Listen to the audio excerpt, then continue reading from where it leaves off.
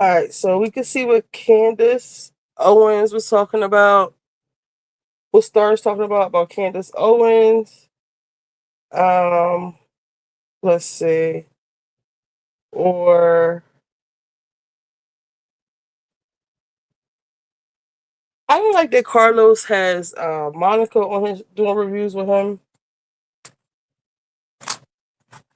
I haven't seen Gigi in a while. Let's see. What's her name? The messy sweet spot. Who else?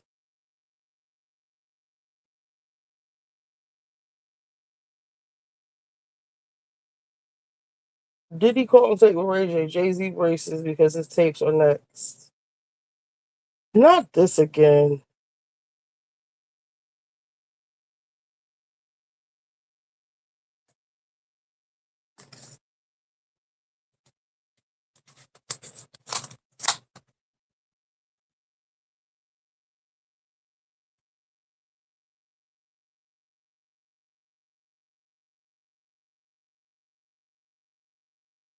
It says Tony kicks Tawanda off the show. Diddy's 140-hour freak off take leaked. What?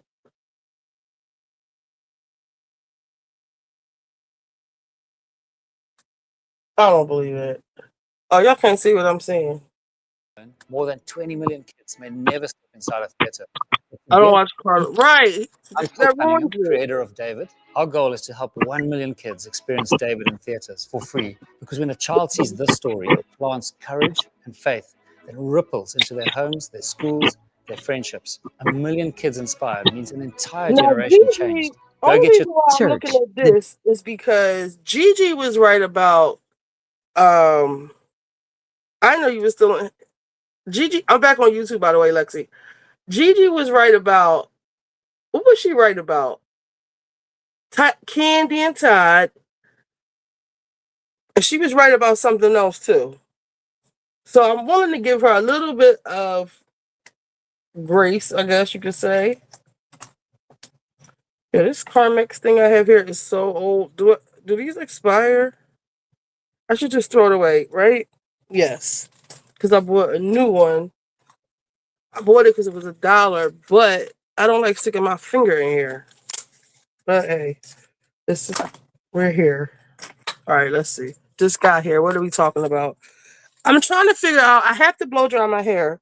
While I do that, I want to put something on, but I'm trying to figure out. I can't play the Joe Button pod. It was really good because Flip crashed the Friday taping, which is Mona's day, but it was actually a really good pod with really good energy. If y'all want, we could go back to that later. But for right now, the Star Report is on. Apparently, Candace Owens gets checked by Erica Kane, Charlie Kirk's widow, or we could see what's up with. If y'all want to listen to maybe the Brav Bros review. I'm kind of sick of Potomac. We already talked about Potomac. Who? What else? The messy sweet spot. Gigi is saying that a Diddy tape just leaked. So I want to see. She said something 3 hours ago. So I'm just trying to see what we can watch. Devil just got betrayed by his own camera boy, and I'm cackling like a choir girl who just found out the pastor's side piece is pregnant again. 140 hours of footage. So That's this isn't even Essex her whole day video. of Diddy being zesty, musty, and trusty, with every zip code of man flesh leaked straight to Netflix and 50s DM, like a USB full of ugly. The third-party videographer, let's call him Judas with a ring light, swiped the files off Michael's laptop, stuffed M in his man bag, and sprinted to the streaming giant faster than Diddy sprints to a bottle of baby oil Right. at 3 I don't get a.m. Diddy's zesty playbook. So let's see what Star talking about.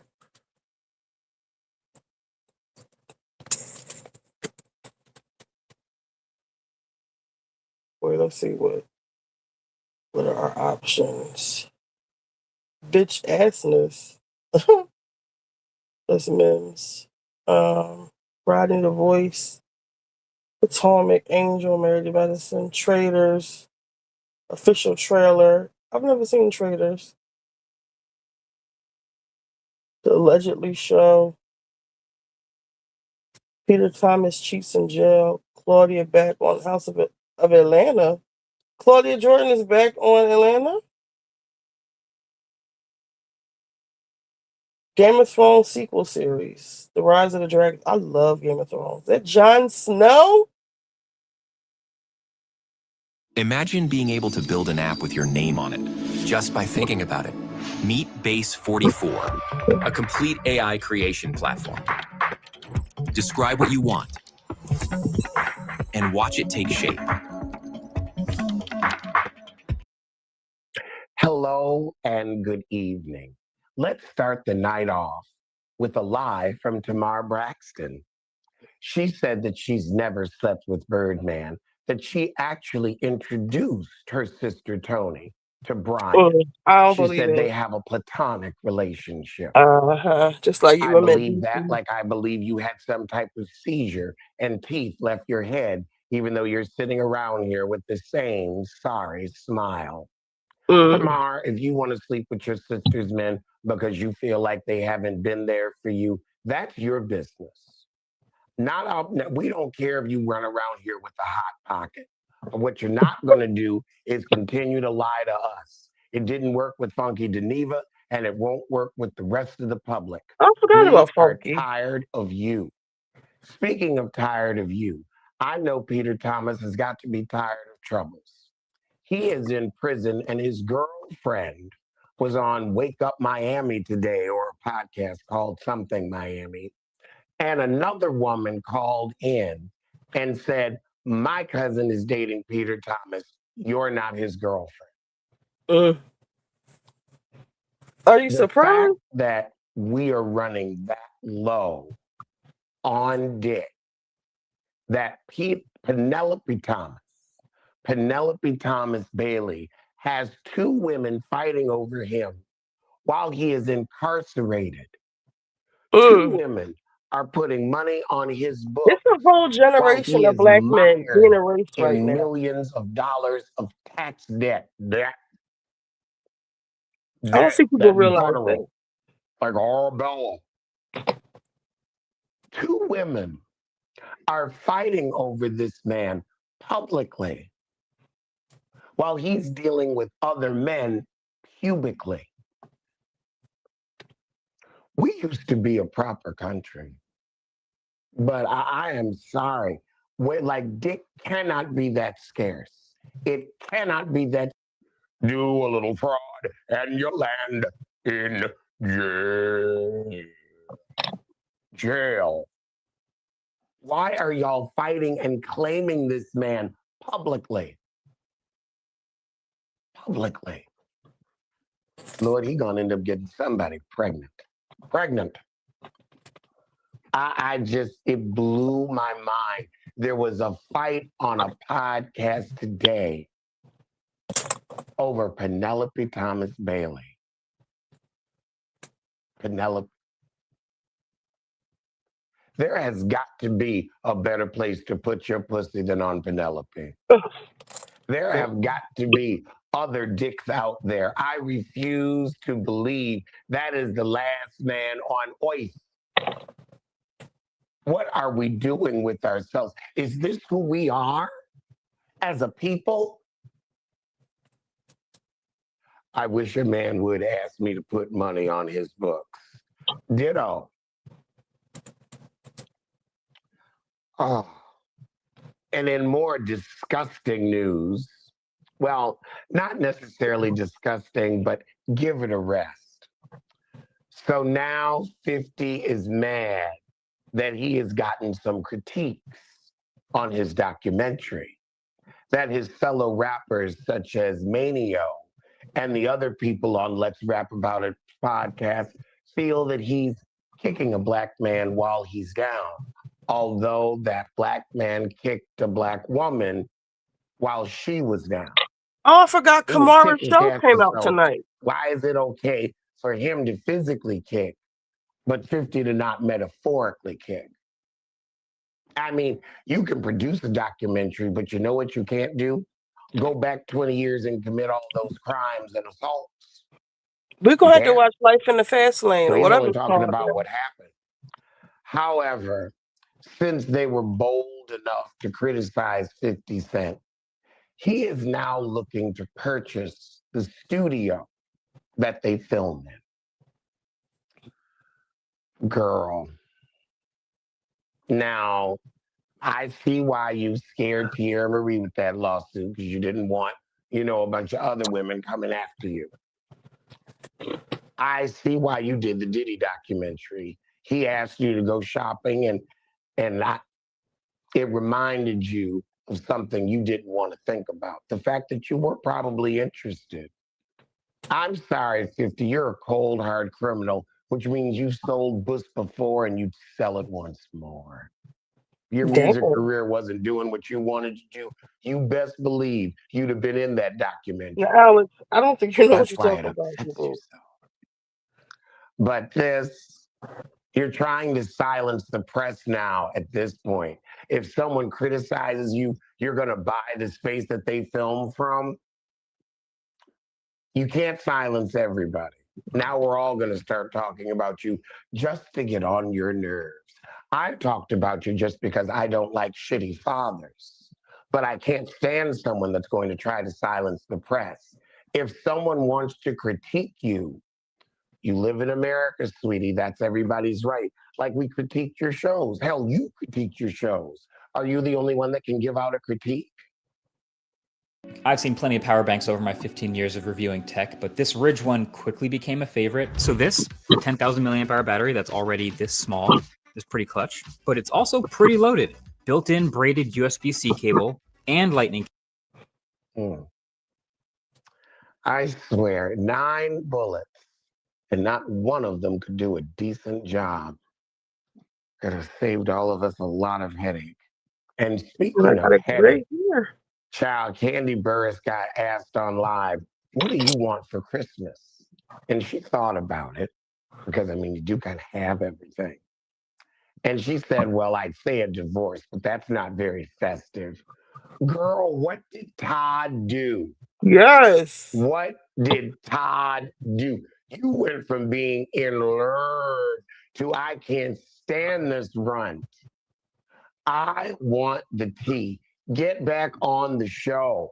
We gotta go on What Lipstick did he Alley. do? Where you just like, I want to know. I want to know. None of these rappers are saying how horrible Diddy is to women. Exactly. Exactly. I gotta know. But Candy needs to spill the tea on what Todd did for his come up. Or rather, their come down.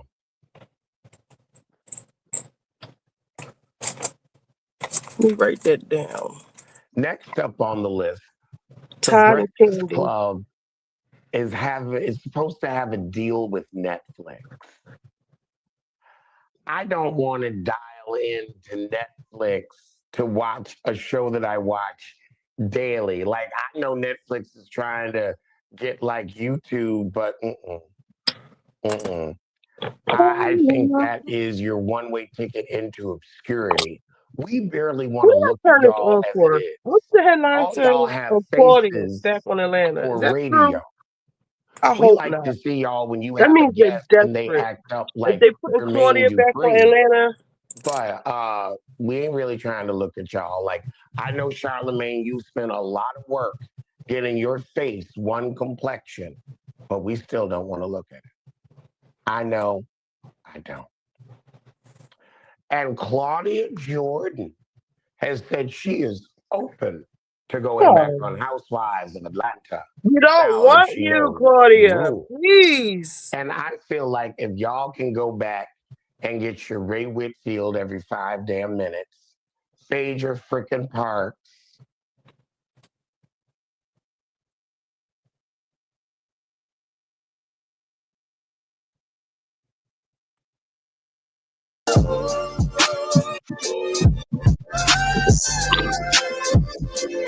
Okay, let's get down to business. Candace Owens, thank you for all of your emails. Some of you sent me emails with regards to the full I watched as much as I could. I fell asleep because I was out earlier today, came back,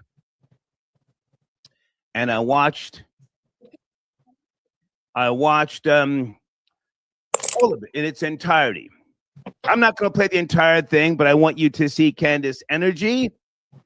I think that, well, you know, in her own comments, her audience is saying that Candace may have been taking a bag. What do you guys say? Let's play it from the very, very beginning. Here we go. Shabbat Shalom. I just want to say Shabbat Shalom to everybody back at home. Happy Hanukkah to our greatest friends and allies. And, you know, this is a good time to mention that Israel does have a right to defend itself. Tucker Carlson is Adolf Hitler. And TikTok does need to be purchased by the Mossad. It's just how I'm feeling today. I am not different. Maybe you are different. Welcome back to Candace.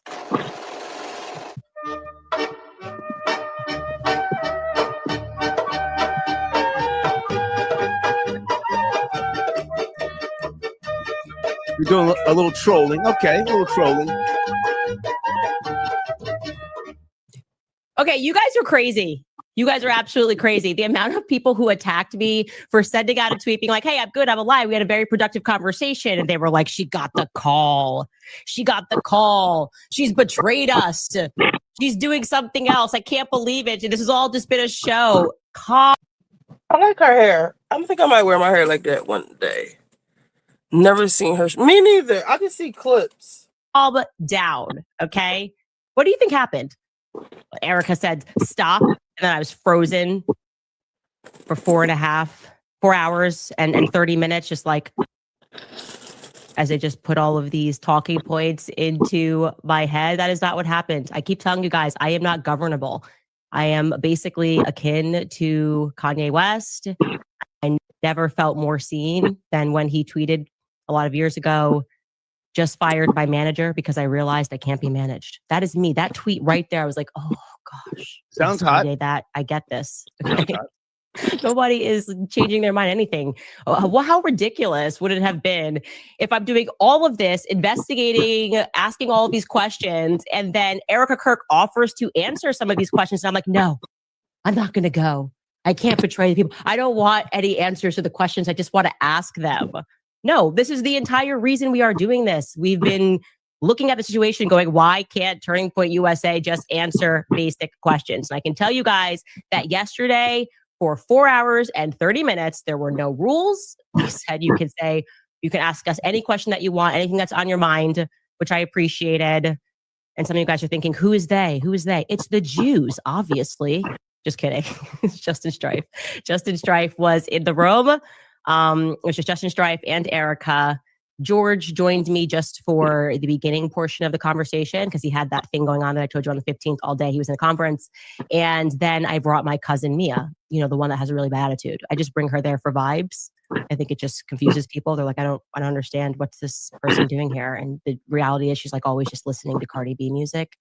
But she's my cousin and I always have her around. And so that was it. She was kind of sitting a little bit away, but at the table, it was really just the four of us until George left. And I will be honest, I did not know what to expect going into the room. I did not know if they were going to be open. I didn't know what Erica's energy was going to be like, if it was going to be more of an argument, if there was going to be legal threats. You guys were telling me not to drink water, so I didn't drink water. Well, I brought my own water, but I didn't drink that water too. There's a lot going on. Okay. And the conversation started with Justin Strife very sensibly saying, what are we looking to accomplish here? Like, what is the actual aim of this conversation? And he was pretty clear, and Erica was very clear, that they were sort of most upset with what obviously a bit of a fever pitch, when I tweeted that it was a godforsaken company and people should not give money to it. And I have to own that. That's aggressive. That is actually aggressive in the retrospect. I was very frustrated. And I don't know, I felt like we weren't getting any answers and there were so many lies. And then I was getting attacked for asking all meaningful questions that was within. Stop right there. I'm not going to interrupt too much. I want you to watch and to listen as I did earlier. I watched the whole thing, even when I fell asleep, taking my afternoon nap, woke up, ran it back. I don't have a bunch of notes because, again, I was watching her energy, her stumbling, fumbling, stalling. I think she got checked, but let's continue. Their capacity to answer. And I told you, I definitely, my problem in life is that I can rise to anger very quickly. I shared with them that I really felt like I was under attack for telling the truth from the very beginning, like casually, when I mentioned the Catholicism thing. Like, what was that about? I was like, look, I say something in a tribute to him. Alex Clark and Andrew Colvett then jump onto a podcast and they're doing that weird interview, which is clearly aimed at me. And they've teased the interview as like aimed at me, but they never say my name. And that to me felt like it was the first, the first bit of mud that was slung, which their answer for that was, hey, that was a really crazy time. A new system had to be put into place. And by no means did Erica give any person the authority to go out and say that the Catholicism thing was a lie. It kind of turned into this big thing. Whatever. Okay, that kind of obviously was not the meat of the reason that we wanted to sit down.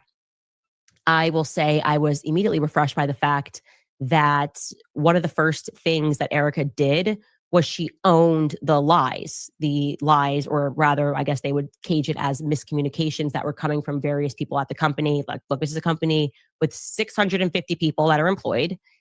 Everybody at this time is exceedingly emotional and they are communicating. And no matter what somebody says on Twitter, they assume that this communication has come down from management, and that's not. I'm going to jump in real quick. Erica didn't own the lies, as Candace just said. She owned the miscommunication. Let's continue. Always a circumstance, but they owned right away, which felt great, that if you guys recall, Erica sat down with Glenn Beck. I actually missed this portion because I didn't get to watch the interview in its entirety, and we were pulling clips because a lot was coming out very quickly. But there was a portion that was going around that was viral, and it was Erica saying that she had Charlie's phone and that Charlie never texted anybody the night before saying that he thought that they were going to kill him. And that obviously reflected poorly on me because I was the one who said that he did, in fact, text multiple people the night before. And then I went on Jimmy Dore on Friday, Jimmy Dore's show, and I clarified. I said, Andrew Colvett told me specifically that he was one of the people that received this text message. So I got that first person. I didn't get that from a source. I got that directly from Andrew Colvett. And then somebody who had access to Dan Flood's communications said that Dan Flood similarly received a text message. They owned that right away and explained. Erica said that she has Charlie's phone. She's looking at his iMessages. And it turns out that he, like everybody else, communicates on Signal. He communicates on Telegram. And that those when she heard me say that, they then went and looked. And yes, that what I said was true. Andrew Colvett received a message the night before, and Dan Flood received a message the night before. Now, they asked me if I had actually like a concrete a copy of what Dan Flood got the night before. And I said, no. If somebody told me what it said. Stop right there. I said no. So you didn't have concrete evidence. So in other words, you went in there not knowing what to expect. As she just said, she's come back to us now babbling for an hour and 14 minutes. I'm not going to play the whole thing, but for those of you who are not up to speed, you tune in for information and accuracy. See this good shine? That's just the blow dryer. I'm not going to stay on this too long. Accuracy here in the Star Reports. I want to continue. Which was almost exactly what Andrew said, which is they're going to kill me. Andrew did not know who they were, that he was referring to were, but they clarified that the message that Dan Flood received said the left is going to kill me. So I can't confirm that one way or the other. I have to trust them on that because I did not see that concrete message. I was told that it said they. Now, obviously, we discussed the moment, and I'm laughing here because you TikTokers are actually out of control. You guys are going to be the reason that Israel gets TikTok because you guys are acting a fool all the time. And the videos were so hilarious of you guys mocking the Barry Weiss interview. It's great. It's good to laugh at ourselves. And Barry Weiss is always worth laughing at. But I was sort of like, hey, I felt name checked by the podcaster, Candace Owens, this obvious setup, and then asking me to stop. And it's interesting to hear Erica say that the reason she didn't ask me to stop in the beginning, because she was actually learning things from the show. She was actually learning things. And that I think she similarly felt that. I'm sorry, let me stop right there. Legally Shay, thank you for your comment. And I got your long ass email. I read the first paragraph. I couldn't do the whole thing. Thank you. Thank you so much. But your comment on the screen, I think the meeting was a waste. I wish she never sat down with Erica Kirk. Did she have a choice? Megyn Kelly arranged the meeting, yes? So Candace couldn't back out. She had to go. Couldn't back out. So she went in there and now she's babbling. I'm saying she got checked because, again, Erica Kirk is not saying too much up on social media. I have no knowledge, nor do I have any proof, but I think that, quietly, Erica let her know that, hey, I know about you and Charlie in the past, and I don't give a shit. Guys, wasn't Erica on some television show 5 years ago, some type of dating show? I saw that the other day, and some guy, I think, proposed to her, and she declined. She declined. So Erica, vanity driven, as all women are, including the ones we come from. But Erica wasn't seeker. But come up, she got one, Charlie, and she could be a boss bitch. Barry Weiss was trying to create a moment. Obviously, it's who Barry Weiss is. It's the Zionist lobby. She's trying to right perceived wrongs because I'm against her side. That does not surprise me. That's kind of why Barry Weiss exists. That's the reason they put her at CBS, is because she's just committed to stacking the audience with people that are going to present the pro-Israel cause and talk about anti-Semitism and talk about like crime being on the rise. It's kind of an embarrassment, but I actually do accept that. And I should also clarify that Barry Weiss obviously picked those questions. They were not random, like I told you. It wasn't like people were coming to the mic and it was an open mic and they didn't know if they were going to get. It was all very much planned by Barry. But Erica said that she knew the general idea, like they were going to mention me and mention the conspiracies, but she was not given that specific, the podcaster, Candace Owens, question. So I think that's fair to clear that up now. Stop right there. Okay, thank you, Deeds. My show producer, Deeds, says Erica was on Bravo's Summer House in 2019. Yeah, so she'd been looking for a come up and she got one. I have no proof that Erica pushed the button on Charlie, but she has bounced back like a Super Bowl. She has bounced back and she's got those babies to take care of. Hold on a second, guys. I'm going to bring your calls in, but you have to be on topic. Good evening, area code 718. Are you there? We're talking about the meeting with Candace Owens and Erica Kirk. 718. Yeah, Star. How you doing, Star? This is Jimmy. Who? Yes, this is Jimmy. Jimmy, are you high or Are you high or intoxicated, sir? Either one. No, I'm not high or intoxicated. I'm telling you, I work with Candace Owens nonprofit, and she's full of junk. Okay. Can you turn down the BET in the background, sir, so we can hear you? Turn that down. Alexa, pause. Okay, so she is a conspiracy theorist. She went off the road a long time ago. She ran Blackfoot into a hole, like $1 million in a hole. Mm-hmm. She paid herself $300,000 while we was out there working for free. Okay. I'm not mad at none of that, sir. Did you see the video that we're playing now? Did you see that earlier today? Yeah, she's full of junk. Okay. She's full of junk.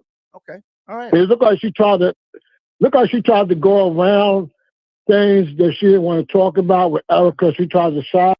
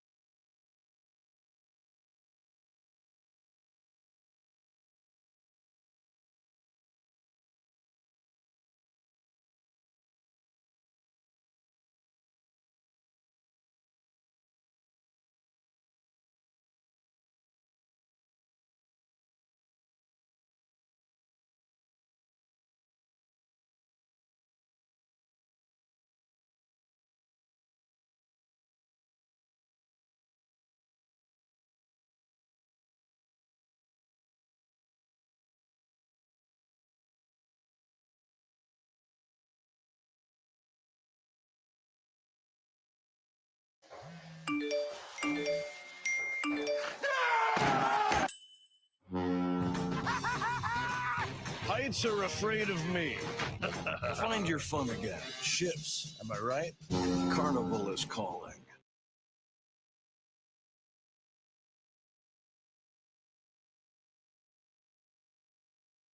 Five golden things. 4 sparkly babes. 3 gifts for pickup. 2 bouncy blowouts. And 1 Ulta gift card just for me. You didn't think he did this all by himself, did you?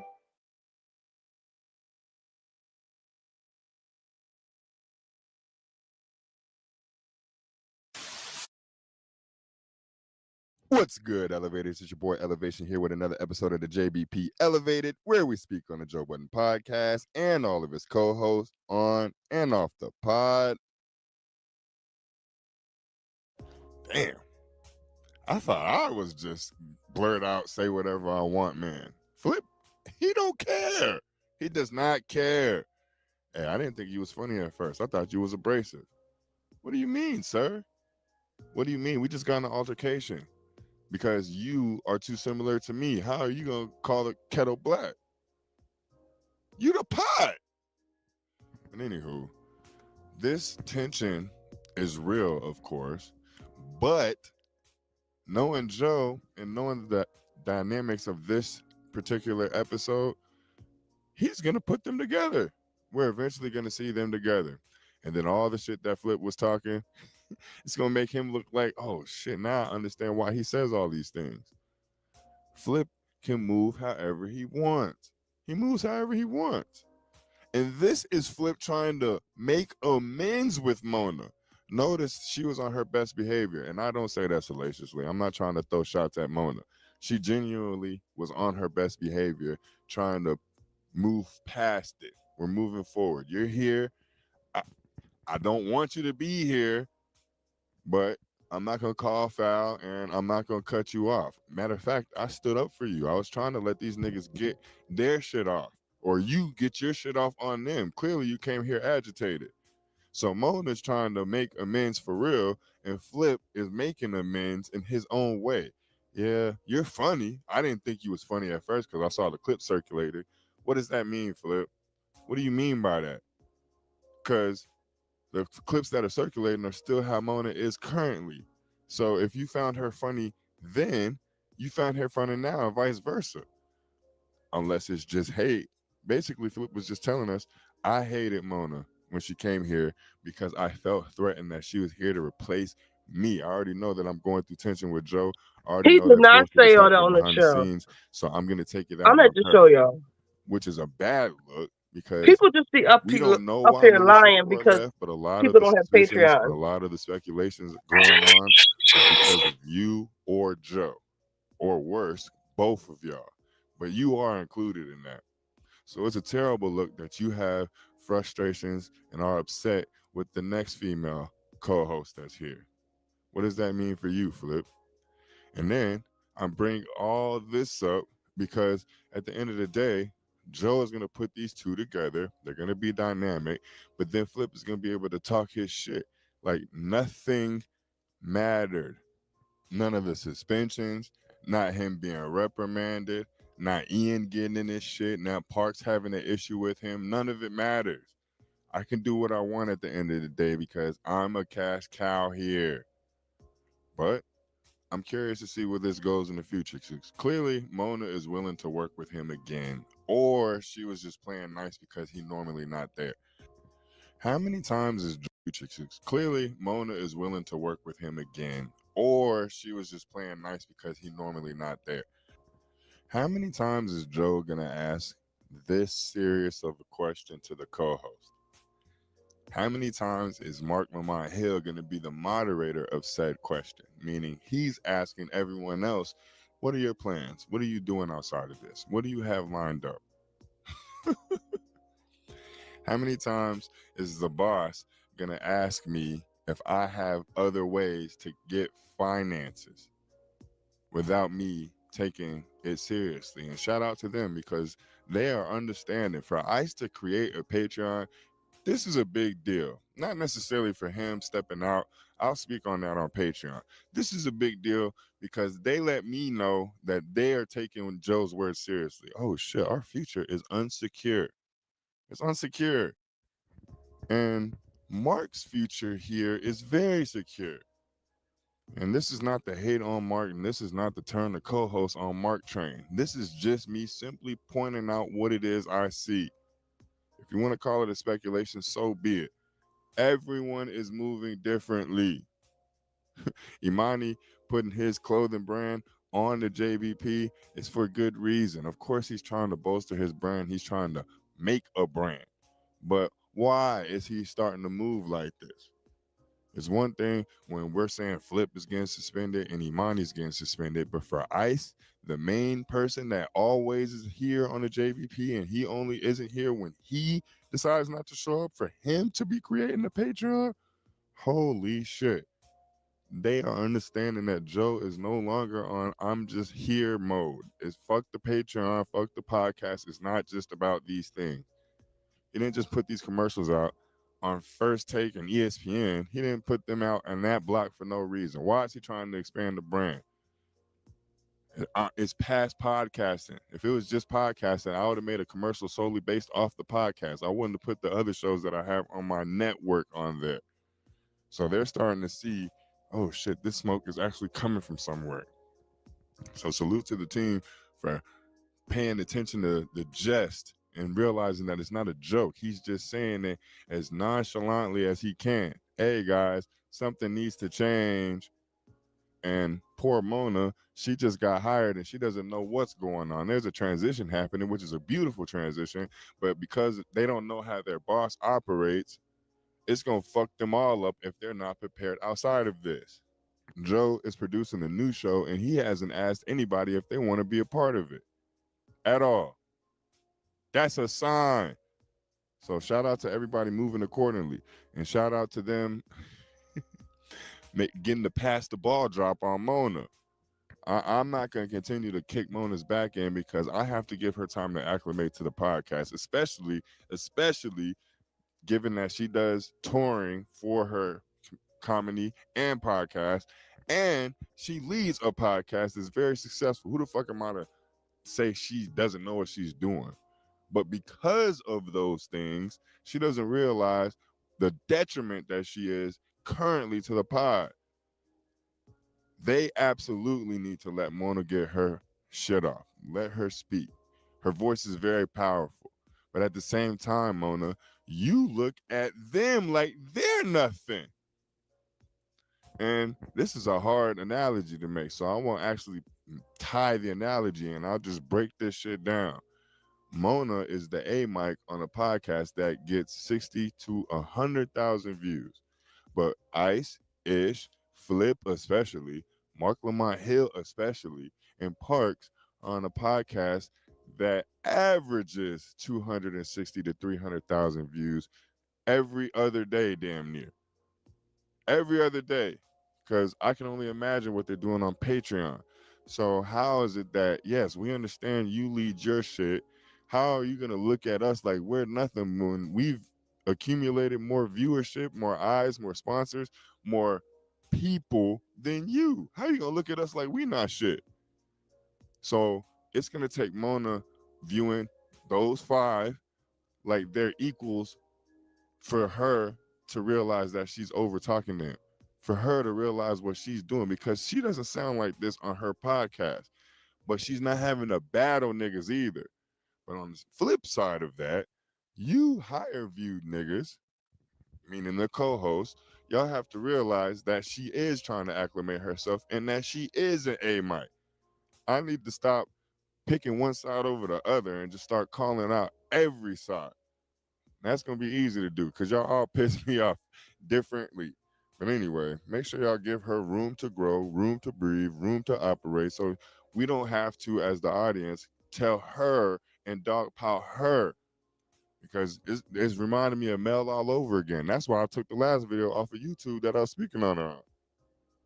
But 2026 is turning out to be beautifully lined up for everyone involved, as long as everybody continues to do what they're doing. and I mean now doing, because now they're finally putting their foot into content land.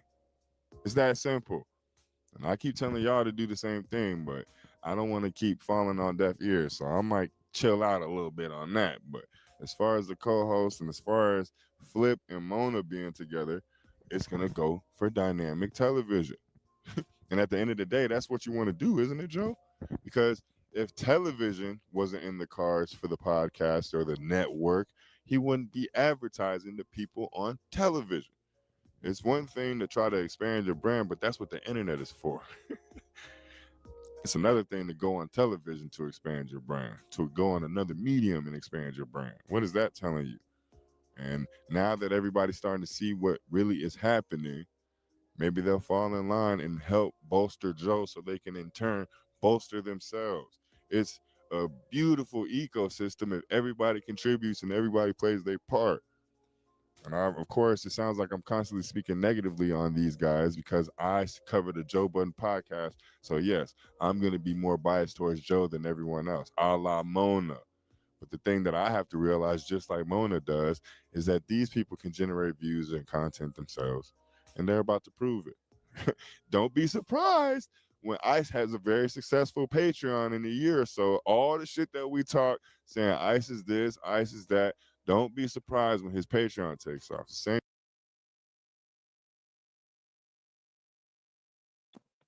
So I keep talking about the pod they just had where Flip came on Mona's day. Now I'm not aware of anything specific that happened between Flip and Mona. I just took him separating them as him protecting his investment. That shit that happened with Mark and Flip, that was a bad look, and that was, I guess, the final straw with them, and the way he used to talk to Joe and just talk to people in general. And I did used to notice, like, Flip thought he was the boss of Mona. Like, when Mona will be talking over people or talking about things, he'll be like, "Chill, stay there for Patreon," or just keep trying to tell her what to do. And it was irritating to her, but she would fight back. She's not like go cry in the corner type of girl or whatever. But he came up there Friday, but he said he was coming up there when he was the last pod he was on. He said he was going to come on Friday. When I get back to the show, I'll show y'all, like, they were teasing on there, like, oh, because Joe has a private chef to come in on Fridays. Listen, all I know is that Joe loves Mona down, but he also, let's see, what happened first? He told them a little while ago, I don't know how many weeks ago, that he asked them all, like, what do y'all have in the works? Well, first he was like, I only need y'all for about like 6 months to a year. And they was like, kind of like, huh? So, let me blow dry the back of my hair so we can really get into this. There's another one. Chaos. Flip destroys Joe Budden. But all these narratives, everything they say is not true. A lot of it is speculatory, and I don't see Joe. Joe is the type of man, to me, that puts his people in puts his people in position to win. So I don't think that he's clearing house and he's just going to make these moves and not take everyone along, because he did say we'll all be good after that. And Mona was like, what about me? Me too, me too. That's why Joe keeps saying, just give me some time with her, like, to work with her and, like, basically, like, shine her up or polish her up. And the guys love her down. They love her. I've never seen them so happy and laughing and engaged. When Melissa was there, they would be like, and I caught a joke. Well, not a joke, a sub on there. When they used to wear sunglasses, they were saying, oh, you haven't worn sunglasses, Mark. You haven't worn sunglasses in however many, like 6 months. Let's just say Melissa was going for 6 months. Oh, you ain't worn no sunglasses in 6 months. That's because Joe used to be making faces, or the viewers could tell that Joe was, irritated. So he started wearing glasses during the pod. The guys used to be clocked out. They just not paying attention. They just there in the physical form. But Mona has changed all of that. And like I said, I don't know what happened between Mona and Flip. I do understand part of it as like, okay, let's separate them because we don't want this shit to crash and burn before it even gets off the ground. Because Joe obviously has plans. And this is the second time that I can remember, because I haven't been really watching the pods the whole way through since he has separated the two because it's boring. There's only so much Mona, Mona falls asleep halfway through, and her style or her brand or her antics, they get old fast. But you need Flip there. First of all, Flip, I feel like I'm jumping all over the place. I'll get back. Flip is the consummate. You may not think he is. You may think Flip is a joke or Flip is just a crash out, but Flip really knows what he's doing. I don't know how to put it into words. Like when he was there the other day, when he came actually on, the flow of the show just got better. Like he keeps the conversation moving. He asks questions. He know how to he's toned down his bullshit a lot. He's fucking with Mona a little bit. He's talking. They need him on there. That's when those magic moments happen. Because Mona is just wild. Hey Naomi, what I heard Charlamagne was gone, but they just signed a deal with Netflix, so he's basically gone. I didn't see that. Oh, I've been seeing stuff about Charlamagne, but I haven't really seen anything about that.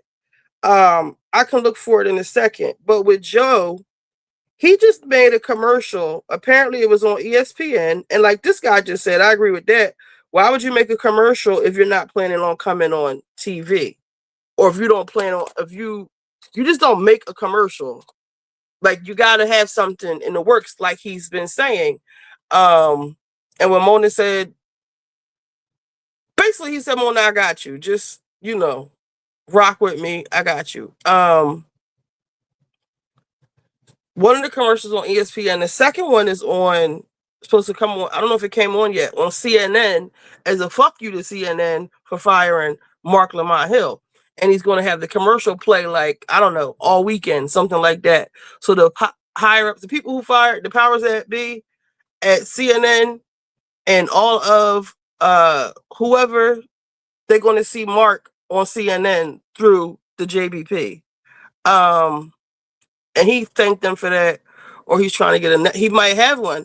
And what I also heard from one of these guys, maybe Joe listen, people could talk about Joe. I respect that nigga's hustle. Like, I just respect him as a businessman. And I like the way he carry himself in terms of his friends, the people that he loves. And I like that he's a like gaslighter. You could tell he's a motherfucker. Like if you were in a relationship with him, like he would probably drive you nuts with I hate to keep saying these words, gaslighting and narcissist. He's not saying he's a narcissist, but like he's a strategist. He's a analytical dude. Like he's playing chess. And they said that I forget which one of these guys said that Joe. Okay, so when he dropped the that receipt of him making $1 million a month off of Patreon, he got a write-up or interview with the New York Times. There was another publication, and some people were mad he didn't mention whoever he didn't mention. Mona was mad because she's not in the commercial. But girl, you just got there. You don't have any seniority. Chill the fuck out. Just play your part. Your time will come. He's getting sorry. I lost my train of thought that fast. The commercial. Oh, so by him, he's getting all this. They even said on the show when that slip up, that mistake he made, and when he tried to black out the numbers, how much he made, and people know how to unblack out the numbers, that changed. Like nothing was ever the same. And shit has been different. People treat you a lot different when they know you getting that type of money. So he's starting to get calls, and probably, a lot of different people want to be in the Joe Budden business. So, but the real thing is that Patreon, Joe got Patreon popping the way it is. Like, you know how you got Twitch, you got Kai Cenat, and you would say even though the white supremacist owner, CEO, didn't want to give Kai Cenat his props for, he might have the most streamers. I don't know who has the most streamers on Twitch, but the CEO, owner, whoever, was trying to say like Kai wasn't in the top 10. Sometimes these people make these platforms what they are. I wouldn't know shit about Twitch if it wasn't for Kai Cenat. But anyway, Joe is the reason why Patreon is popping the way it is, and they said that he was very integral in a lot of the development with Patreon. I'm a new user. I would say like a year. I didn't know how it used to be, but they said you couldn't do a whole lot of shit. But Patreon has like upgraded, and Joe has been guiding them through that. And Joe talks a lot about his worth and signing bad contracts, because he's had his fair share of signing contracts. So I don't see him doing that, or like helping improving Patreon for free. Now, the guy who said it, I believe it might be this guy that we just listened to. I think his name is Elevation. It might be him. They said that Patreon is about to go public. Oh, let me put that down. Patreon stock.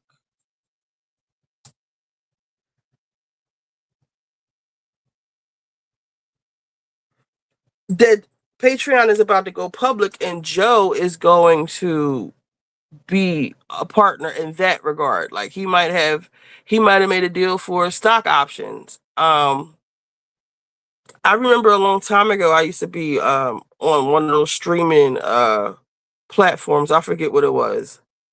Something like Bigo. And I used to be like, damn, I wish I could have like a paywall where people could like pay-per-view. And at that time, it wasn't available. Then all of a sudden, you got Patreon, where it's not no freak shit like OnlyFans. It's, pay for the content. Other than YouTube, like YouTube has a monopoly on everything, and people are sick of YouTube. So maybe Joe might help them make Patreon something of a YouTube, where I don't know, but big things are coming, and this guy is acting like Joe is just going to front on everybody, and just because Joe keeps asking them what do they have lined up. I think he was being funny to Flip, like basically saying like they're humbling Flip. If Joe was the Illuminati, this would be a humiliation ritual with Flip. That's what's going on now.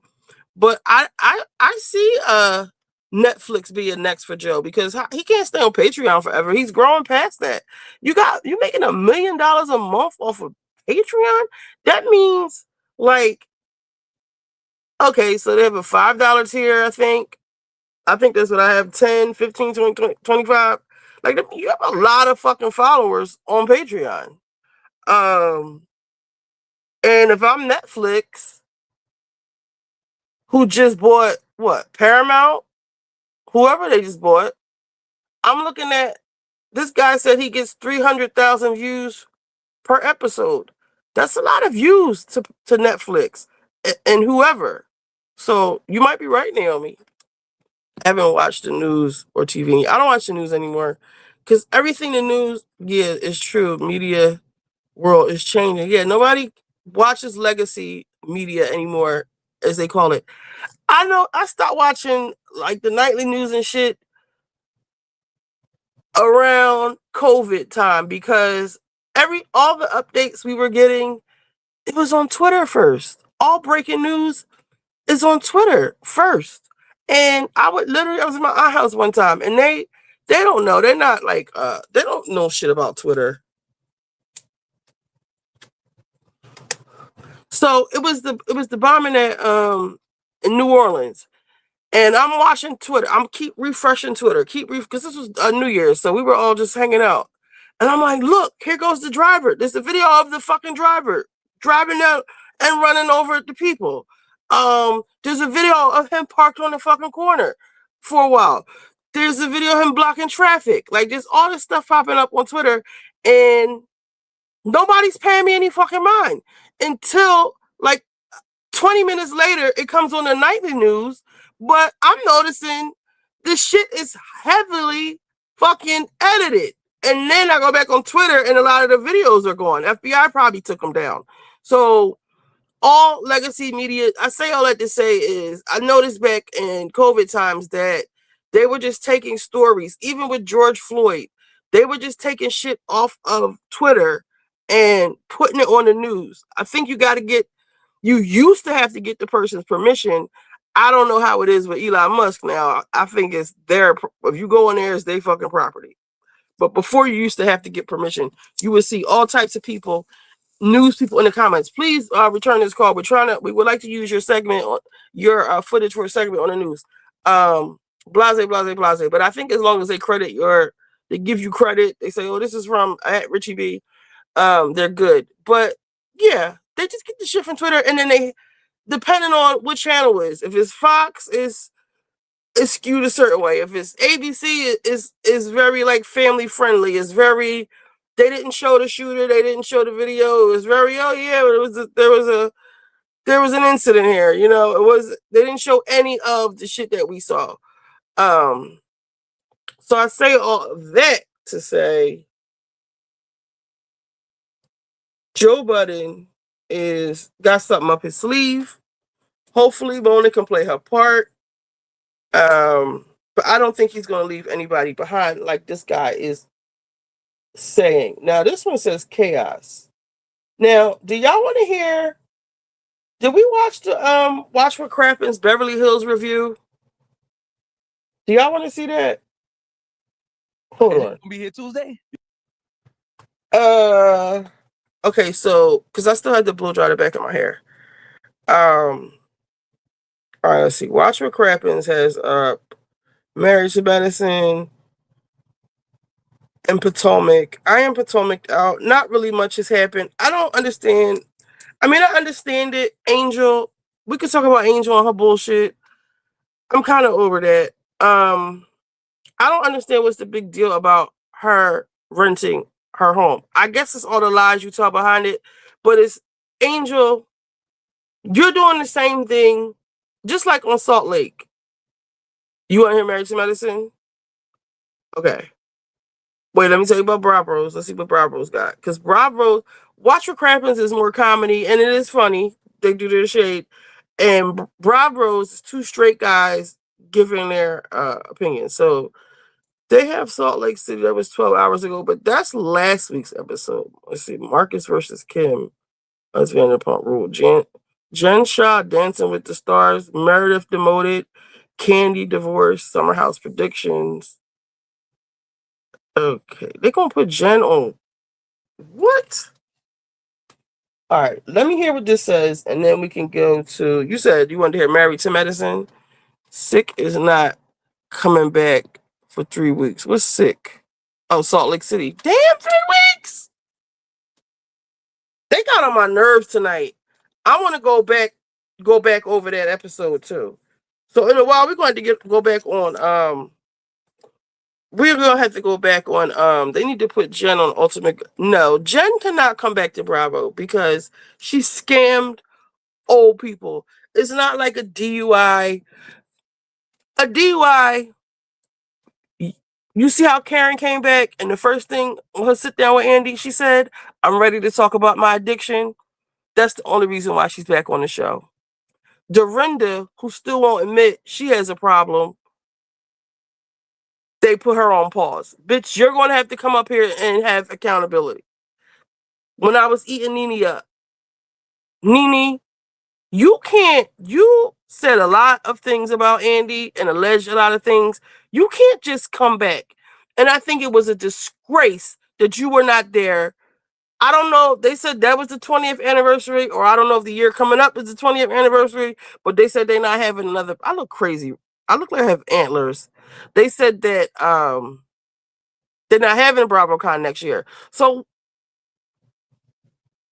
Nene, you should have received that award that Candy got.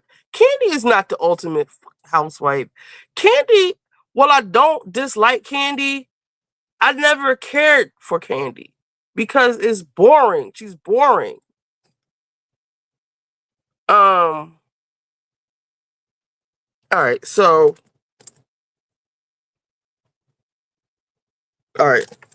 Married to Medicine after this. Make sure it is. I'm gonna slap fire out every single.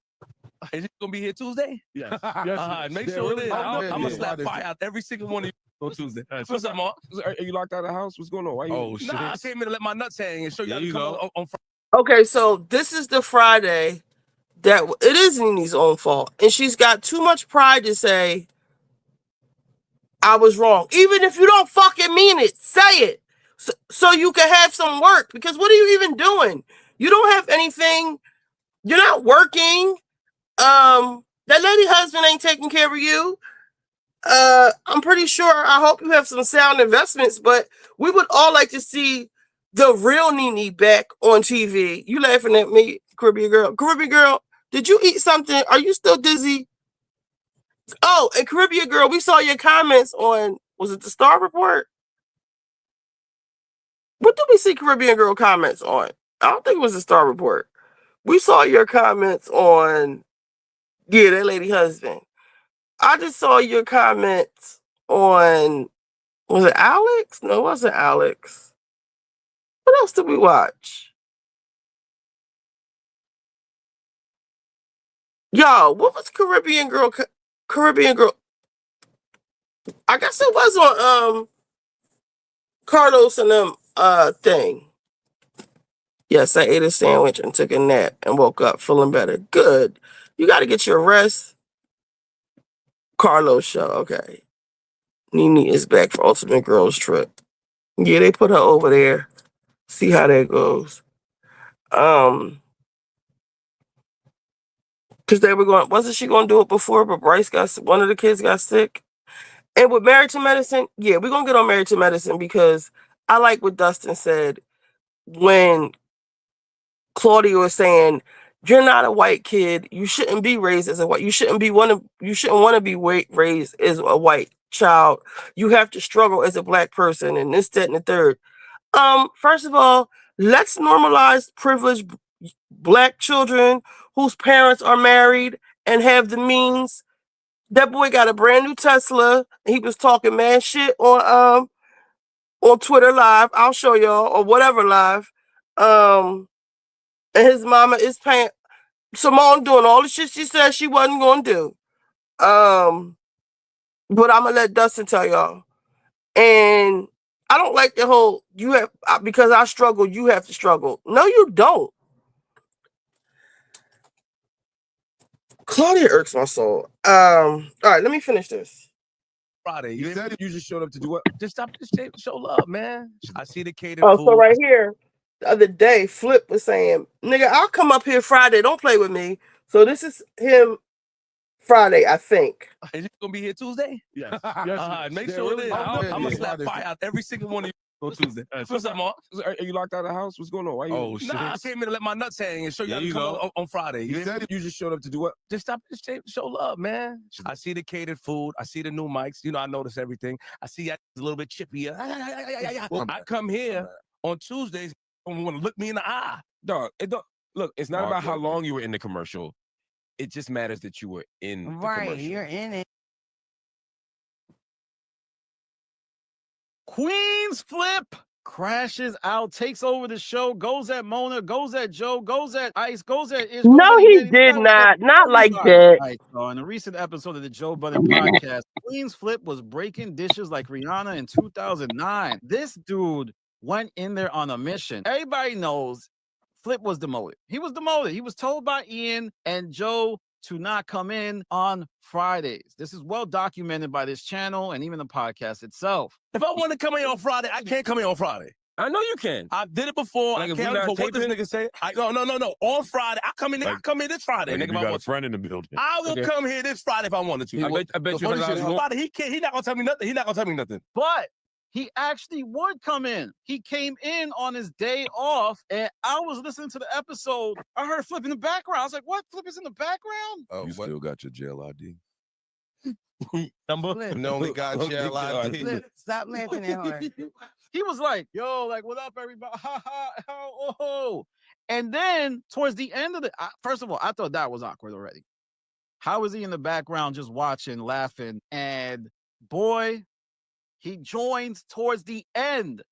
Joe Budden gives him his seat, and immediately, I'm telling you, immediately, I see him already clashing with Mona. Now, it wasn't he a one-on-one wasn't. conversation. It was just, yo, trying to get to talk. I couldn't talk. So I was like, oh, damn, these guys really, Mona and Flip cannot work with each other. And now I see why Joe made that decision. But Flip decided to override the boss of the show and Ian. That wasn't the only thing that would happen between Mona and Flip. There was a moment, and I think a lot of people missed it, where Flip tells Mona, you good. And I ain't done. No, you're not done. They don't know about 2027, do they? 2026 lit, but 2027 gonna be. You can't even say this. Mona, you solidified game. Bleep it out. I'm a complimenter, Flip. I compliment.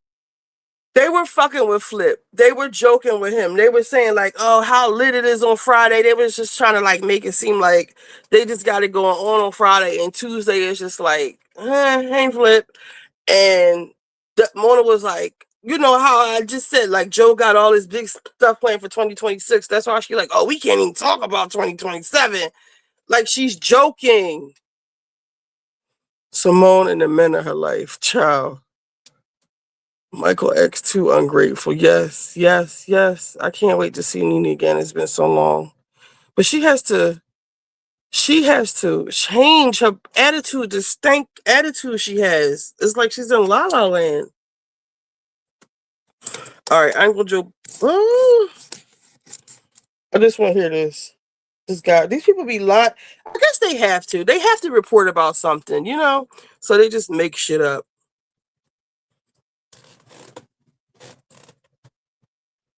Trying to get to talk about Ian and Joe to not come in on Fridays. This is well documented by this channel and even the podcast itself. If I want to come in on Friday, I can't come in on Friday. I know you can. I did it before. Like I if we can't not for what this taping? nigga say. No. On Friday, I come in. I come in this Friday. Like Nigga, if if you I got a want to. friend in the building. I will come here this Friday if I wanted to. I bet you Friday, he not gonna tell me nothing. He not gonna tell me nothing. But he actually would come in. He came in on his day off, and I was listening to the episode. I heard Flip in the background. I was like, what? Flip is in the background? Oh, you still got your jail ID?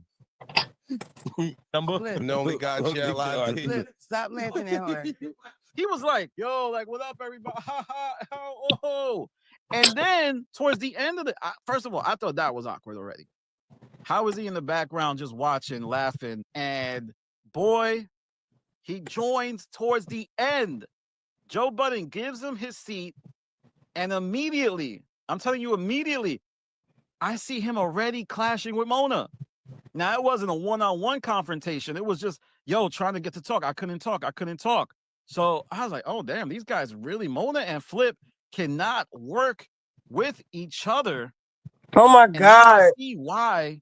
I have a problem with this because if you don't watch Patreon, you will really believe this. Joe made that decision, but Flip decided to override the boss of the show. And it's a Ian. bad That wasn't decision. the only thing that would happen between Mona and Flip. There was a moment, and I think a lot of people missed it, where Flip tells Mona, you good. And I ain't done. No, you're not done. They don't know about 2027, do they? 2026 lit, but 2027 gonna be. You can't even say this. Mona, you solidified game. Bleep it out. I'm a complimenter, Flip. I compliment everybody. Now, what he was saying with that comment is, yo, stop brown nosing. You're out of line. Stop trying to act like Joe Budden's the man. And I think Mona don't like that. I really think Mona's just trying to make things work. But Flip he's Flip. He's gonna say what is on his mind, as you can see with what happened with him and Melissa Ford. A lot of times Flip just couldn't hide what he was really thinking. But Mona's like, oh man, I need this job. I'm doing well.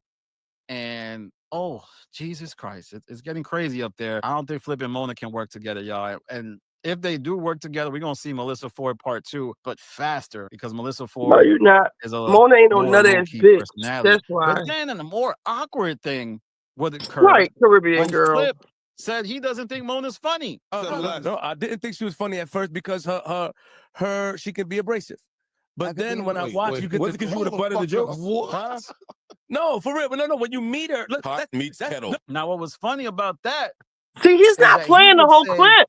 he thought Mona was abrasive. Oh my God. There's only but a few more people that's more abrasive than Mona, and Flip is definitely one of them. He's one of the most abrasive people in this part of media. The reason why is because if But the other part to that is Mona said herself out her own mouth that men in general don't like women comics.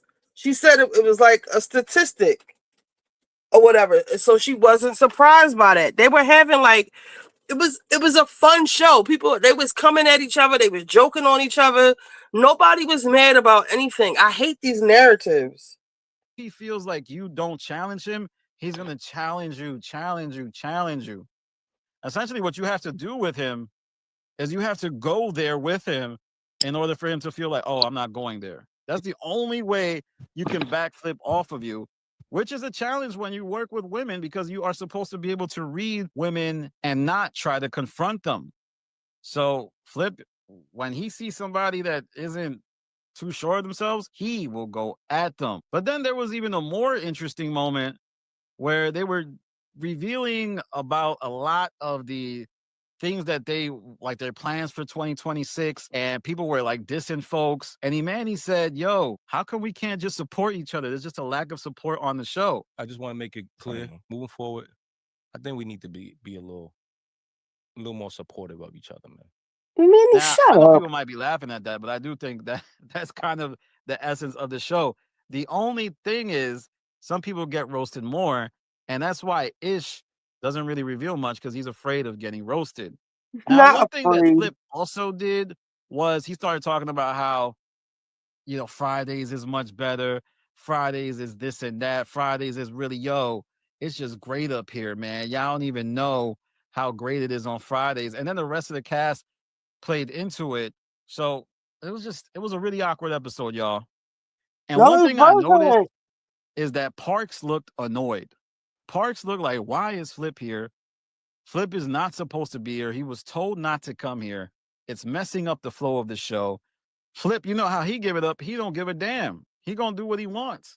But Which is Parks, exactly don't what he nobody want to did. hear you. And I can't help but think that Ian and Joe gotta be looking at it like, man. I do notice now that he says that when Flip isn't there, Park talks more. Like there's more space for him to talk. So I guess by Flip being there, he can't like get his shit off. My room looks so crazy. He can't get his shit off. If Parks, I actually thought Parks left when Flip came in.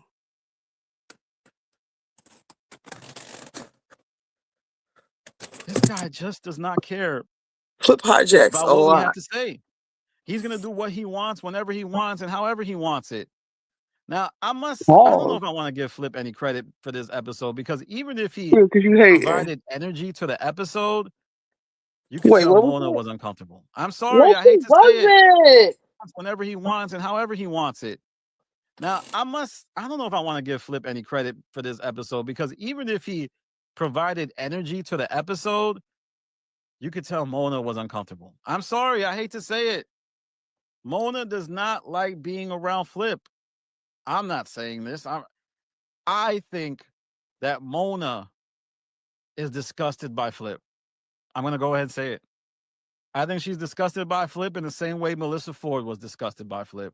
She says she I believe love that both of them nigga. are What trying is to he give Flip talking about? a fair shot, but every time they try, he does something to lose favor with them. And now each of them are a ticking time clock. And I'm not trying to shoot at Flip. I'm not trying to do that. You need to be able to tell Flip, if I was Joe or Ian, listen, do not come on Fridays. You're messing up the vibe. I don't know who made the decision to put Joe on the Parks chair and then put Flip in the Joe chair. But what I also saw was that Jaywan was in the background in the kitchen. He was talking in the kitchen. That's another thing, man. It looks like people are fighting for position on the Joe Budden podcast. So we got to do the science on that. Oftentimes, all we do is hear people talk about how they're overworked, they're underpaid. But then there's people just itching to get on the show. There's the other guys. There's Sasha. There's Jaywan. There's Flip now because Flip, he's not on both days. And then Imani kind of counts too because he's only on the Patreon. Then there's a series of other people. What about Ashley, the good Ashley? Not that other bad Ashley. She sounded like she was missing a brain cell, a couple brain cells.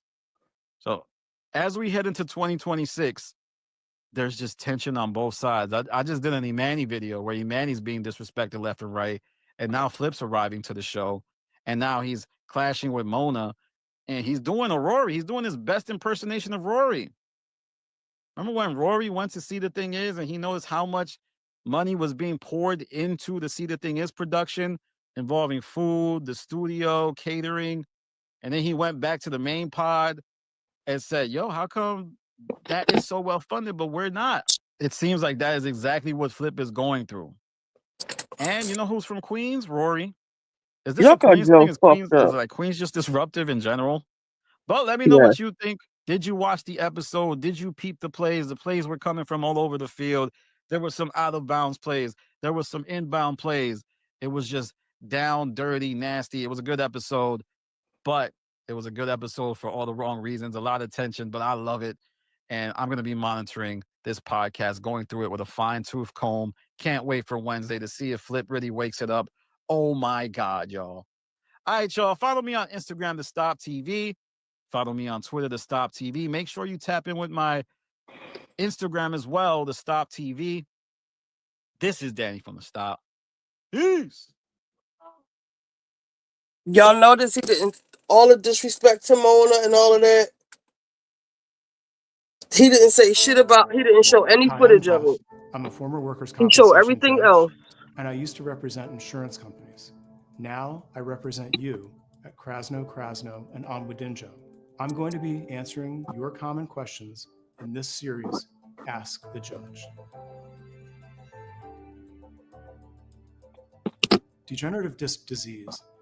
So your renewal is coming up with iHeart. Do you plan to renew? You know what's so interesting about 2020?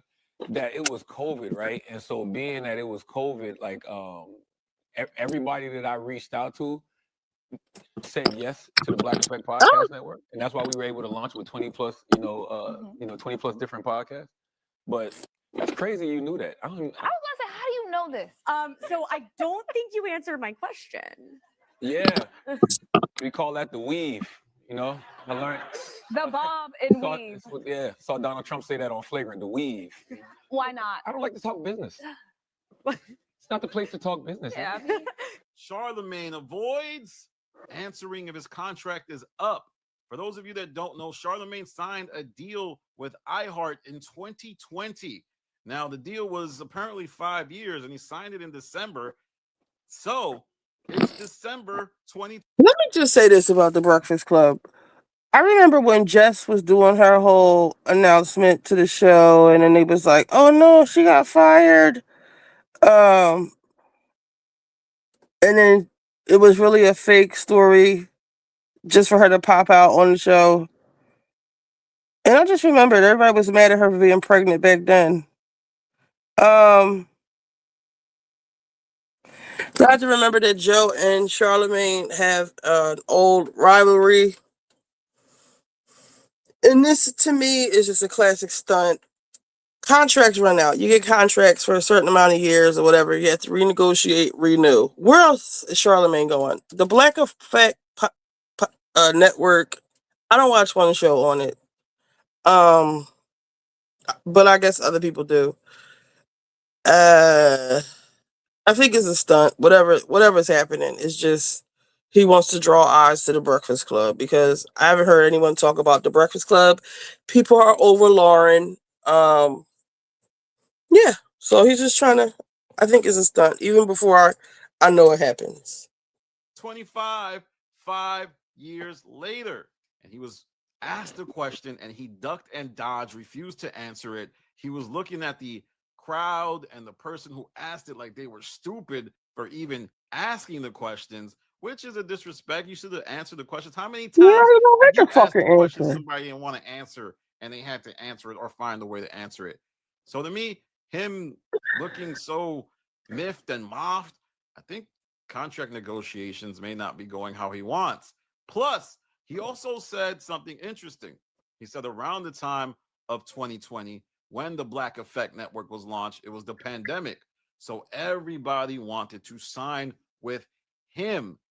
Everybody's check was gone. People didn't know where their money was coming. So all of these little podcasts or small podcasts or big podcasts, podcasters independent or podcasters that had big shows that were starting a new IP, they would go to Charlemagne and say, all right, I'm down to sign. But Charlemagne's saying that's not the case anymore. Never mind how the Need to Know breakup covers this whole situation. I know you guys say, what? Need to Know, Danny, what's that about? Well, Savon said something interesting. He said the Need to Know was banking on DEI, diversity, equity, inclusion ads. And when Trump got into office, the funding for those types of initiatives that these companies like McDonald's was gone. So they no longer were shutting out money for these DEI ads because it's essentially, you can't even mention diversity, inclusion, equity anymore because of the Trump administration. So now those companies are not buying those ads, these overinflated ads, right? These guys, think of it as, let's say I give somebody $30,000 and I'm like, yo, spend the money. I don't care how much you spend it. I got this grant. I don't give a damn. Do you? It doesn't matter. That is money you're counting on. But then one year I'm like, actually, I don't got the $30,000 figured it out. So for the last few years, you've been counting on those $30,000, but it's not there anymore. And a lot of these podcasts, specifically those from the DEI batch, which the Black Effect Network was essentially designed to profit off of, they knew that they would be getting money from these DEI initiatives. That's no longer there. So the Black Effect Network is in a tough spot. And so Did is Kamala Charlemagne, promise because him if that? he resigns, will he just be the host of the Breakfast Club, but not be atop the Black Effect Network anymore? And you will see his podcast initiative essentially flounder. Because I'm telling you, over the last few years, I've been wondering on my channel, how the hell does Mandy B get to talk about all these ad deals and essentially nobody listens to her show? She had Period Sis. Then I think there was another show. And I'm like, oh, it makes sense. She was getting ads from people, companies who were paying to have ads essentially listen to nobody, but because they had the DEI funding, they were like, oh, just book it. Same with Need to Know. Your beloved pet is suddenly missing. Luckily, you have Google Fi Wireless, letting you chase down leads without losing focus or connectivity. And in the end, you find yourself saying, how did the turtle cover so much ground? How did they get all this money for ads, but nobody was listening to them? Essentially, I was doing podcasts that were getting more views than them, but nobody would entertain an ad with me to the levels that they were because those companies saw them as DEI investments. And I know a lot of you, this is real nerdy, Danny. I don't know what's going on. What I'm saying is the type of spot that Charlemagne is in 2025 is a lot different than in 2020. And could this be what Joe Budden and Ian Schwartzman was alluding to when he said there's a mass exodus coming? Because a lot of podcasters in this field are tied to the Black Effect. And if Charlemagne goes down, which it looks like he's not going to go down, I'm just saying that if Charlemagne loses the Black Effect, can no longer look out for other podcasters, i.e. Mandy, i.e. These other shows that he's launched, Lauren LaRosa, all those shows are gone. They're going to leave because none of those shows, I think, really can exist unless they have companies giving them money for no reason, which was what DEI funding was. Now, I'm not saying those DEI initiatives weren't needed. I don't want that to get misconstrued. What I'm saying is that there was just a budget there that these companies had to expense. And when that budget was cut, the value of a Black Effect network may have been cut at the kneecaps. And I just want to say, I want to champion this lady for asking this question. And it goes to show you the power of just asking a question. You might get an answer that the person doesn't want to give you. You might get them saying, nah, I don't want to talk about it. And what I love about this is I feel like when she asked the question, it doesn't get looked at as pocket watching. But if somebody else asks it, it's like, oh, why are you pocket watching? No, we need to know. Charlamagne was the first one to tell you when he had a deal. So now that he may not have a deal, he's like, I don't want to talk about business. Well, when you were signing these deals, there was a variety piece. There was a vulture piece. You were on Charlamagne trying to act like you was a better businessman than Joe Budden. But now all of a sudden it's like, ah, man, I want to talk about business. You talk about everybody else's business, Charlamagne. You said Joe Budden don't know how to properly negotiate. Do you know how to properly negotiate? Well, I guess we're going to find out. And we're going to see. As Clifford Harris, a.k.a. T.I., once said, we can end the speculation because today we going to see. And Mandy, you better count your damn days. Mandy B! Oh, you was talking all that hotness. I got a multi-million-dollar, six-figure deal, whatever you was saying. And now, if Charlamagne doesn't get that Black Effect deal, selective ignorance, selective viewership, you probably not going to even do that pod. Who's going to pay for the studio? They're broadcasting out of iHeart. He's like a hater. We're watching. You was talking like you was the Bill Simmons of podcasting for women, and it looks like those views are quite paltry. And I only bring that up because she is a case study of exactly what I'm saying. Time will tell, and sooner or later, we'll all see who the prophet is. All right, y'all. Follow me on Instagram to Stop TV. Follow me on Twitter to Stop TV. Make sure you follow Patreon because who knows if he's going to be on iHeart in 2026. That's another thing, man. The ratings for the Breakfast Club in New York City aren't that high. Many people bring up the YouTube, but I can tell you that these radio companies, what they prioritize is the radio ratings. Nobody listens to the radio. Ratings and you're not that great on YouTube, you're way more All valuable people do. to iHeart because the radio ratings is what brings in the ad money, and the ad money gets multiplied throughout all of the stations that they do. So do the science. Last month, iHeart's Breakfast Club, Power 105, lost to Hot 97, 4.3 to 3.1 in the radio ratings. That's right. Hot 97 has a 4.3 market share. iHeart has a 3.1 market share. And the gap is only widening while Hot 97 gets rid of people. You don't think that's crazy? All right, this was a nerdy video, but this is Danny from The Stop. Peace. So our question wasn't answered, Naomi.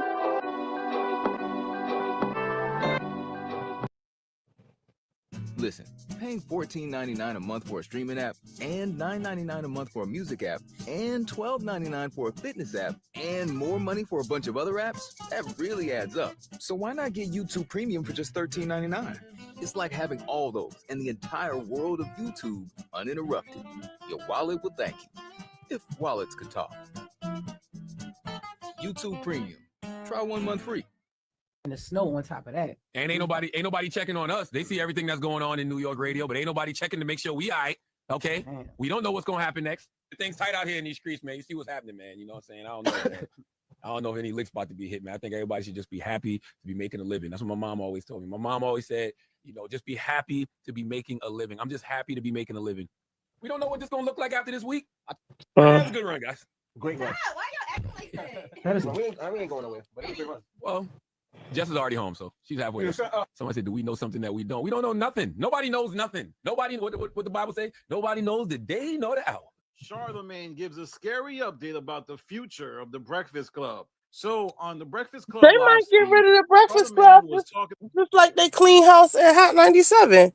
Ebro said the powers that be up there, they want to, the people that own the radio station, They want 2 casinos, or they got 2 casinos, or they want to do something, and they can't have him up there talking about Palestine and all the shit he want to talk about. So, and he needs to get congressional approval to do these big mergers. So they got rid of it. They clean house. That shit don't mean nothing to them.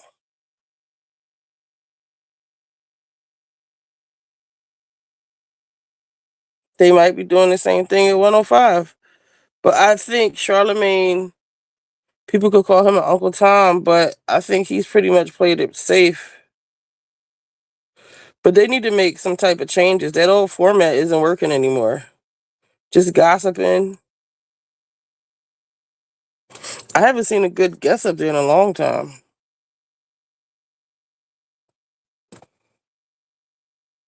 I don't even listen. I used to listen to Charlemagne's podcast, Charlemagne and Andrew. I don't even listen to that. Because I didn't even listen to Joe Budden like that. But I don't know what made me start watching. I guess seeing little clips with Melissa and I'm dead. I don't know. I got all my loose hairs though. Talking about what may happen I'm getting at dizzy the now. Breakfast Club. There's been rumors and innuendo being that his contract was rumored to end at 2025. Well, really not rumored. Everybody knows he made a big deal of announcing his contract in 2020 and was championing the Black Effect and all of that jazz. I think one thing we could do to see kind of where this contract negotiation may be going is to see how often Charlemagne is mentioning the Black Effect. How often is he pushing new podcasts? Because that might give some insight into where his mind is at. But in this live stream, Charlemagne was talking about, we don't know what's going to happen. We don't know what's going to go on. We don't know what's going to go down. And he even makes an allusion off camera to somebody saying, oh, you might not be here. So maybe he's talking about just in general downsizing that's going on in the industry. And I foresee that even if Charlemagne survives, even if Envy survives, I don't know about folks like Lauren or Jess. I think they will. Maybe Lauren, but Jess with the mess, maybe a little more stress is underway, and time will reveal that. But one thing that must be examined is how Charlemagne kind of forced Jess Hilarious into the position. And I think he did it because he wanted to utilize her and wanted to put her in a position because of his connection to her in terms of the Breakfast Club. And I think he ended up investing in some podcasters that maybe weren't as dynamic just because of the relationships that he wanted to see going. The reason Charlemagne was talking about this was because of what happened with Ebro in the mornings. Like, he doesn't mention it, but it's clear that that's what he's talking about. And there's also one thing that I think I have to address, and something that's looming behind all of this. Will Charlemagne return back to the Breakfast Club? And it's the radio ratings. Now, one thing I've always had to fight with people, and it's been something that I've been dealing with since this channel has started, is folks are always telling me, Danny, radio ratings do not matter. And I always say, how can you believe that? Radio ratings to a radio conglomerate matters the most. You guys, there's this belief that because the Breakfast Club does great YouTube views, that means they're a successful radio show. And they are a successful radio show because they've been able to persist on air for a really long time. But they've never been like the dominant ratings getter that Star was, that Wendy was. And I think that may be catching up with them. Like, let's look at the radios in New York City. Let's look at the radio ratings. So in New York City, for the last 4 months, August, September, October, November, Power 105's rating was, in November, it was a 3.1. Hot 97 was a 4.3. In October, Hot 97 was a 3.9. Power was a 3.3. In September, Hot 97 was a 3.2. Power was a 2.7. In August,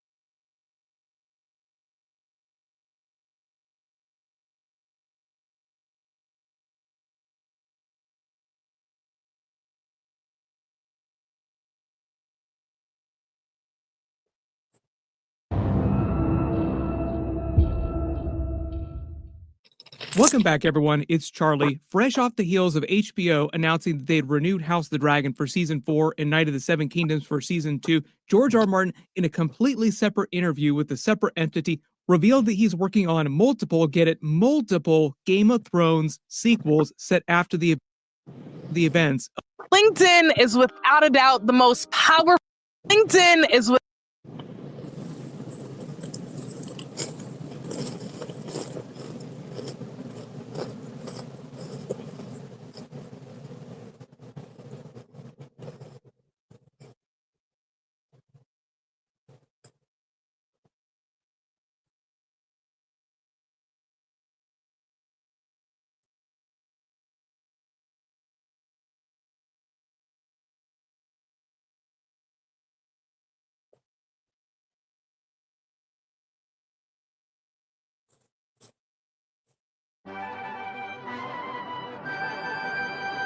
Welcome to Watch What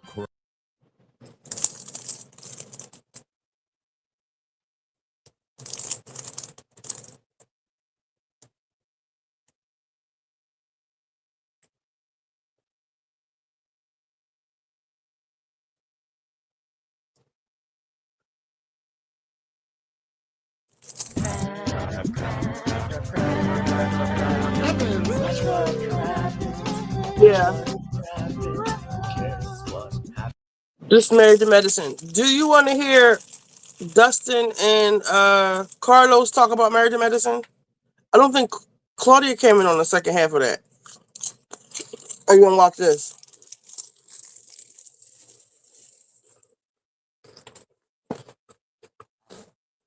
Let me know.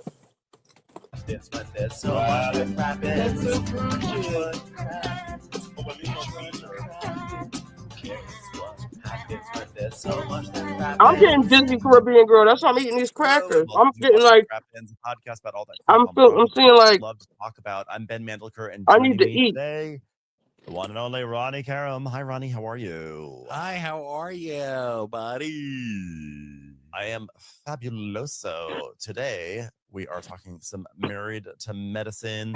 If you listen to this in time, be sure to join us for Amazon Live at 4 o'clock on the West Coast, 7 o'clock on the East Coast. And then tonight, the last crappy hour of the year. And it's a big one because we have a special guest, Allison Roman, cookbook impresario. She is joining us on Crappy Hour. So please come join us while she joins us. And that's going to be at 5:30 on the West Coast or 8:30 on the East Coast, live on YouTube and Patreon and Instagram. It's all going to happen simultaneously. So join us. And it didn't look like, it wasn't like immersive. Like, why are you not at a club? Never trust a party thrown in like a Marriott meeting. I got worried halfway through because we spent 15 minutes. Is Married to Medicine. Are you ready to dive into it, Ronnie? I sure am. Let's do her, buddy. So this episode is called The Players Ball. It's about parties. It's about... As soon as our squiggly lines go away, blow dry the back. I ain't even gonna fuck with the front, and I'm gonna go downstairs and eat. I got worried. I have to say, I got worried halfway through because we spent 15 minutes at Contessa's party where nothing was happening, and I was like, "Oh no, Married to Medicine is falling into some bad patterns." But then it sort of like pulled out. The plane like lifted its nose and went back up into the sky, and we had a really good episode. But for a moment there, I was like, "Okay, we're spending 5 minutes." Does it sound like it? I don't know. I've been having weird shit with my eyes watering, like allergies. I don't feel sick though. I don't know. Watching people arrive at the party and they all get funny little names.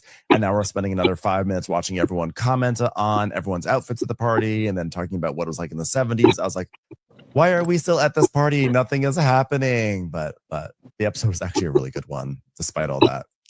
Never trust a party thrown in like a Marriott meeting room, like a conference.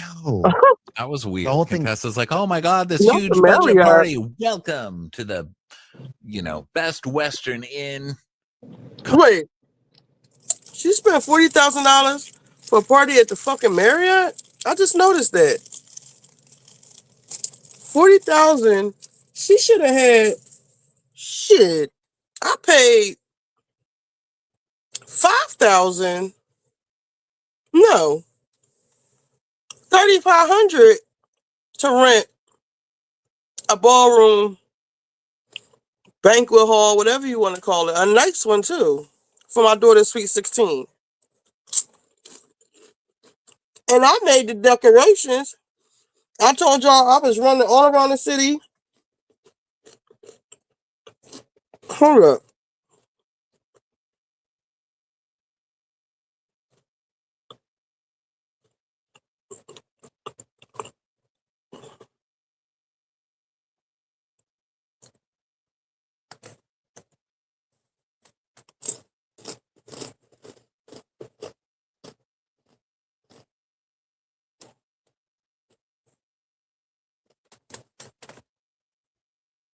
One second.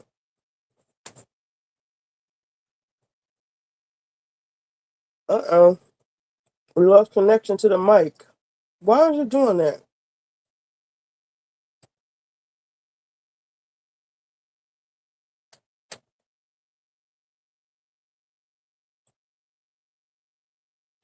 I went all around the city.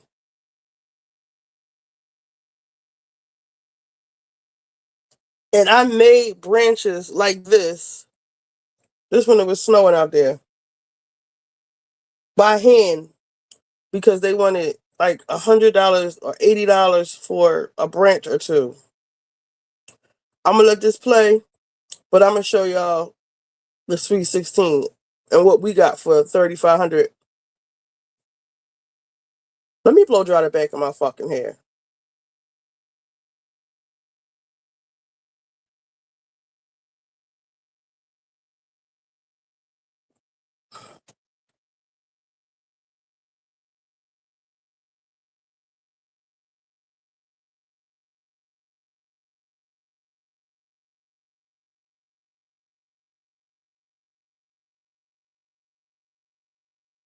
Conference room. With It was such a office strange lighting. thing. She spent so much money on this balloon wall, which looked great, but then the whole thing was like blatantly some business hotel conference room. Carpeting, you could see those walls. It was like nothing looked good. It didn't look like, it wasn't like immersive. Like, why are you not at a club or something like that? It's such a strange place for a party. Yeah. So we start off with Heavenly, and Heavenly's reminding us that no matter what you might have heard lately, her son doesn't talk to her, etc. She is a good parent. She's talking in her baby voice and talking to her son, and she's like, "Am I gonna get some grandkids, baby? Am I gonna get some grandkids?" And he's like, "Well, to be honest with you, Mom, I don't want to get this the wrong way, but I don't want like a lot of girls." She's like, "No, get one good one for your like your mama. Just get a good one like your mama." No, it takes one girl. One good girl is all you need. That's all you need. He's like, "No, but what I'm trying to say is I don't really like a lot of girls." I don't want to hear any more of what you're trying to say. Just get one girl and give me a grandson. Thank you very much. You're not going to come out while I am running for office on a most likely very conservative platform. Do you understand me? And then we have Simone asking a patient if she's taken her iron tablets. And then we have Brandy doing some stuff with lips and everything in her cosmetic urology practice. You know, she's like, wrong lips, wrong lips. I came to the urology department. Still don't understand the connection to urology, but I will accept it. She's leaving with la la mouth on her vagina. She's like, wait a minute. What did you people do to me? So then we go to Contessa, who's dressed, in 70s garb, and she's meeting up with Toya, which is so funny because these two used to hate each other. And Contessa's like, "Do you like it? Do you like my look? We're like, we're 70s babies, baby. We're 70s." And Toya's like, "Yeah, we are, but we're not going to tell anybody." And Toya, by the way, gives Contessa the stink eye through this entire scene. And I'm like, Contessa, you realize that Toya's not really on your side for this, right? She's going to come. Toya literally hates your guts still. And so good luck with this. Toya's If she spent that much on a party, why not just go for Why not just go out for brunch the next day, Lexi? Maybe the liquor was expensive. Listen, first of all right, let me show you. Let me show you something.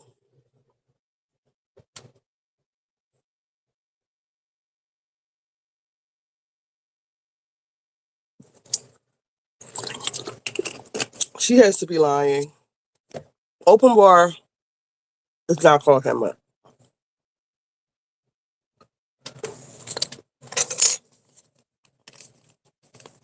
Now, granted, do we have open bar at her? I can't remember.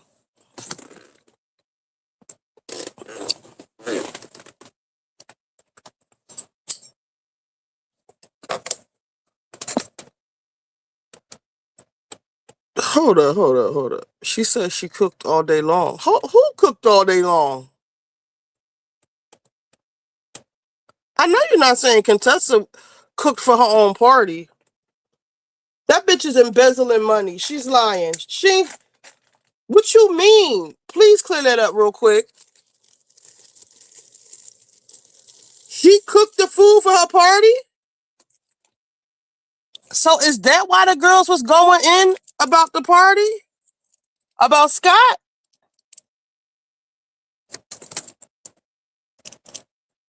Because I had a bit of a different little take on. I feel like the girls was coming at her neck for her party, asking her, "Oh, why Scott ain't get your party? Why Scott ain't get? Who gives a fuck?" And y'all talking all that shit, and then this what the fuck your husband did to you? Gave you some shit at the mall, at the food court? What are we talking about? Oh, child, I thought you meant she cooked for her party. But let me show you. She cooked brunch. She shouldn't have cooked shit for 40,000, like you said. All right, let me say. All right, this is my stink butt daughter. Let me try to get her entrance first. Okay.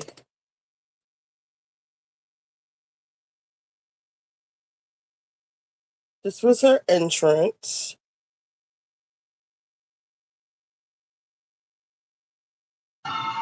Now, if you can see, there's the bar right there.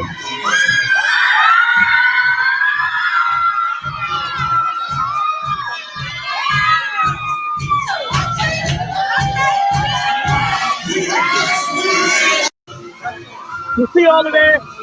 Like, I had those lights. I bought those lights.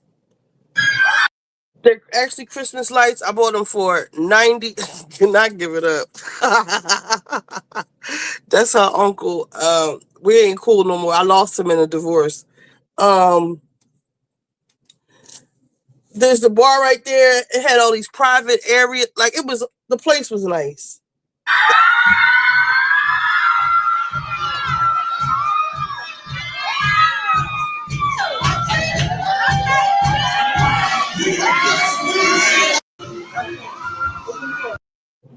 Okay, so that was, oh my God. Did it just do that? That was February 18th. February 18th. Okay, here we go.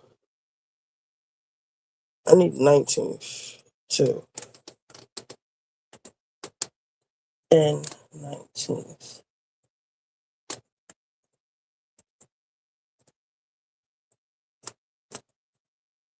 Maybe not. Okay, so, but this ain't all of it. Let me see. Just February 2018.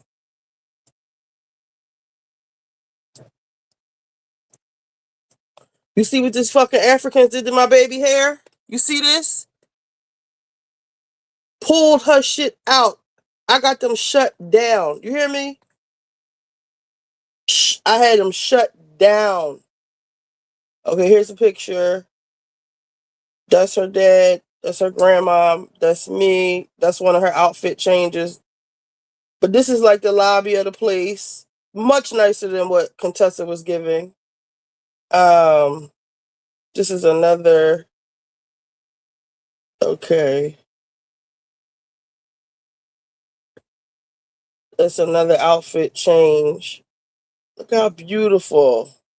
You know, I'm just glad. I'm lucky she turned out like this. Because I'm going to show you her dad again.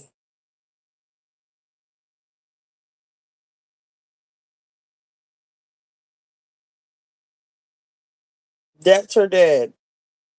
I'm going to show you a different picture.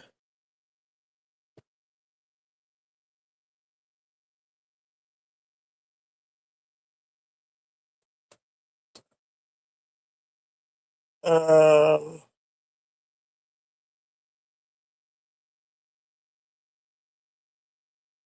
this is him. Did I just show you that? That's her cousin. It was a white party. This is another outfit change. I don't know how she could wear them damn shoes. Y'all got that with them high heels.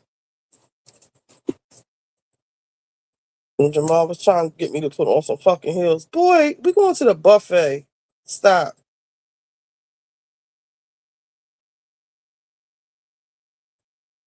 Why can't I minimize this?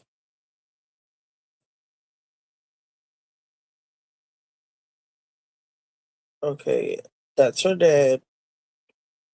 Okay, that could have went the complete other way, you know?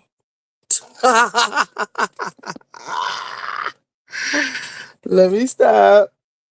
Yeah, her makeup did look nice that day.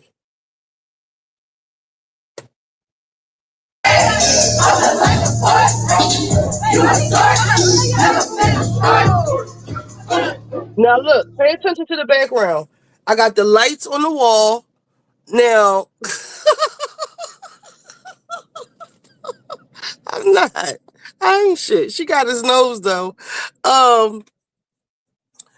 Pay attention to. So I got these lights. So listen, after Christmas, December 26th, even probably now, go to Lowe's and get these lights right here. These, they supposed to be for Christmas.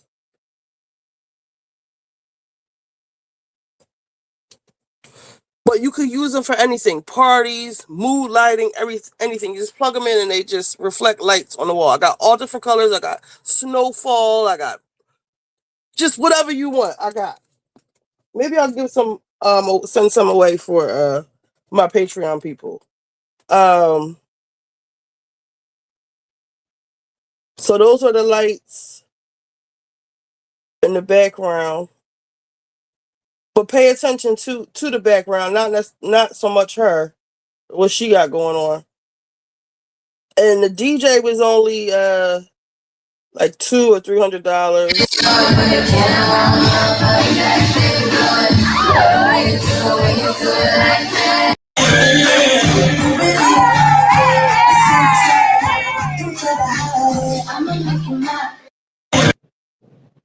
Now look at the background. I rented a smoke machine that was like $80, and the snow machine that was like $150 altogether. What's happening? I see. Right. It was like a whole. Look at the lighting period that's going on in there.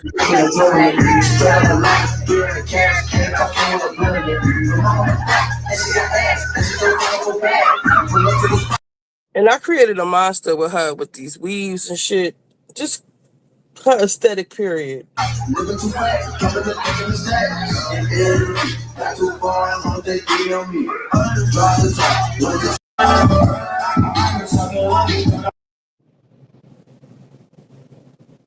It's foggy in there because of the fog machine, and then snow all on the floor, and then it's lights. There's a video of the kids playing in the snow. I'm trying to get a good picture of the place. You see the snow on the ground? Yeah, all her little friends from school. And child, after that, It was a Sweet 16 every other weekend after I threw her this party. We started a wave at the school. She is gorgeous here. I gotta send this to her.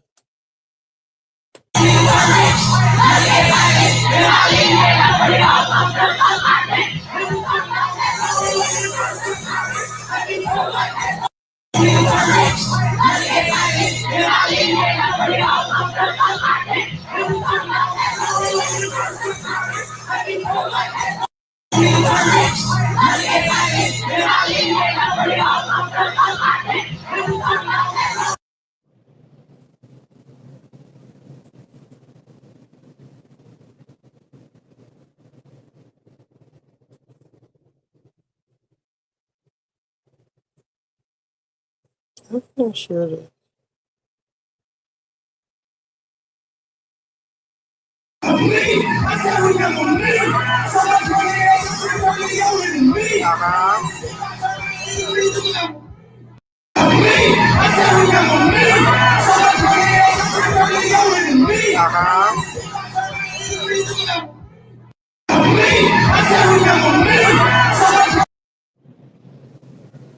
Yes. Sitting. Serving face. This is a Contessa party ain't look nothing like this. It's my niecey poo.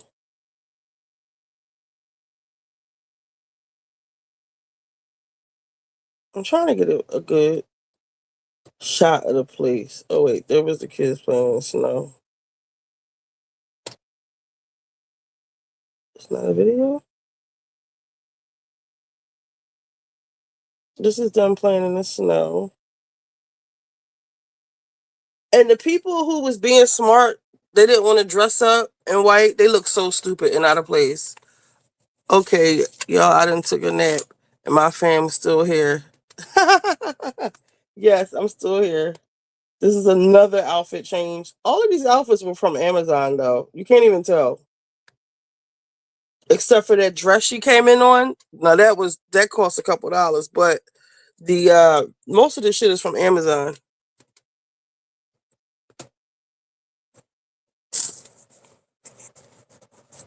And age appropriate. Yes, it's still, at first I was like, no.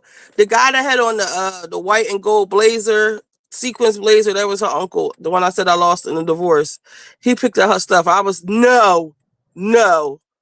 But it didn't look as grown as it did in the picture. Shit, she got me wanting a damn weave.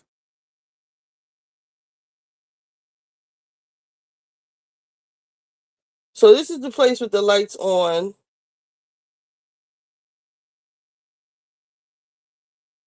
That's me and her dad. I can't really see the table decorations.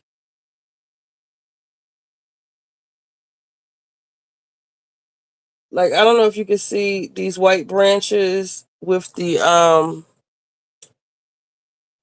there was like these clear rocks, and when you turn the lights off, the bowl would glow that pink purple color, and then the branches would look lit up too because it's glitter and shit all on the branches.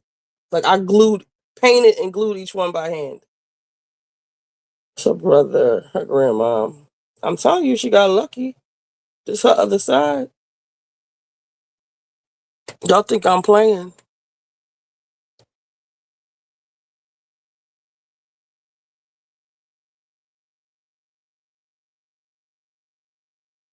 I think that's her as a baby. Did her grow back? Not like she still has problems with her edges. They don't grow, but she does not take care of her hair. Like she just puts a weave in and keeps it fucking pushing. All right, so let's get back. Let me finish my hair. And if you're not going to do that, she's got very little patience. Which is so funny because these two used to hate each other. And Contessa's like, do you like it? Do you like my look? You know, we're like, we're 70s babies, baby. We're 70s. Like, yeah, we are, but Yes, we're not. it was, show.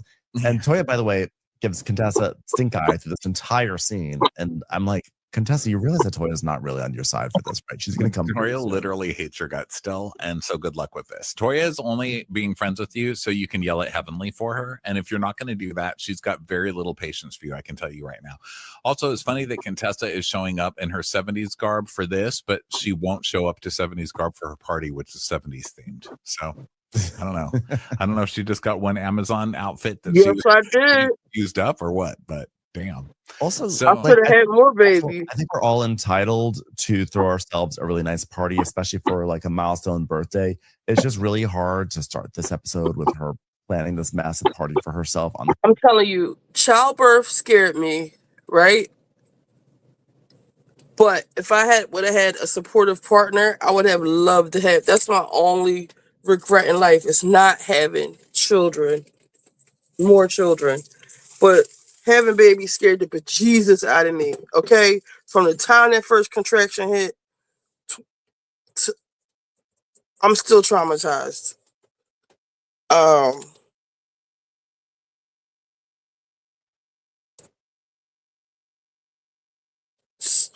But you know how they say, it was too much. And her father was such an asshole. I didn't want to have any more children with him, but I should have just, I don't know. We'll talk about that later. Talk about his ass. When they cut the lights on, it's showtime. Child, I wasn't ready. I wasn't fucking ready. I wasn't ready. And then halfway through, I had quit. I was like, y'all keep saying she coming. She's not. Y'all keep saying she coming. She's not coming. And every time I would like do that, or I'd be like, oh my God, she would go back up. And then the nurses got sick of me, and she like gripped me up by the arm and sat me up, and she just like came out.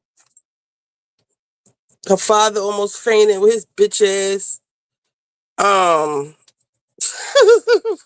it was such a controversy, me having a baby.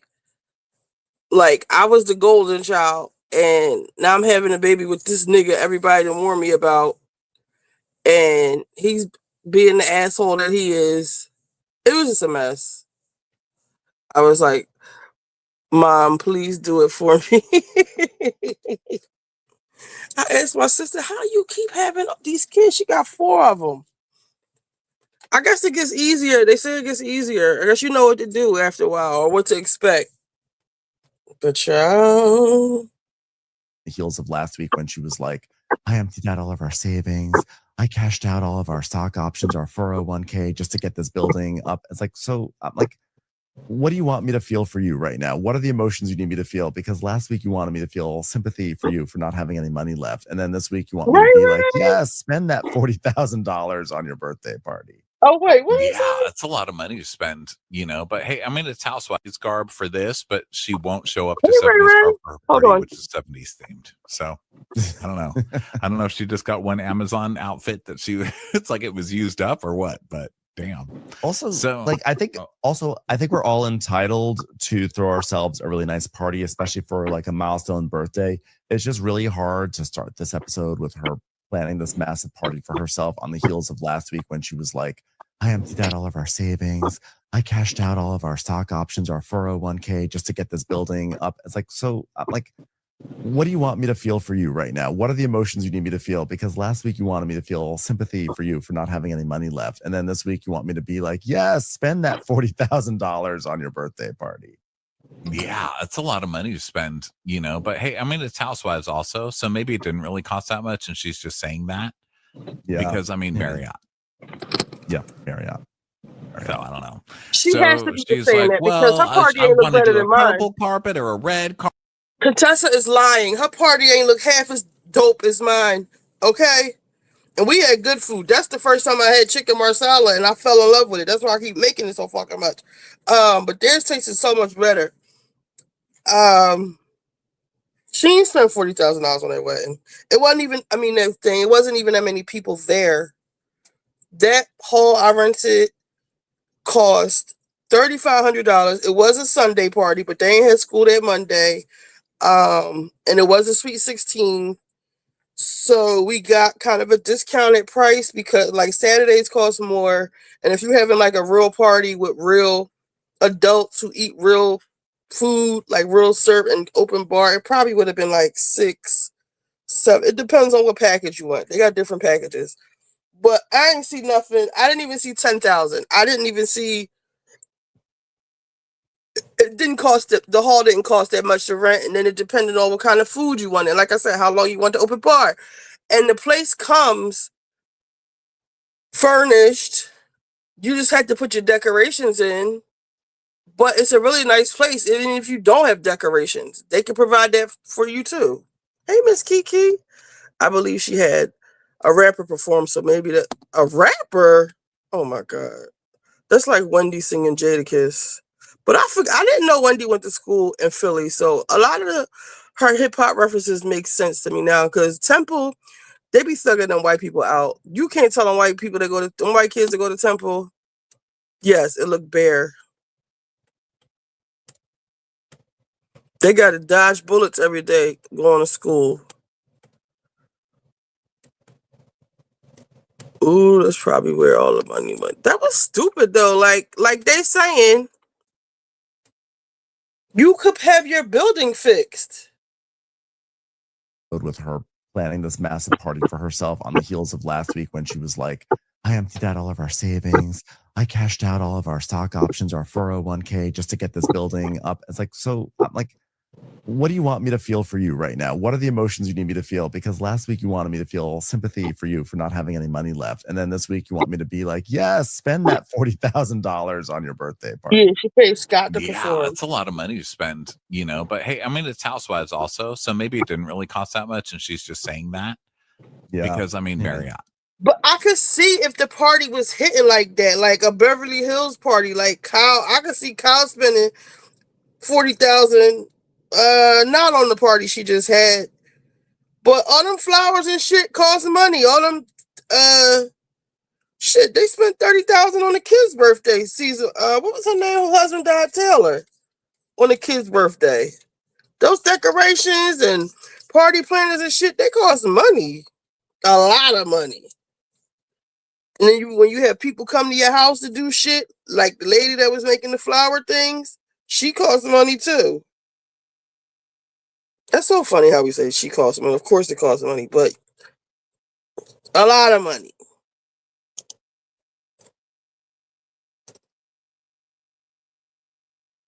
Yep, Marriott. So I don't know. So she's like, well, I want to do a purple carpet or a red carpet. And Tori's like, back in the day, they didn't do a carpet, they did a soul trade line. And she's like, well, but you know, at the Players Ball, they had a carpet, baby. Okay. Look at the space. It's so beautiful. God, just imagine someone talking about advertising revenue over there, someone showing a pie chart over there, a free coffee bar. Or possibly some croissants, maybe powdered eggs in the morning that are free if you're staying here. Well, you know, the Players Ball refers to an annual flashy gathering of pimps, according to Google AI, as many people probably already know this, originating in Chicago in 1974. And what few people realize is that this gathering of pimps often happened in a Marriott conference room. I know about the Players Ball because I have seen the musical The Life. Oh, that's they all went to the Players Ball, and I loved it. It was Lilias White at her best. Whoa, Lilias White, old for the oldest profession. She was a tired hoe in that one, and that was the best song. She's great.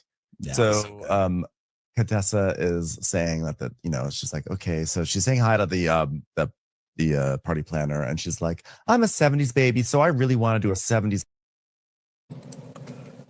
You got it? Do you love it? Did you use it? Party. So I chose the theme Players Ball because I want it to be a lot of activities. I want people to come in their 70s best, their furs and their suits and their amazing clothes, and let's just have a good time. That's really what it's all about. And if they want to throw a PowerPoint up on the screen, I'm not going to stop them. So she says this is going to be like the movie Casino, because that was in the 70s. Didn't end well, for those of you who haven't seen it. And, so she just wants to have fun. As I said in my invitation, roll that beautiful bean footage. And so we see it, and she has an invitation that's like, hey, baby, you're going to come to the players ball. And then they open a box and it shoots out paper money at you all over your floor. Yeah. I did not see him bend down to sweep up your floor on the way out. So I would not be happy with this invitation. It's like when someone sends you a gift, but it's in like a whole thing of confetti, and then there's confetti all over your kitchen, and then you finally get down to it, and it's like a Snickers bar. Like, really? Now I have to clean my kitchen. Remind me to show you. Well, when my hair is done, I'm gonna show you how my hair. I just got my win. I gotta get my storefront up. They just closed it too because I set it up a long time ago. Let me write that down. Sorry, y'all. I'm getting shit in order. I really am. I'm not playing in 2026. I gotta reopen my storefront.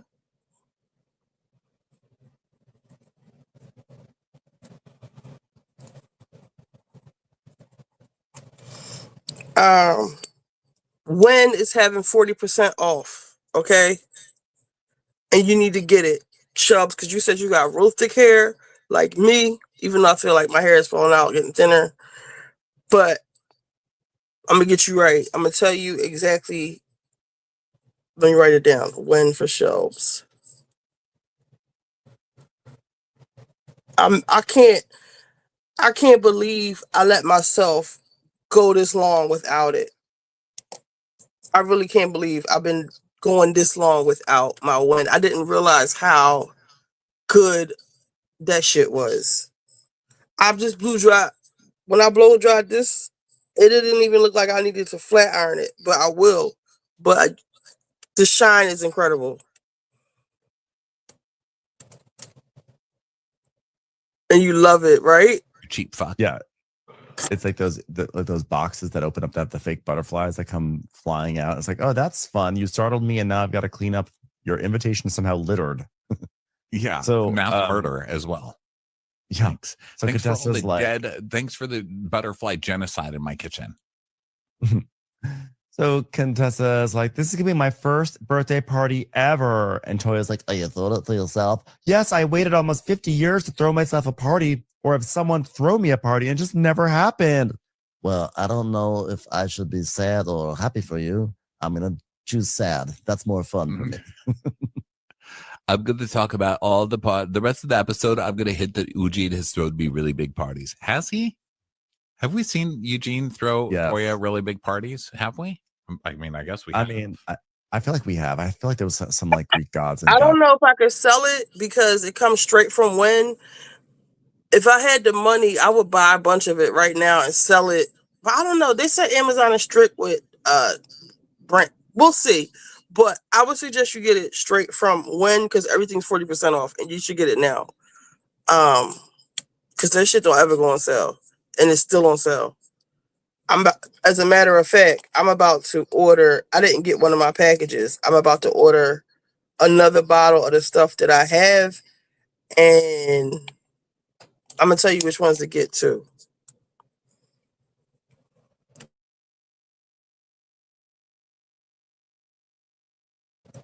Don't listen to Callie. I know she said something about lawsuits and people's hair is falling out. No, it doesn't.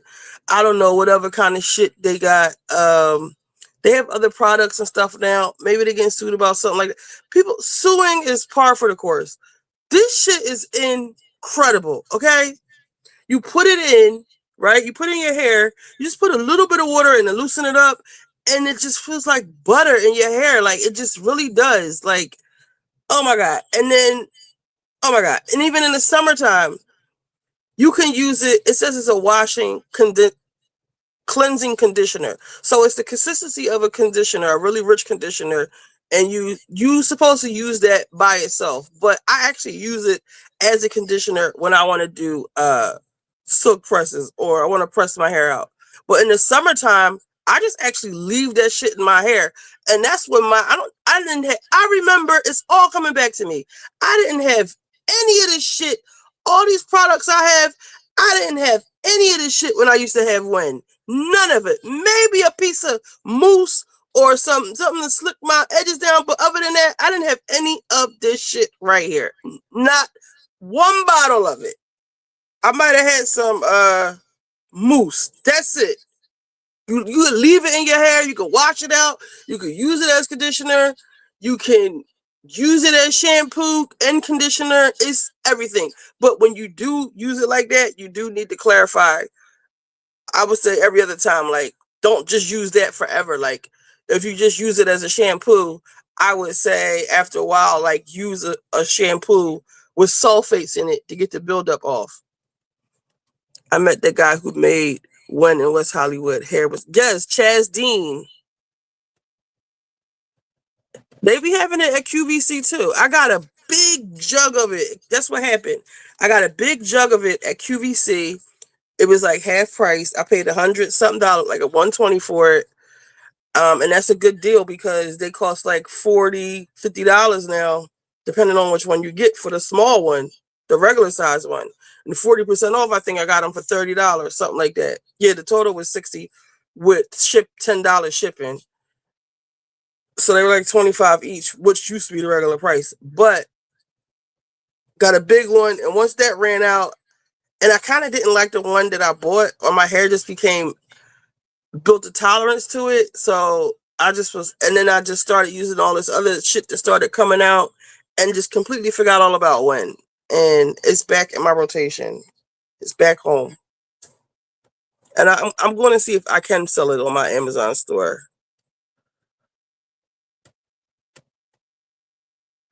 I remember, I seen somebody say, I remember Proactive. I remember, what else was a big thing? One was a big thing. Proactive was a big thing. I don't think I ever used Proactive, but maybe my daughter did. I don't know. Let me finish playing this. This party that they had in one of their recent houses, or and he did it. Okay, I think so. I think Eugene is pretty good with this sort of stuff. So Contessa's like, what I'm thinking is we have a super long runway in the dance floor over there. And then we could also, where are we going to set up the coffee machines? If anyone wants to have a little bit of a coffee break, or by the water coolers, what? I believe, I don't know that as a fact, but probably, because I remember people suing, always burning my face. It's not for everybody. It's not for everybody. People was using it like how they using Ozempic and they want to sue for it. They told y'all it's for diabetes. It's for people with diabetes. All you bitches that are using it to lose weight and shit is having the adverse effect on you, dummies. Now y'all want to sue. It's for diabetics. It's for people like me. And I still don't fuck with it all the way because I can't go to the bathroom. So I don't take it as prescribed because that's the most miserable feeling in the world. And that shit really locks your bowels up. When I do take a shot, it takes like 2 to 3 weeks for my shit to go back to normal. And no, this shit is not right. The reason why people lose weight is because that shit literally paralyzes your stomach. You'll eat some food when you do feel like eating, and it just stay there, or it take its time going through your digestive tract, and it does not come out. So you feel full all the time. Because I remember when I stopped taking it, I was like, at nighttime, my appetite never came back. So I wasn't eating like that. But at nighttime, my stomach was just fucking growling. Like loud, like, but I wasn't hungry. And I was like, how come it never fucking growls when I'm taking a shot? It's because the shit's still sitting in there. That's why. And so all the girls who don't have diabetes, who are taking it for vanity purposes, is fucking y'all up. Because it does something to your pancreas. All the stuff that happens that goes awry when you have diabetes, your blood sugar, your A1C, your pancreas, all that shit. And if you don't have diabetes, you're going to get fucked up. You get on, get off. Or use it intermittently like I do. You bitches just want to be waif thin, like this fucking thin. Nah. Like, what are we going to do here? So they're gonna have like, this is party planning, balloon wall, 4 decades of life. Y'all think I'm so crazy? Yes. Yeah. 2 So weeks. she gives them 40 grand, and Toria's like, "What? That's too budget?" She goes, "That's too." Eugene, throw Toria really big. Gotta clean up your invitation somehow. 2 weeks. I could not go to the bathroom, and then I would take all this stuff. I would take a enema, and that would only get like a little bit out. Then they gave me this stuff, Miralax. I'll drink that. It's a clear powder. It turns to clear liquid. It worked in the sense that the shit was moving, but at a like glacial pace.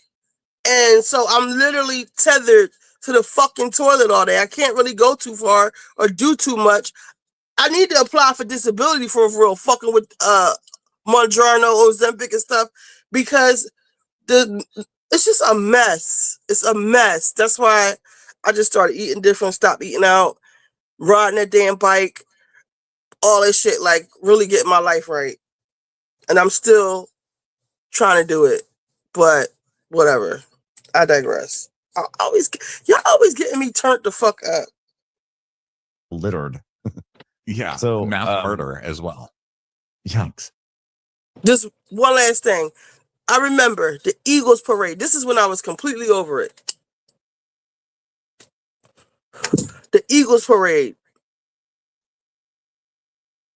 Joyous occasion. And I live right up. Lexi, I'm telling you, none of that shit will work. It just locks your bowels up. Like, if you wanted to go to the bathroom, you can't. If you want to push, you can't even imagine what I'm talking about, because you don't, because my daughter even, she bothers me. Just take it. Like, it can't be that bad. Y'all just don't. I be wanting to be like, bitch, shut the fuck up.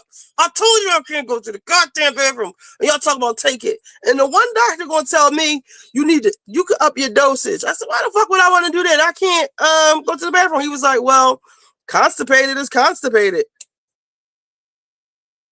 That wasn't my doctor. He was filling in for my doctor.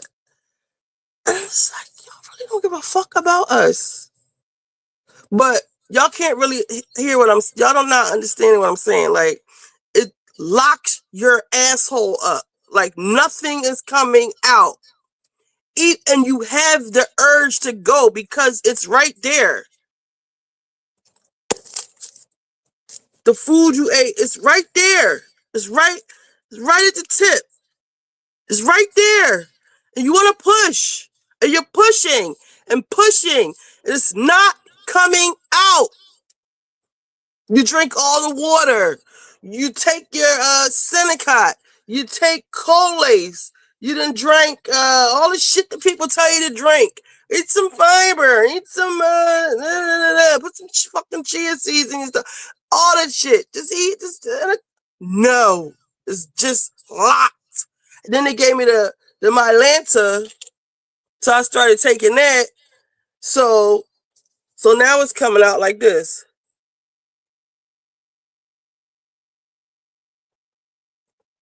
Not like water, but like little pebbles. I ain't got nothing. It's coming out like this.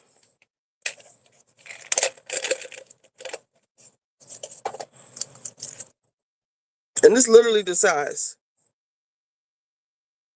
And that's like, then another hour goes past. Then another little pebble come out. Then another little pebble. This is like 1 in the morning. Just one little pebble, maybe 2. I'm not exaggerating. It's how it is. One little pebble. Then you take an enema, put it up there, you squeeze all the shit up there. Even try to wait as long as you can. That shit come out, it's all water. One little pebble in it. It's a nightmare. It really is. But the one I was taking at first, I got fucking serum all over my hands. I gotta throw this away. The one I was taking at first, Trulicity, that was working. I was mildly constipated, but I was able the stuff I was taking was working. But hold up. Get this gum off the floor if I step on it and it be in the carpet and shit. But it little pebbles. But it was messing up my pancreas. My levels started being off. But it was working. So that's when they put me on Mounjaro. Because it's different. It's not semaglutide. It's something called terzepatide. Terzepatide. And they say this is the best one. Everybody tell me this is the best one, Mounjaro. So I just take it how I take it. It's a work in progress. I don't know what. I'm not too thrilled about asking nobody about it either because I'm over it.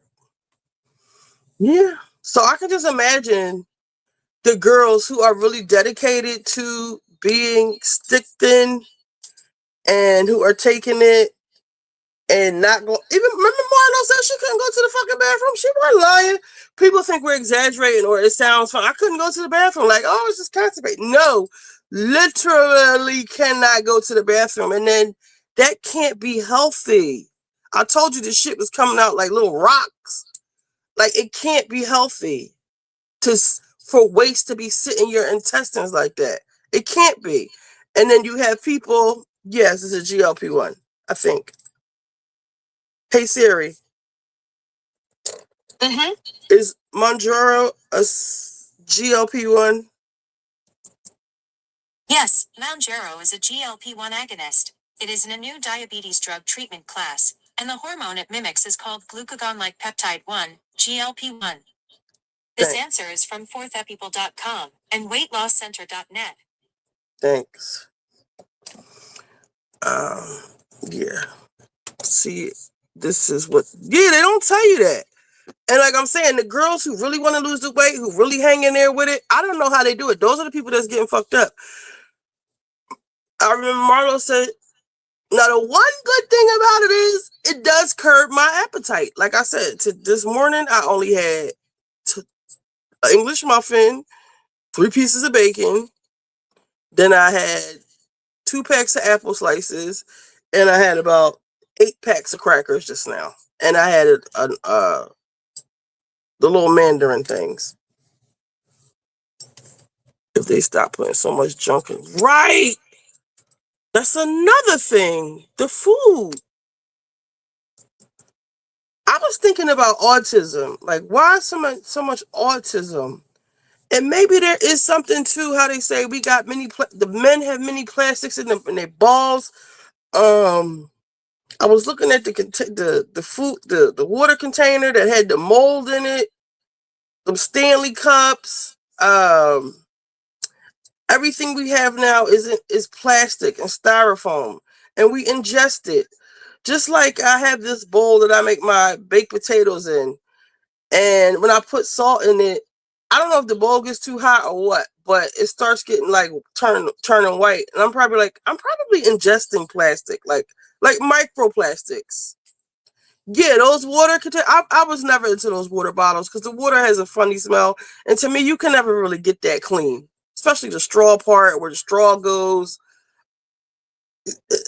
I was never one of those girls. I'll just give me a fucking bottled water. But yeah, let me finish blowing my hair so I can talk shit while I make my food. So thanks for all Contessa's the like, thanks for the butterfly genocide in my kitchen. So Contessa's like, this is gonna be my first birthday party ever. And Toya's like, oh, you thought it to yourself? Yes, I waited almost 50 years to throw myself a party or have someone throw me a party and it just never happened. Well, I don't know if I should be sad or happy for you. I'm gonna choose sad. That's more fun for me. I'm going to talk about all the rest of the episode. I'm going to hint that Eugene has thrown me really big parties. Has he?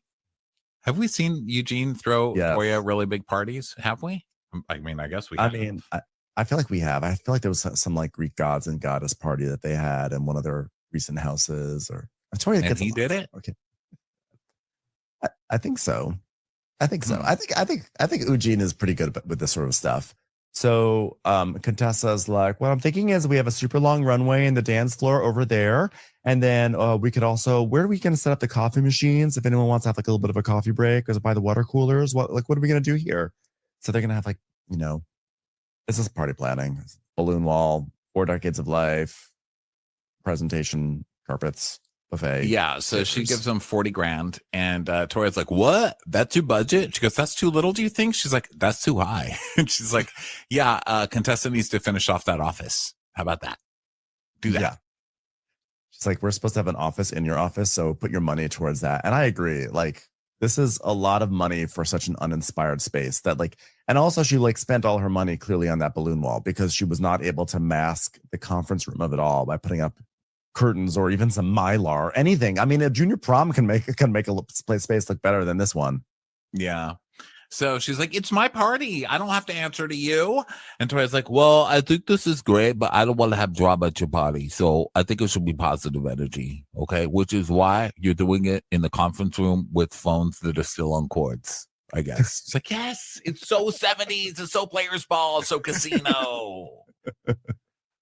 So, so she's saying, Contessa's saying that they, people wearing 70s outfits are going to make the party have lots of positive energy. And Toya's like, that's not true. She was like, no, well, you have very low expectations of others. She goes, what friends are you talking about? Okay, because you're not inviting our group. Okay, because they're not going to bring positive energy. She's like, I'm inviting everybody. But Toya does not like that Heavenly's invited. And she's like, last time I saw Heavenly, she was crazy, okay? And I hope her energy is good because that energy was stank the other day. Yeah, but you were also starting with her. I love that Toya is always like, I don't understand why Heavenly was so mad at me. Like, she comes in full guns a-blazing the first time she sees her. Anyway, nobody wants a peaceful Heavenly, okay? No one does. Yeah. So Contessa's like, well, I would like to think that our group can put all their differences aside to celebrate me. For the one time in my life, I've asked them to do that. No resting bitch faces. Like, you're on Bravo. No one understands the concept of putting aside their issues to celebrate someone on the cast, especially not you, Contessa. And Contessa's also one of those people who's like, the one time I throw myself a party, I've never done this before. Like, oh gosh. So she has that extra thing of like, just poor me. I've never had a party before. Me, Contessa, never had a party. You've never had a party?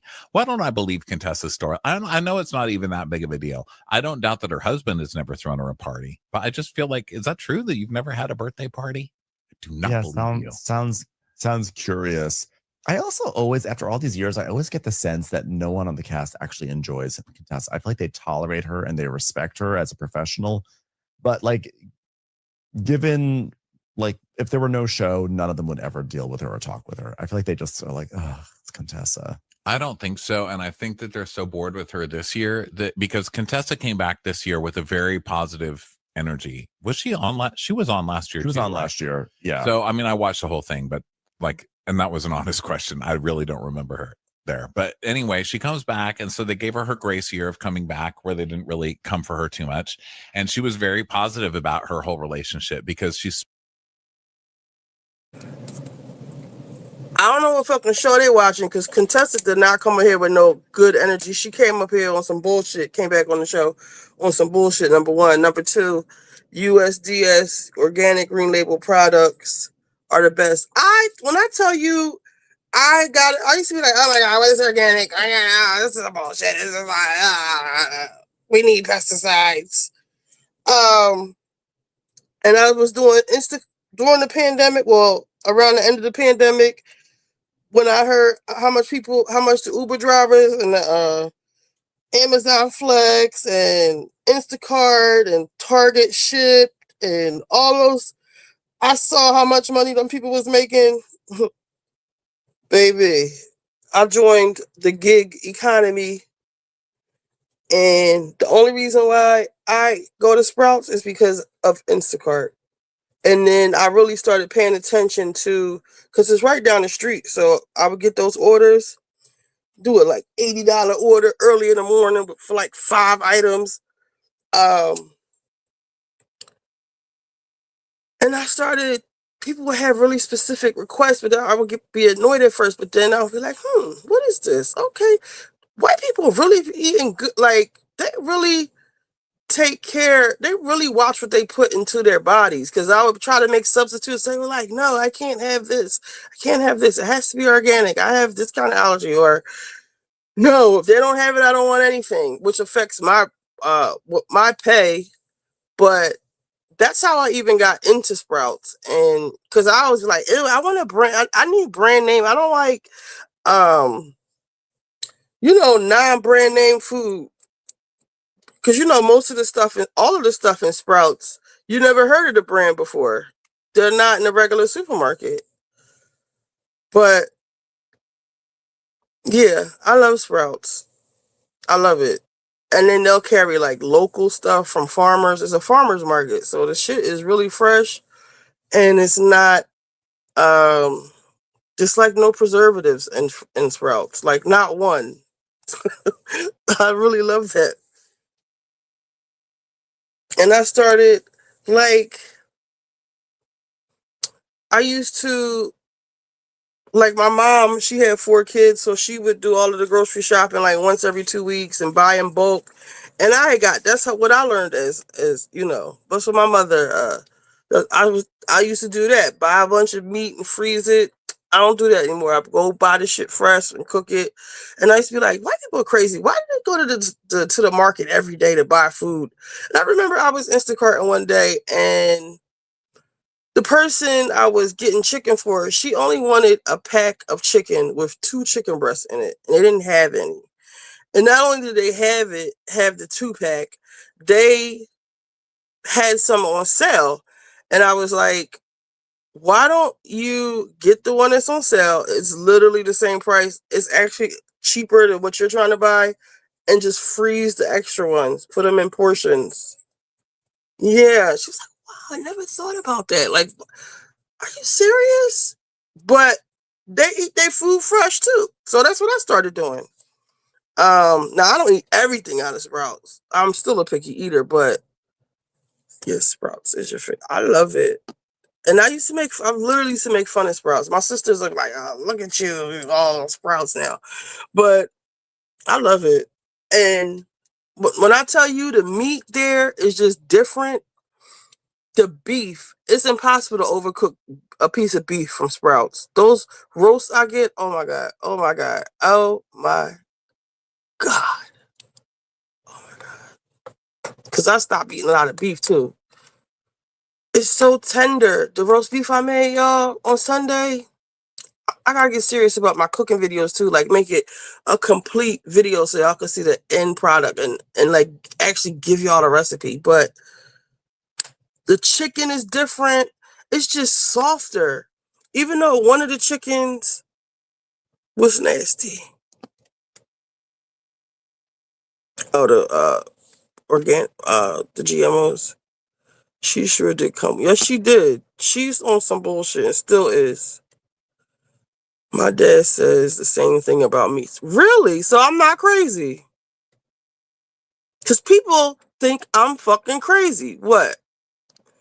I'm like, stop going to Fresh Grocer. I bought a chicken there one time. The shit crumbled when I cut into it, which means it was frozen. They thawed it out, sold it to me, and then I took it home and put it in the freezer because I wasn't ready to cook it. So when I baked it on low, when it came out of the oven, that shit turned to crumbs. The GME in the meat is what makes it hard. The GMO in the meat. Oh, that makes sense. Because the Fresh Grocer, which ShopRite owns, you can see these white striations in the chicken breast. It always, to me, looks fucking gross.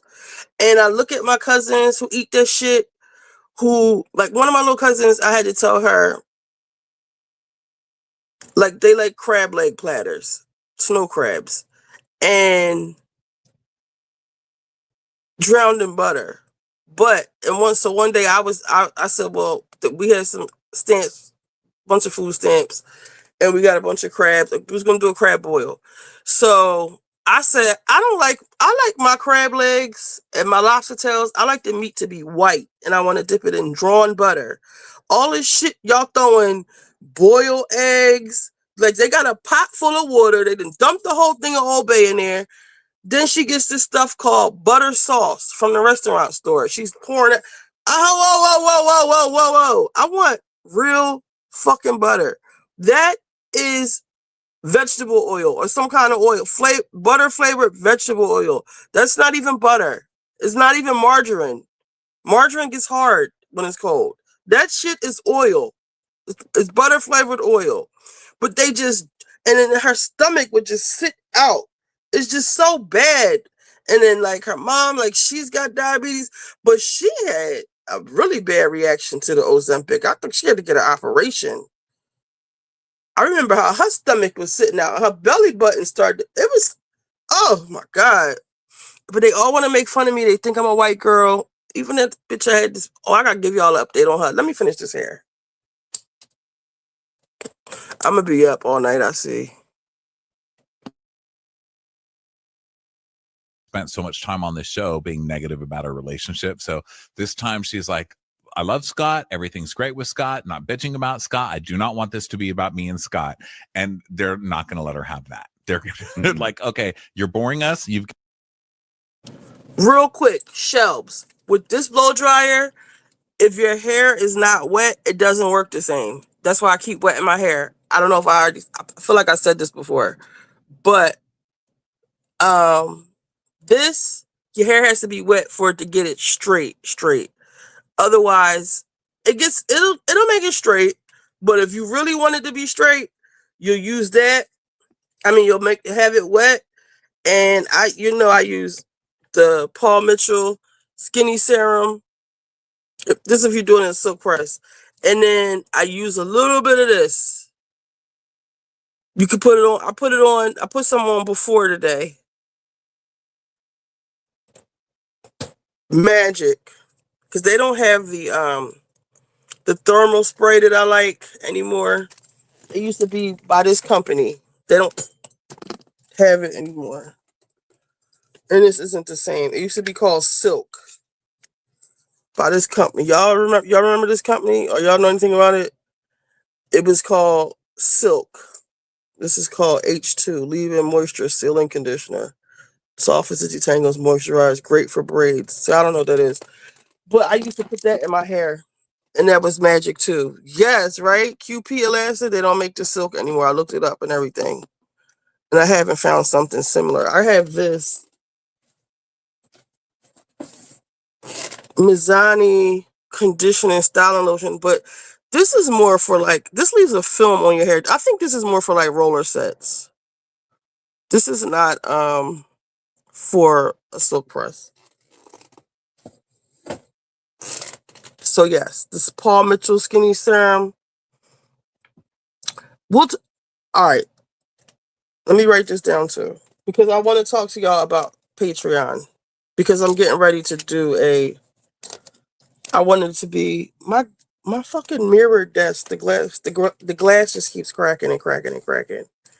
Patreon. Let me write your name down. Patreon. Like to give you the exact wash day routine. And the shampoos, the conditioners. But yeah, this is called Fantage. You get this from, oh, I haven't even checked Sally's. I forgot to check Sally's. But they got this at Sally's. And Sally's has good hair. Fantasia hair polisher. Don't use a lot, because it'll like weigh your hair down like oil, but it's not oil. And all of this stuff, like this Chi Keratin and the Chi BioSilk, you could put this on after if you want to. I'll be able to tell if I need it once I straighten my hair. These still work too, but these are for after. I don't want to confuse you. So I got the spritz, BioSilk spritz. I don't want to leave my dad alone, but I need my own place because I got all this stuff stuffed in this room up here, up on the 3rd floor. It's like crazy in here.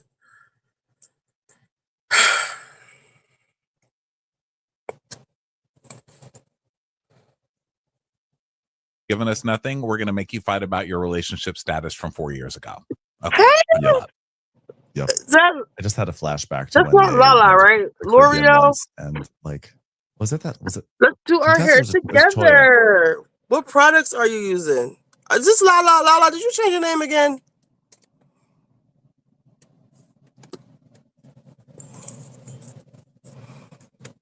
Yes. Being a girl is not easy. We got to stay up all night doing our hair and shit. Because I won't let nobody touch my fucking hair anymore. I want one person to do my hair. Where like Toya saw a dead crab on the sidewalk and like lost her mind. Remember that? Oh, that's bad. So yeah, Contessa is like hoping people can put aside their drama to celebrate her. And Toya's like, yeah, I hope they can do that too. And Contessa's like, don't come in critiquing everything. She's like, yeah, just come in here to have a good time. It's gonna be so fun. You just gave me a moment where I just thought back to like, wasn't everybody high back then in the 70s? Was everyone high? Can we get high before we come in here? I think that's the only way we can enjoy being in this conference room. The voice he's doing is like the voice he uses for Erica Jane. I don't know if they're from the South. That's why he's doing their voice. It's kind of bothering me. But I might have to open up a Amazon wish list or something where people could get together and buy me some sacred. I want to try it so bad. LOL. I need to do mine. I use Canvas Beauty. Oh, from Love Stormy. I want to try that. See, on my Patreon, we could all do our hair together. That'll be so fun, wouldn't it? We all gonna do wash day together. I think I have that written in my bio over there. We could do wash days. That could be like Saturday, because I'm trying to figure out my schedule for Patreon. So a Patreon episode is coming probably tomorrow, to be honest. Cause and I'm gonna ask y'all when I finish this, when I making my, I'm just gonna broil the salmon I bought. I hope it didn't go bad. I'm gonna ask y'all I'm gonna give y'all options of the topics I want that y'all could choose from for my first real Patreon episode. All right, let me finish this because I'm gonna be here all night, literally. Yeah. So now we go over to Quad's house, and Quad is still very happy in her relationship. Doesn't that sound fun? We could set that date now. Okay. Wait. So I need to I got all the ingredients to make my hair treatment. My daughter was supposed to help me today, but she never came. So I want to make the hair treatment and get that to y'all. And we could do a wash day together. It could be next weekend. Or it could be this weekend coming up. I won't have the hair treatment to you that fast. But I could tell y'all what we can figure out what products everyone needs. I can get my Amazon, hopefully I can get an Amazon store open by then. I'm about to cut layers in my hair. I trim mine every time I wash it. And some bitch told me I had split ends in the back because I don't rip my hair up. So I really need to cut the layers because they're like splitting up into my hair. All right, again, let me finish this. Relationship, and I just see things that she's happy about right now in about 5 years. It's like, I love Scott, everything's great with Scott, not bitching about Scott. I do not want this to be about me and Scott, and they're not gonna let her have that. They're like, okay, you're boring us, you've given us nothing, we're gonna make you fight about your relationship status from 4 years ago. Okay, buckle up. Yep. I just had a flashback to when they went to the Caribbean once, and like, was it Contessa or was it Toya? Where like Toya saw a dead crab on the sidewalk and like lost her mind. Remember that? Oh, good. That's bad. So yeah, Contessa is like hoping people can put aside their drama to celebrate her. And Toya's like, yeah, I hope they can do that too. And Contessa's like, don't come in critiquing everything. She's like, yeah, just come in here to have a good time. It's gonna be so fun. You just gave me a moment where I just thought back to like, Wasn't everybody high back then in the 70s? Was everyone high? Can we get high before we come in here? I think that's the only way we could enjoy being in this conference room. Yeah. So now we go over to Quad's house, and Quad is still very happy in her relationship. And I just see things that she's happy about right now in about 5 years that are not going to be fun anymore. Like this scene where she's like, so, baby, are you getting something to eat? And he's like, mm-hmm. We see him sitting down with food, and she's like, as long as you don't eat my food. He's like, I don't eat your food. She goes, oh, but you do. What do you have to say about that? And he's like, nothing. She goes, really? Why? Because you eat my food. And he's sitting there with a whole plate of like fish and rice. And she's like, you are eating my leftovers. And she says, this is the thing with leftovers. Don't assume that there's one refrigerator and this is my girl and everything is ours. I'm eating leftovers. That's what I'm going to eat. What am I going to eat now? And he's just sitting there with his leftovers like, fuck with me, then. Tell me I can't eat this. Tell me. Yeah, he's like, guess what? I have a healthy appetite. You want it 15 times a day? Feed me, Quad more. And Quad's like, well, that's probably why he doesn't want to move in the house with her. I had that same thought, which is like she's laughing off everything, and then in a moment they have a talk about like a bad breath situation, and in 5 years it'll be like, he eats all the leftovers and leaves nothing behind. What am I, chopped liver? I know I'm not even chopped liver because he'd eat that too. He comes in smelling like a garbage disposal and expects me to love him. Can't wait. I can't wait till it turns, because right now she's like, oh my God, I love this. Maybe we'll get married. Maybe we'll have a baby. And then we start talking about the baby, and she's taking hormone shots every day because that's no easy feat getting prepped for this. It's crazy. And she has to give her shots, I think, a couple times a day. And he's like, well, you're going to take a shot. Well, I think you need to just take your shot because your hormones are already like crazy. And she goes, oh, does the shot make me have mood swings and rage? And he's like, yes. He goes, not rage. I find myself crying a lot. That's not me being enraged. It's me wondering, where did my fish and rice dish from yesterday go? King and I are trying to get pregnant. And we have a friend who basically got pregnant at 46 with triplets. And I said, wait a minute, where's the doctor? And she was like, oh, the doctor's in Ghana. And when I heard that, I just felt like that's where I need to be. So basically, she's doing all this, this in vitro in Ghana, but she's having Jackie sort of do her labs and stuff stateside, which that sounds very intense to me. But you know what? Live your life.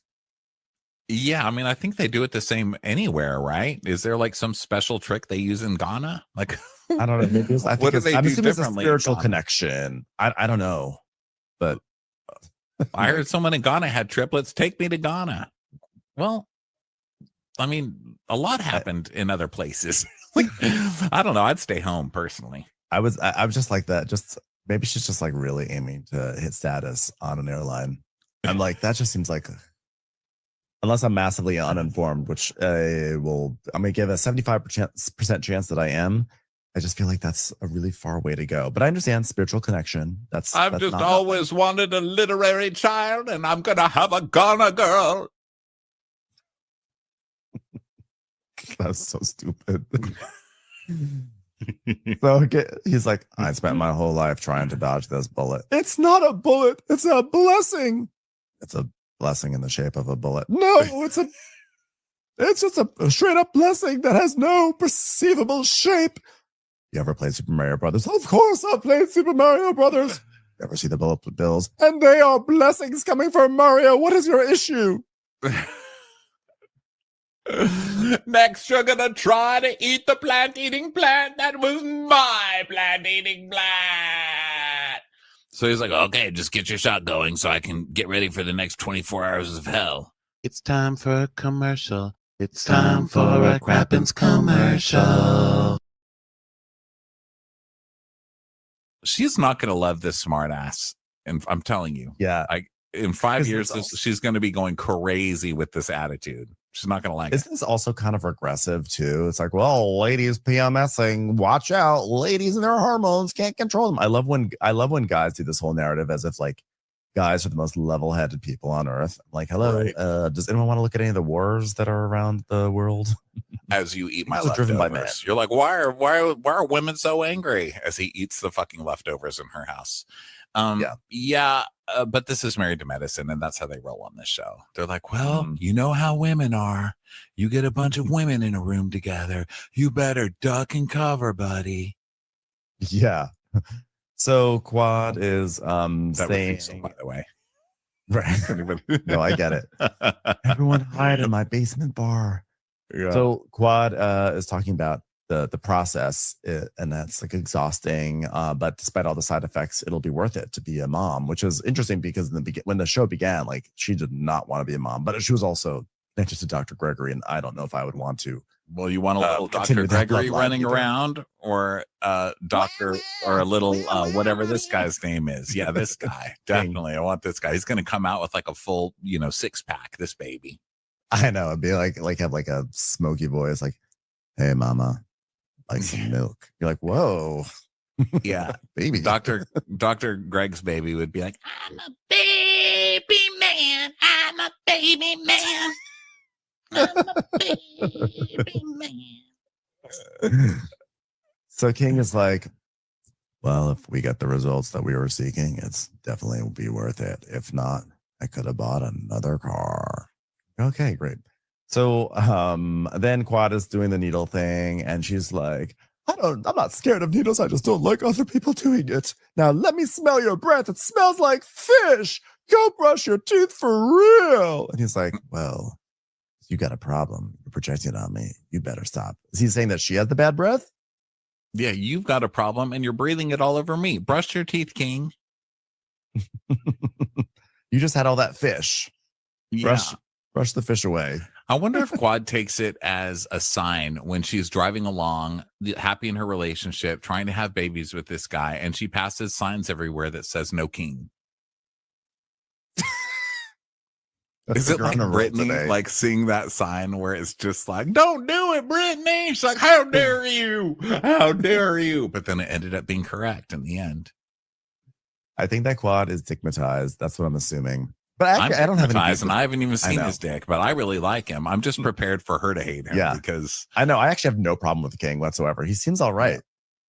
He's like, and I like that he went after Dr. Gregory. I love that he basically stood up for Quad with Dr. Gregory, because Dr. Gregory is such a little twerp. So now we go to Brandy meeting up with Contessa. It's right before the party, and Brandy has like her party makeup on, but she's still like in her regular clothes. And Brandy's like, hey, happy birthday, because they're both like arriving at the hotel. And she's like, oh my God, like, how's it going? And Contessa's saying, because Contessa's already in her outfit, she's like, I said, let me get myself into my party mode, and then the universe will feel it. And like, yes, I love it. Oh my God, you're fabulous. We're going. It's like very much like we are friends, and I'm here to support you for your party. And I'm highlighting this because it doesn't seem to go the other way around later on in the episode. Yeah. And Contessa's like, isn't this amazing? Look, there's a record and it has my name on it. What? I'm 50 years old. I've never had a record with my name on it before. Oh, it's so great to have my name on a current piece of media. So Contessa says, it would be so great if Scott was like, what can I do to help? It just doesn't connect for him in that way. He's a smart guy. He's book smart. He doesn't have any common sense or seem to love me. I'm just saying. So Contessa says, can I give you one piece of advice, Brandy? How long have you been married? She's like, 10 years. Okay, don't ever say I got this. Because like, no, you don't have to. That's too much. Because once you do that, you're kind of like, oh, okay. Brandy's like, not sure exactly I know what you're talking about, but yeah, she's saying, like, don't ever say I got this, because you're creating a monster who will never do anything for you. And so she's like, okay, well, step up your underwear, because they say panties for girls. So step it up in your underwear. If you talk to Scott, basically, she's saying. So Brandy's like, oh yeah, I'll talk to Scott for you. I'll talk to Scott. So Contessa's kind of setting it up with the girls and us in the beginning of this episode. Like, yeah, I threw my own party, but I mean, Scott's not going to do it. I mean, sure, I would have loved for him to do it. He's just not really that kind of a guy. God, wouldn't this be nice if my husband helped me? Let me tell you something. Don't ever tell your husband he doesn't have to do anything for you, because he won't. And then later, when they're like, why doesn't your husband do anything for you? She's like, how dare you? How dare you? I know. So Contessa does kind of set herself up for this all the time. Yeah. I got a little distracted because I heard a very loud bird, and I was wondering, is that bird on the other side of my window or it's on the other side of Ronnie's window? And I literally got lost in that thought about where is the bird. And then I started to realize, well, that's a typical Contessa scene. You start thinking about birds instead. Yeah. Well, you would have known it would have been in my house because I would have been like, it's a bird. Oh my God, I'm going to take a picture. Let me try and stream the bird right now, everybody. Birds never do anything for Contessa. So now Mimi and Angel are getting ready. And Mimi is like, are you excited about the party? And Angel's like, I am, but I don't know what to expect. And Mimi's like, well, just expect the unexpected, huh? Because of Big Brother, right? And Angel's like, well, did you grow up in the 70s? She's like, what? No, how dare you shame me like that? I am from the early 2000s. I was born. So then Jackie and Heavenly are getting ready. And Heavenly's like, okay, so you got your bell bottoms on. Everyone do have your bell bottoms on. I'm just saying my high pitched voice because I'm just going to be a fun, sweet lady running for office right now. Put on your bell bottoms. I have got my bell bottoms on, honey. Boom, boom, boom. Well, let me see the shoes. Can I see the shoes? It looks like we're back in the 70s, right? No, not Jimmy Choo. What are you doing, Jimmy Choo? No, it doesn't look like that. I really like the way people dressed in the 70s. I think they should bring that back, the platform shoes, to make up the Afrocentricity of it all.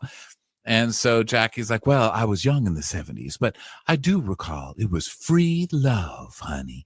We were very free sexually back in the day, but so was herpes and chlamydia and hepatitis.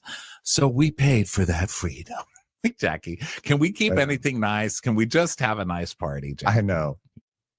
Jackie's like, let me just make sure all my patients feel shame when they come in if they've contracted any of these diseases. She's like, you know what I love? Stigma. So Heavenly's like, well, I got a waist trainer just in case, baby. Oh, I need that. What are you going to do? And Jackie's like, that's cute. Why are you speaking in such a high-pitched voice? I'm not speaking in a high-pitched voice. I don't even understand what you're saying right now. Heavenly for Congress. So then we go to the party, and I knew you were gonna have a problem with this episode when this shit started. When they started doing the and I actually was okay. I held space for it because it's like they show up and like there's Steve, he's Silky Steve Supreme, and Mimi, Lady Silk Supreme. I'm like, okay, they're gonna do the names. I was like, you know what? Just be chill with it, Ben. Rather than like just enjoy it, let it lap over you like a wave. The waves lap, something, just let it cascade over you. And so I was like, okay, this is fine. But I'm like, wow, this is a big cast and they all have husbands. So this went on for a long time. I'm like, okay. So when we finally get through it, I was like, okay, we got through it.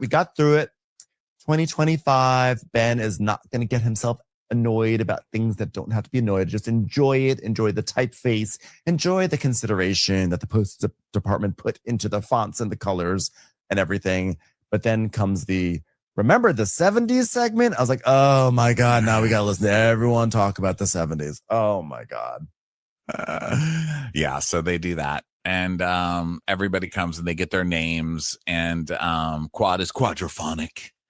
And Toya is talking to Simone. And of course, Damon arrives not dressed. Shows up. He makes zero effort. I mean, if we're going to talk about a husband who makes zero effort, it's that one. I mean, my God, man. Come on. Couldn't even get a wig. I literally, when I was watching it, I just rolled my eyes like, oh, daddy. And then I thought, wow, I just said daddy to the TV. So then he's like, at least he didn't wear scrubs. I'm surprised he didn't and be like, I'm a doctor from the 70s. Unfortunately, the invitation says, we don't want no scrubs. So Toya was like, well, I spoke to Contessa. Do you know how much she spent? 40 grand, which is funny. Toya, of all people, who like just will burn money in it, like, you know, in an uni oven just because she can, is now shaming someone who's on her 12th house in 12 years. It's like, can you believe it?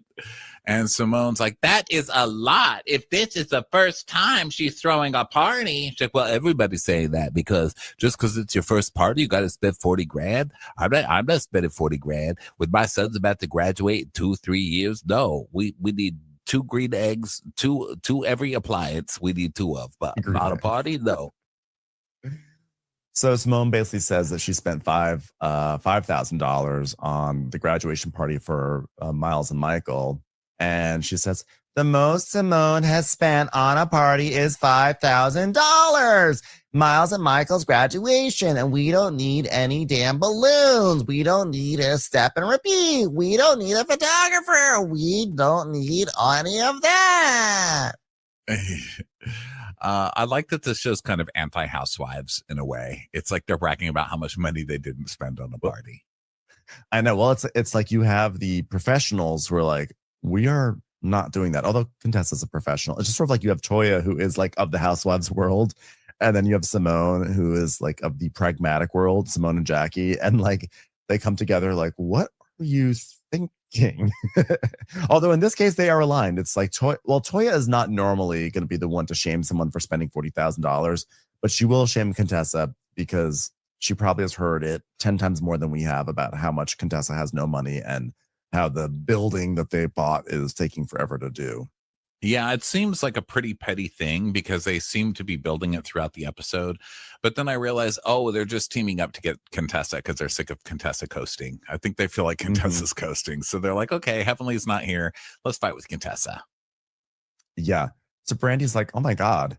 You know, I told her, I said, girl, you could have had a little wedding. And Toya was like, yeah, I mean, my wedding was $75,000. And Mimi's like, in what year? Shut your mouth. Shut your goddamn mouth. All right, everybody, all the pimps and players in here, I want to make a lot of noise and give a round of applause to coffee service. We've only got 2 carafes of decaf, but they will be coming around to also Contessa's behind the coffee. Contessa, hello. Contessa, did you take any more soaps out of the soap dispenser thingy? Stop doing that when you pass the towels, okay? The housekeeping wanted me to ask you. It's Contessa. The MC is like, all right, everybody. Oh, your turn. Your turn. Oh, no, you. Oh, okay, I'll go. Like, sorry, the MC's used to doing comp. What's a wet set? Like a wash and go? Yeah, I do that in the summer. Conference calls. This is new territory for him.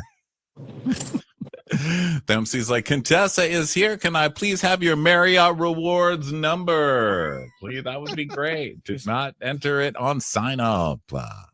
Just want to remind everyone to put your hands in the air because there are Snicker bars in the lobby you can charge to your room. You will be charged for every towel missing from your hotel room. Just to let you guys know, energy for Contessa. There is a business center where you can print documents for a nominal fee. I can't remember I vaguely remember Bone Straight. What am I thinking about? Remember Hawaiian Silky? What was Bone Straight? Was that a perm?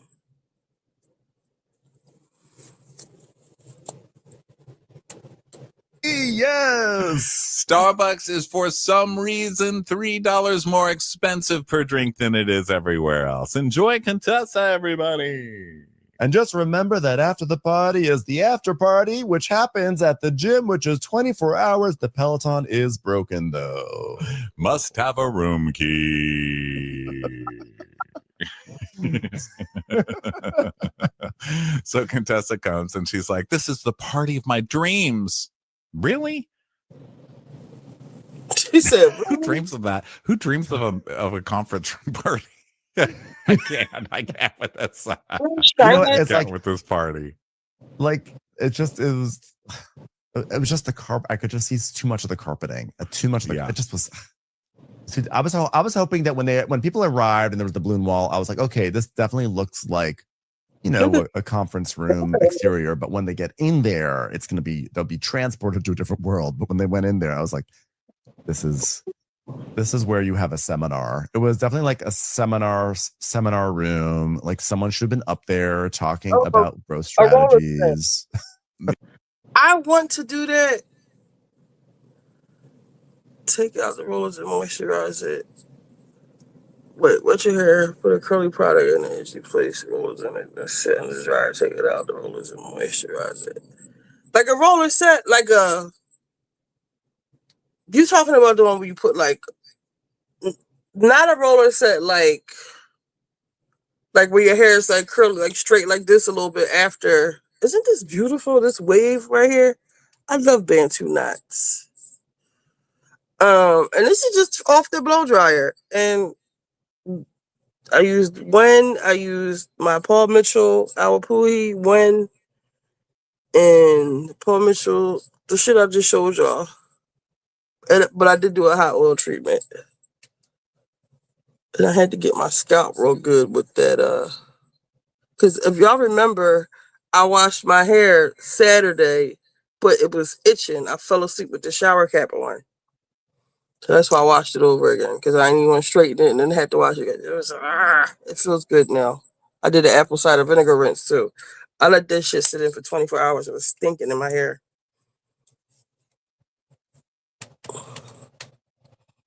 And I'll make y'all some of my apple cider vinegar rinse stuff with the tea tree oil, just to cleanse your scalp, to give your hair.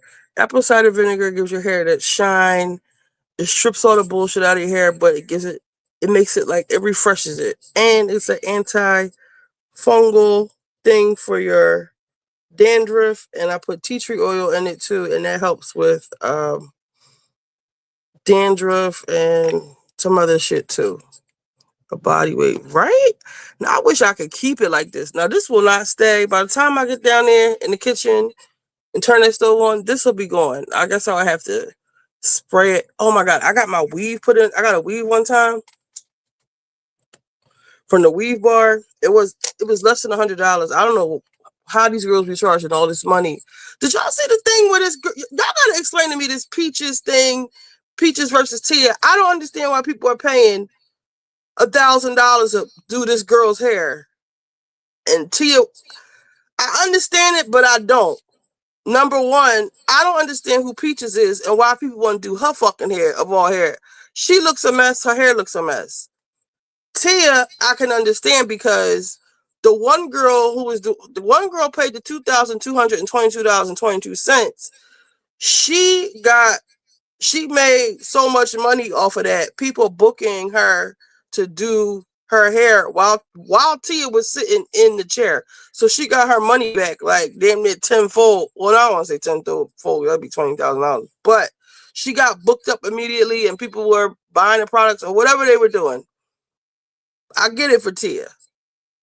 I get that, but I don't get it. But then I read a comment that said, if you think about it like this, the hair girlies pay, I don't know who they paying this money to, but apparently the hair people pay like thousands of dollars for advertisements. I don't know to who, but okay. And just giving Tia the $2,000, that's like doing an ad campaign or whatever. So it's actually cheaper to do it that way. But again, I don't understand the Peach thing. Who she is. I guess she's popular in some circles. She looks a mess. I don't know what her brand is, but for damn sure, I hope it's not beauty, because that's not what I see. But I guess we'll get into that after I eat, because I'm getting dizzy again. All right. All right, we gotta go downstairs.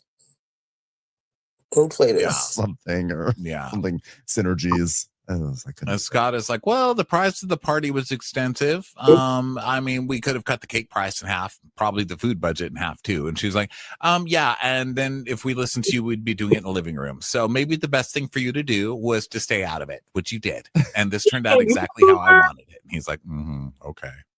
Does she have a hair salon? Is she a YouTuber? Like, what is she? You said she's a part of the beef sector. She's from the streets. But, like, what does she do? Like, what does she sell? Like, flat tummy tea? Is she like Coach Stormy?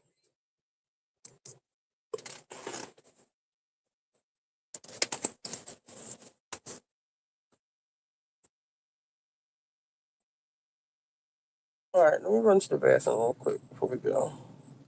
Yeah, all right. We should also mention that Scott is wearing like this wig that's like a little bob. This little, like, is almost like what's it called? A Clockwork Orange bob under his hat, which was, I know what look he was going for, but it was just, the wig was not really, I felt like really knocking it out of the park. Yeah. A lot of the wigs were rough on this one. Yeah. So Scott goes to talk to Cecil, and all the guys are basically talking, and Scott's like, well, I tried. Troy goes, oh, you did really good on this party, Scott. And he goes, yeah, I tried to help out as much as I could. And she goes, oh, really you did, you set this out? And Cecil's like, yeah, that was shade. She's not being serious. Scott's like, really? She goes, no, I love all the parties that you men throw. All of you men throw great parties. And they're like, ooh. Scott's like, well, guess what? We cut the checks, okay? Which was not really the right thing to say. And she's like, oh, okay, I'll go and ruin your relationship now. Have fun at your party. I know.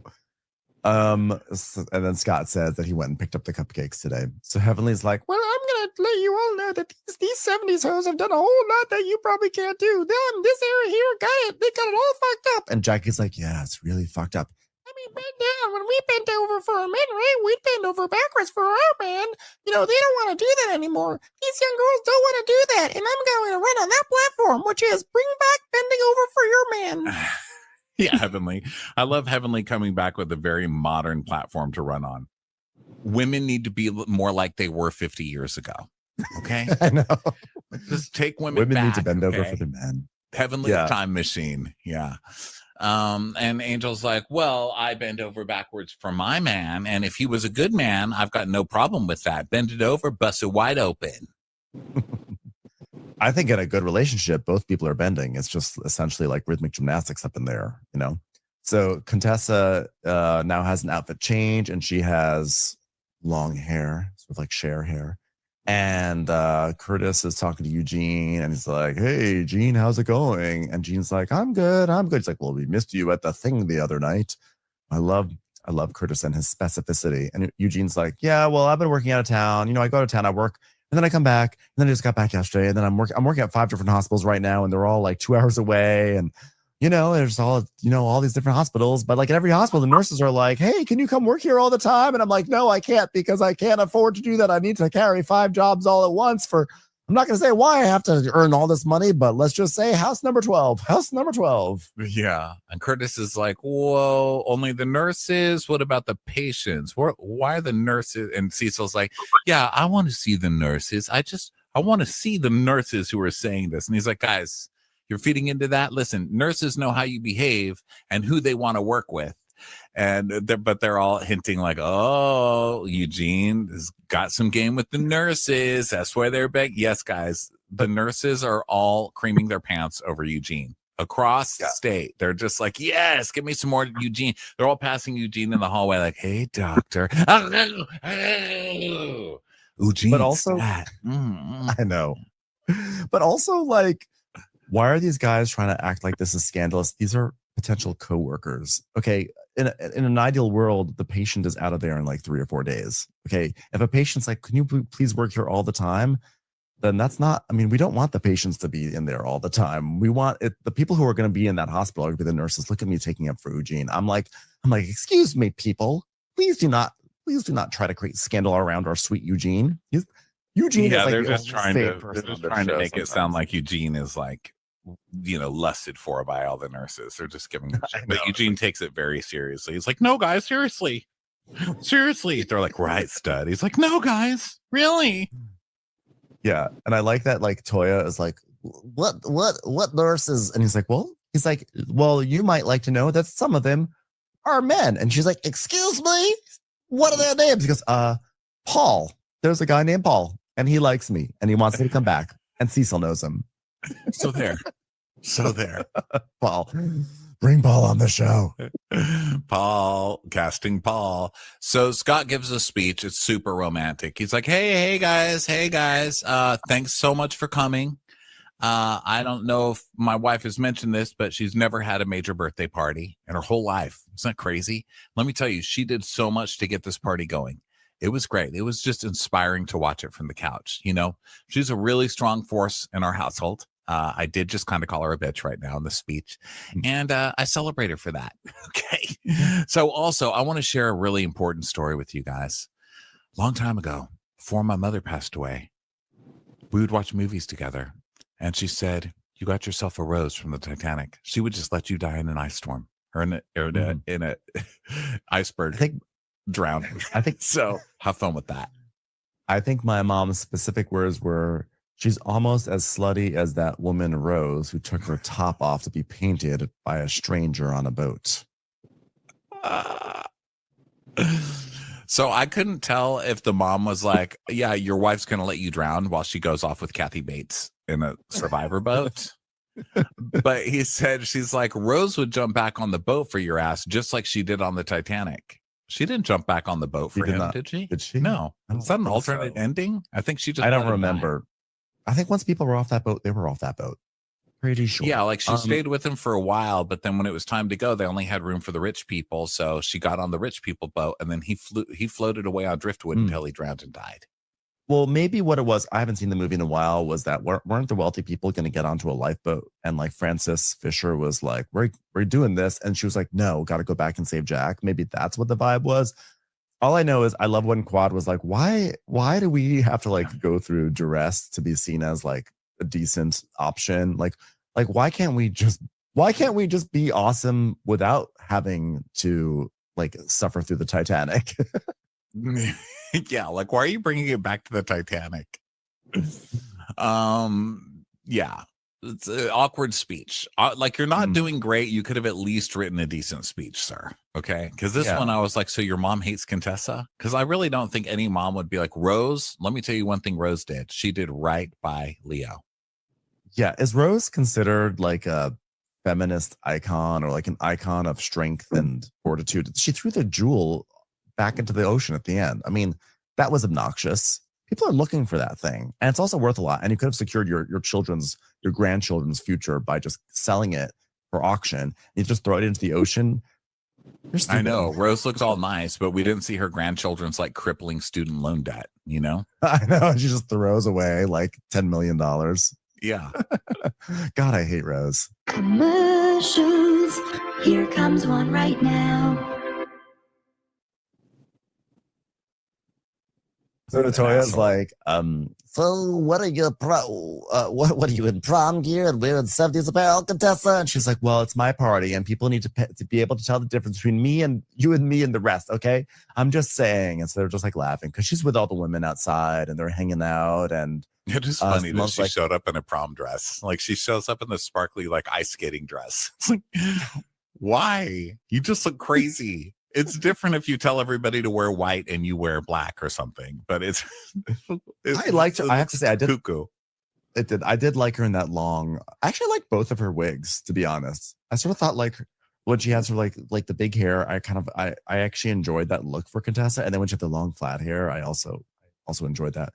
So I was really happy with the wig work personally. But Contessa's definitely she's taking victory laps at her own party right now. She's like, this is a great party, right, guys? You guys having a good time? And Angel's like, did you want your husband to throw it or are you okay with it? She goes, well, I just said this is my last year of my 40s and I'm not going to leave my 40s in this first half of my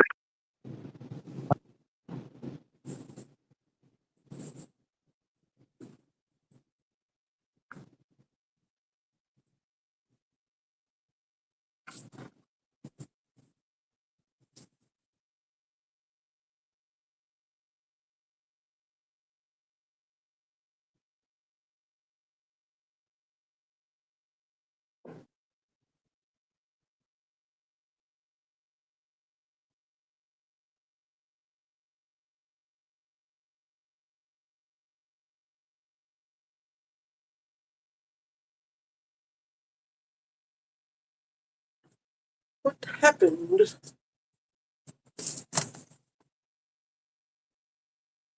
life, like with any Yeah, I just found two little sprouts of gray hair. I looked in the bathroom. They're like little tiny sprouts. Here goes one. Oh my God. What is causing this? Did I lose the other one?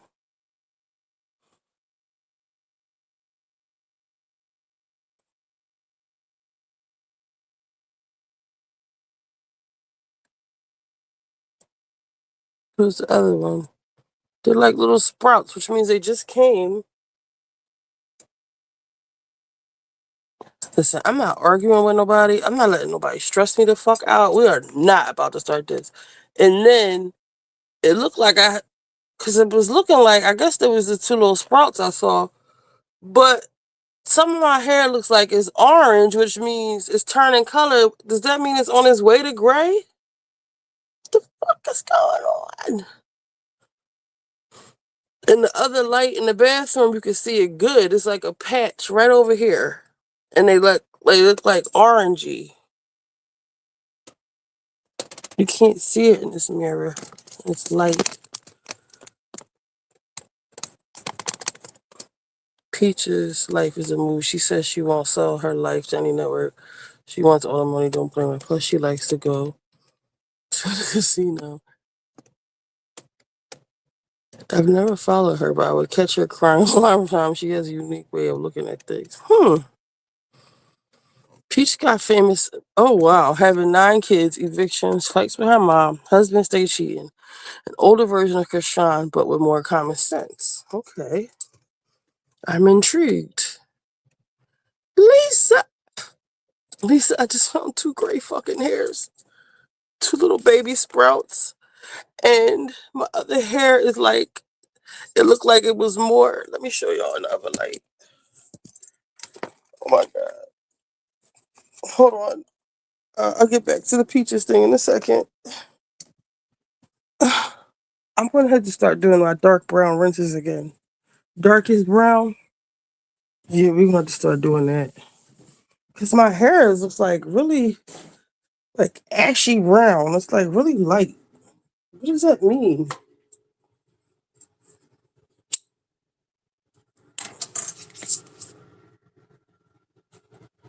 Maybe I can see. No, I can't see that.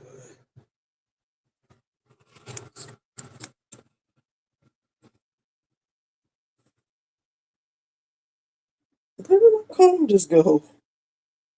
Did I bring a comb in here with me? I'm losing my mind. I think I am. What's up, Lisa? What you doing? Lisa, we're doing hair tonight. Me and Lala are doing our hair. These are just some old. This is Victoria's Secret little pajama set. Hold on, so you can see it. It's just like a little pajama set, and I got a Walmart bathrobe on.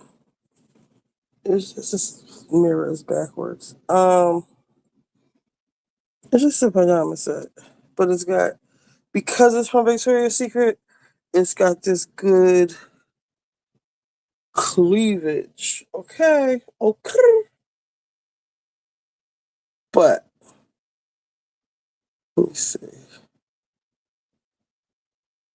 See how my wave done dropped already? It's gone. That was short lived. Okay, 9 kids, evictions, fights with her mom. What is she on TikTok? I never follow her, but I would catch her crying online from time to time. She's a unique way to look at things. Peach's life is a movie. She says she won't sell her life to me. She's stupid for that. Any network, she wants all the money. Oh, she wants to make her own movie. Okay. Plus, she likes to go to the casino. So do I. Orange is not a part of turning gray. Okay, but I have to show it to you. You going to bed? All right, Ray Ray. Good night. See you on the flip side.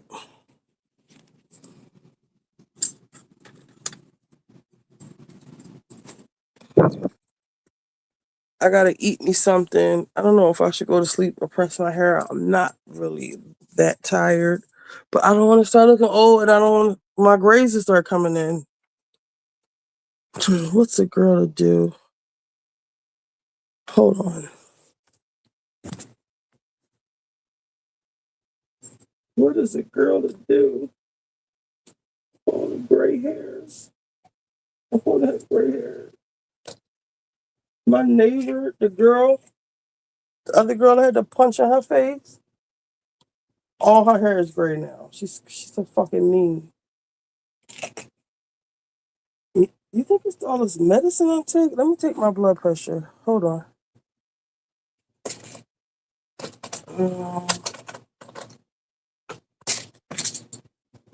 What's this?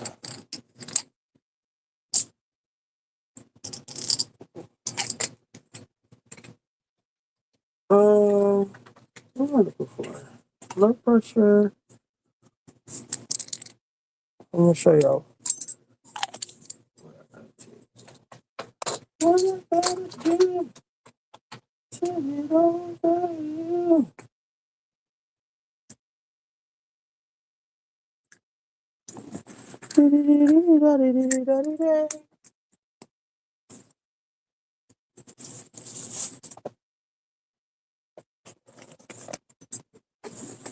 Alright, let's go to the bathroom. Well, in the bathroom. Let's get the trash.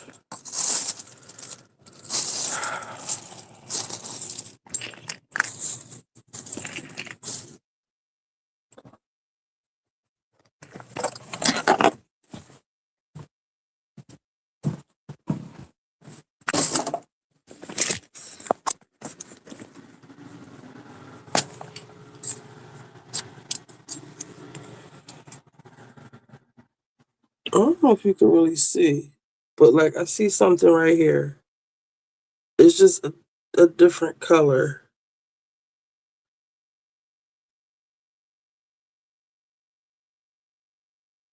Like, can y'all see the different colors? Like, it's one right here.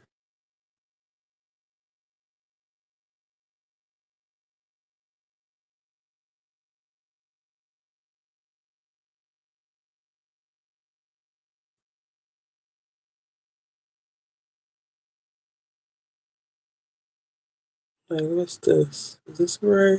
No. Maybe it's the lighting. No, it's not the lighting because I saw two grays and I got them.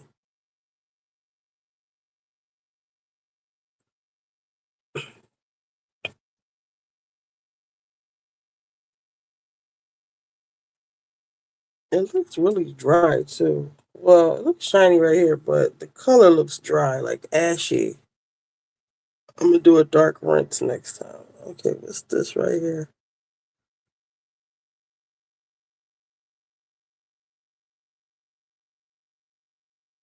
All right, so like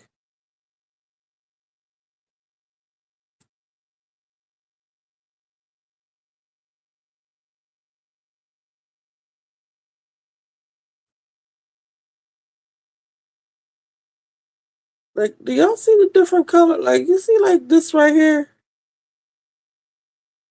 It's not gray, but it's like lighter than the rest of my hair.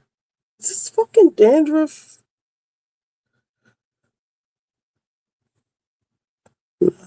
I must be seeing things.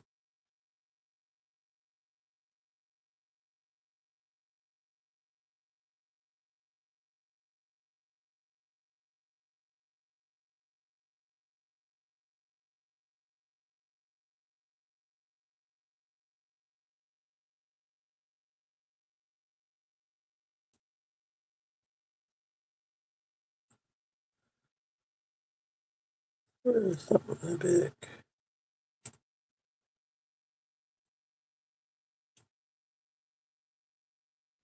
Maybe it's just the light and my hair is just shiny.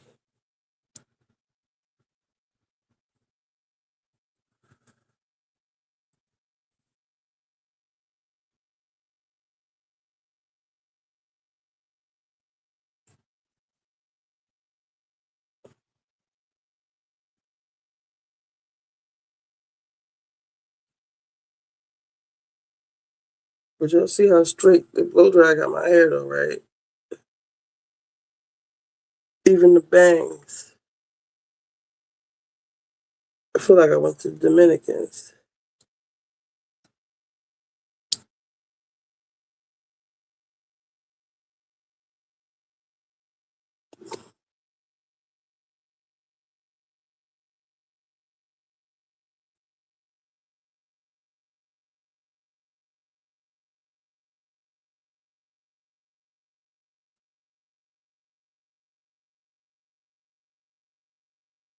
Uh-oh.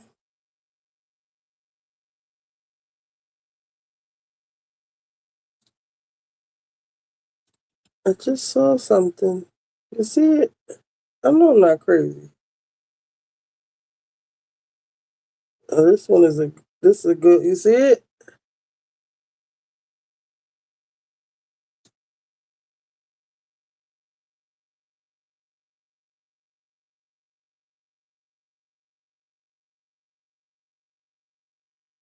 I know y'all can see it.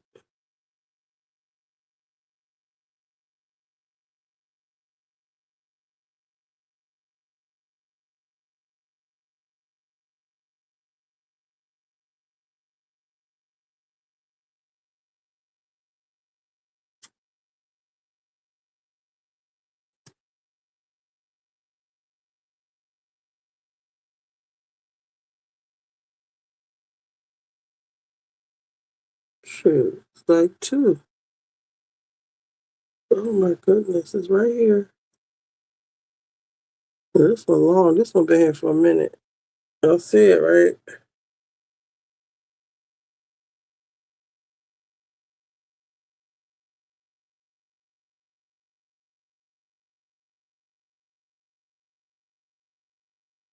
No, it's not even that long, which means it ain't been here for so long. Let's stop letting people stress me the fuck out, even though.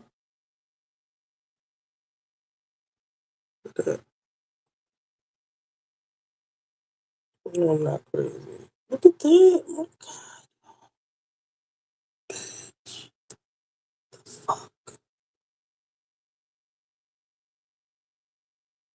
And the whole thing isn't even gray. Just the top part, which means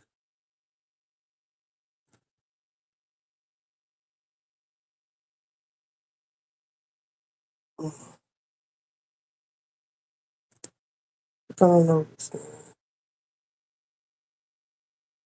I want to immortalize this.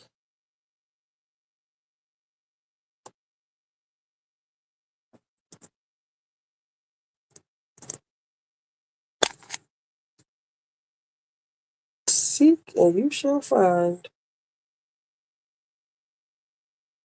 I better not see no fucking dandruff. I know that.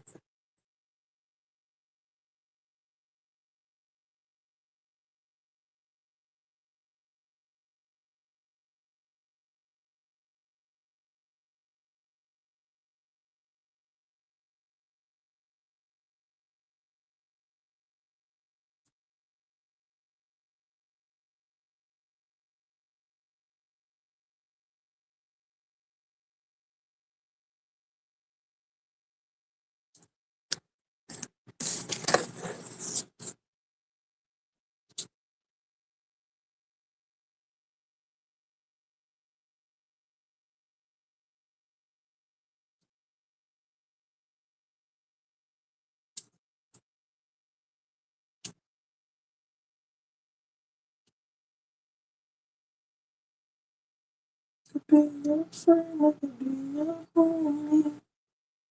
Girl.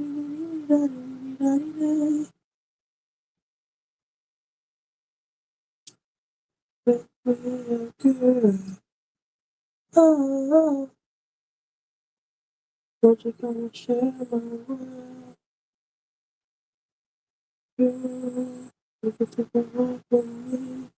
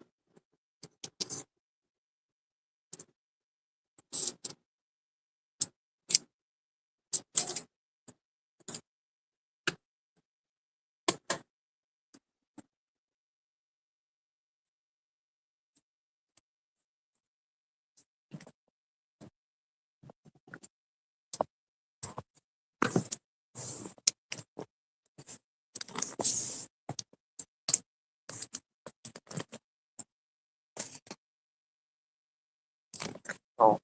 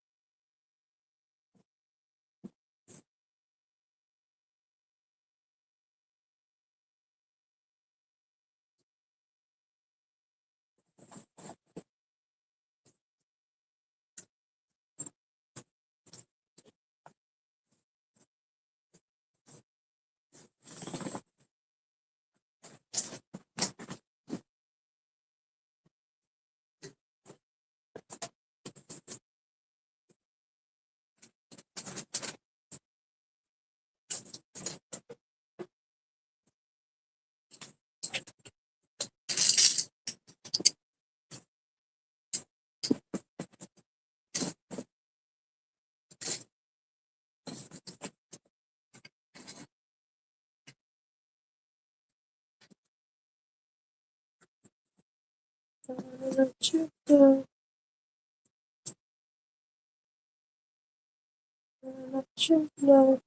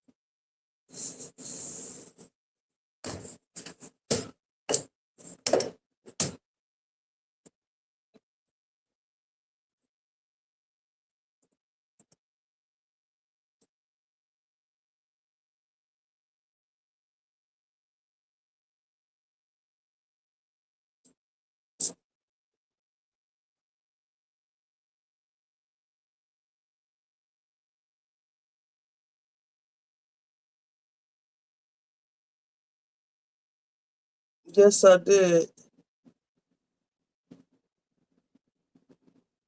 What happens if you pluck them? Because it seems like it just keeps coming right the fuck back. Because I had one right here before. And it seemed like it's the same one. Now it's two. Is that what happens? Or is that an old wives' tale?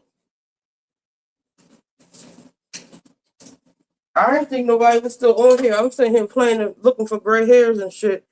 You ain't supposed to pluck them out. Just cut them.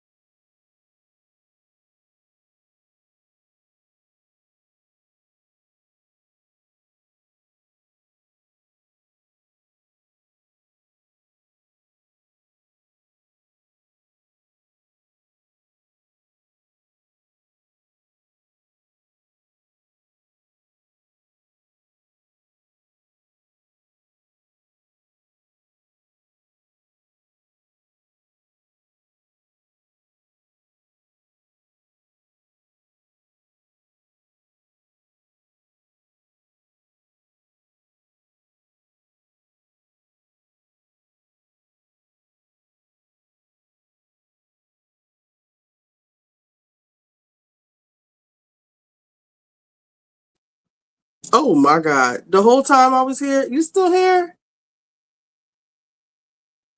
Did y'all hear anything I said? I said I was sitting here looking for gray hairs and shit. I didn't know anybody was still up here.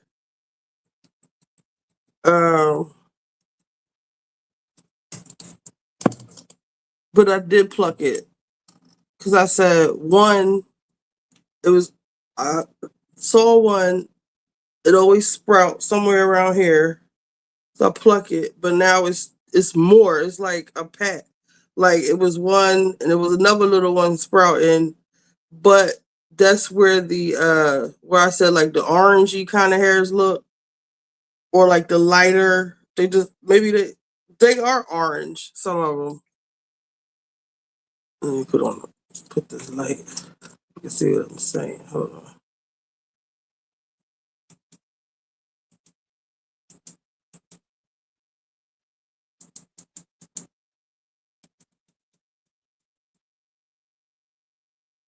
I don't know what's the best light. All right, this is a good light. See, like,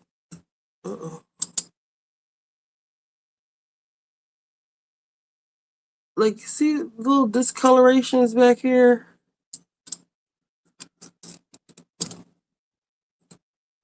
We're on the journey with you.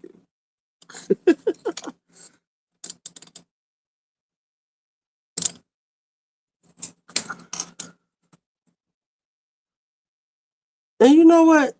That come from arguing with fucking Mo. I'm over that. I'm not gonna keep arguing with you or going back and forth with you about trying to help you or why you shouldn't drive with two fucking AirPods in your ear. This is literally what we're arguing about. Cause he done found first he ain't want no damn AirPods. They gave him a free pair at the casino. So I set him up for him. Now you can't tell him shit. Now he want to drive with two AirPods in his fucking ear. I had to literally go on the internet to show him that it's illegal to do that. Then he want to believe me. Like I'm just a fucking idiot. I'm tired of that. Oh, fool. You fish-eyed fool. Sometimes I'll be looking at him. He just be looking so like, oh. So the update on that is right. Don't pluck anything from road. If it's stressed, the grays, it will grow back to black. Okay. Yeah, I told him I was trying to catch you, but I wasn't in my device to warn you. All right, now I know. So I'm gonna just cut them from now on. They always come where we part our hair. Okay. Yeah, still on. on I'm back. Wait, M's Femme. Let me try to remember who that is. It's not Naomi. It's not Amy.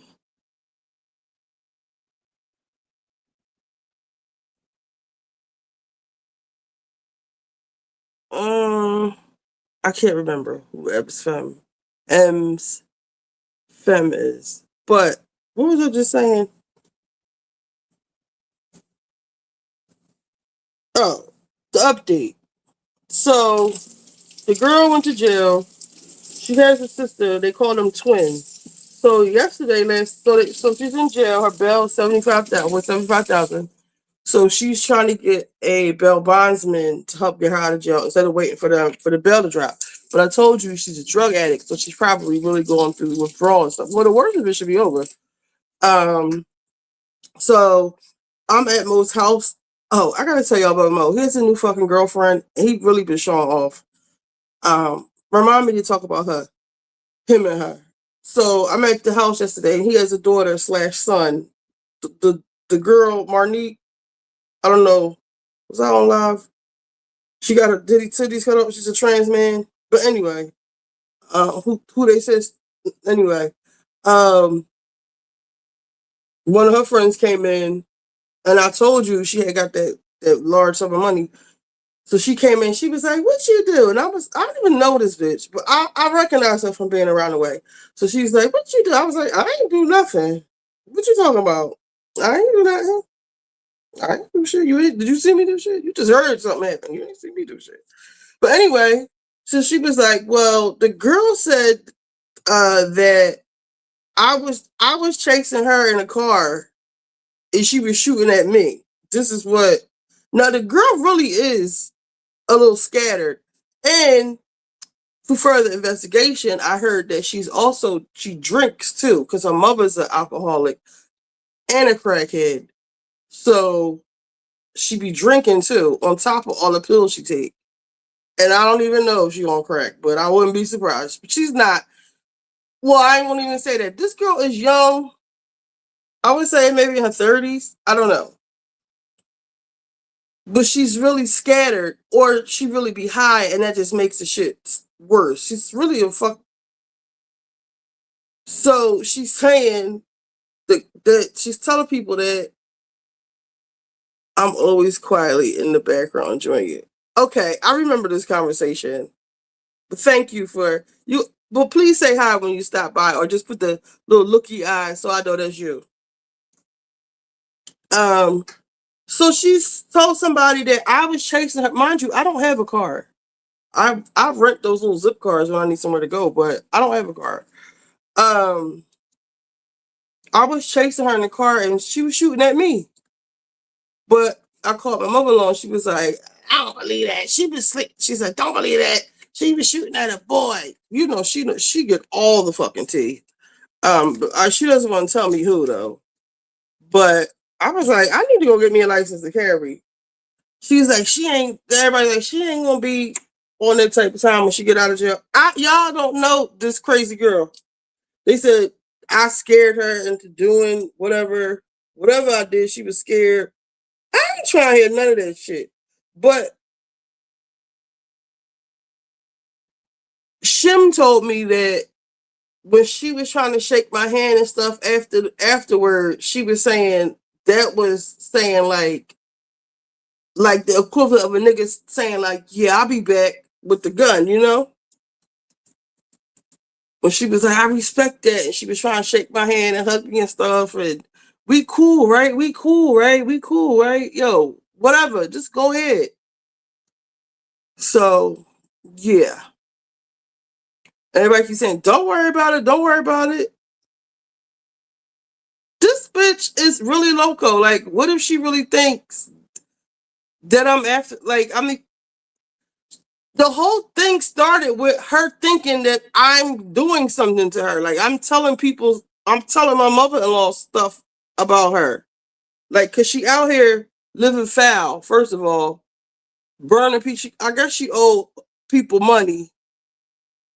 And she's trying to figure out how she's trying to figure out how do the people that she owes money to, how do they all know that she owes all of their money?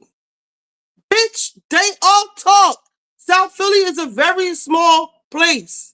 Like everybody knows everybody. Everybody knows everybody's kin. Everybody knows, oh, that's such and such child. Who you? Ain't such and such your aunt? I get that all the time. Which one is your dad? Like everybody knows everybody here. So it's no secret that it's really no secrets. But she just is fixated on me, and then that's just a mess. I ain't even I don't want to jinx myself and say I ain't worried about that shit. But I'm being cautious. We'll just say that. And if I have to, well, ain't no if, I am going to get a license.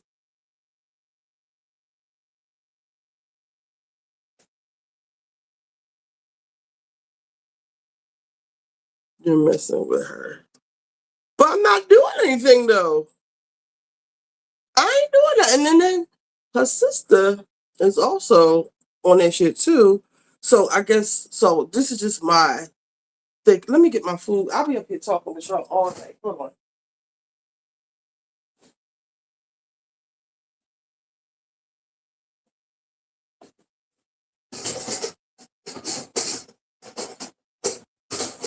One second.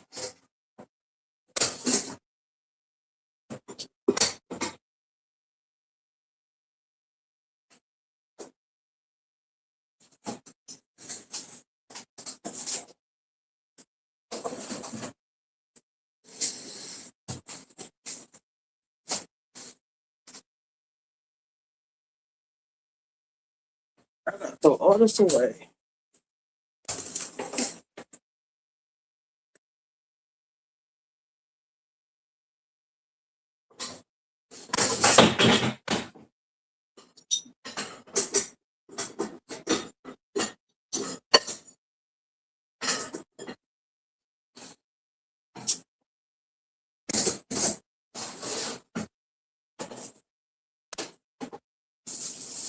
Here I come. 1 second. 1 second.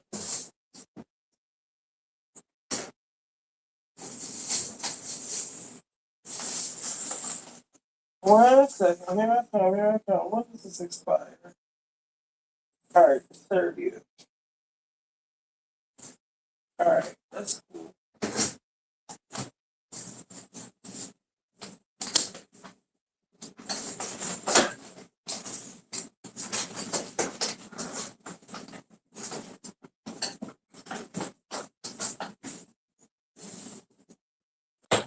I'll make my dad some tacos.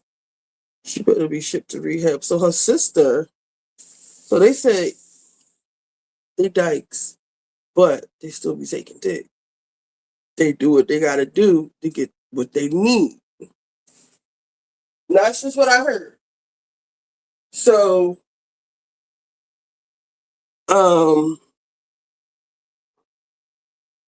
basically she called somebody today talking about texting him that he was so cute. Mo's son. I said, she's just trying to score her fix. But he said he couldn't, it ain't enough money in the world for him to touch her ass. And that's the one that got a wife. But he just proposed to this other girl.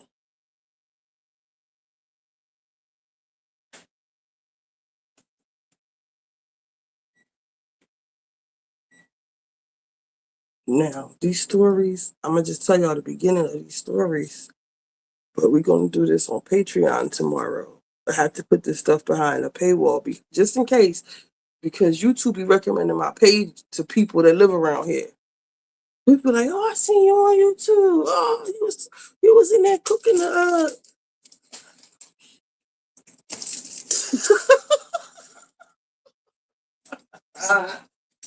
it's my dad. Hold on.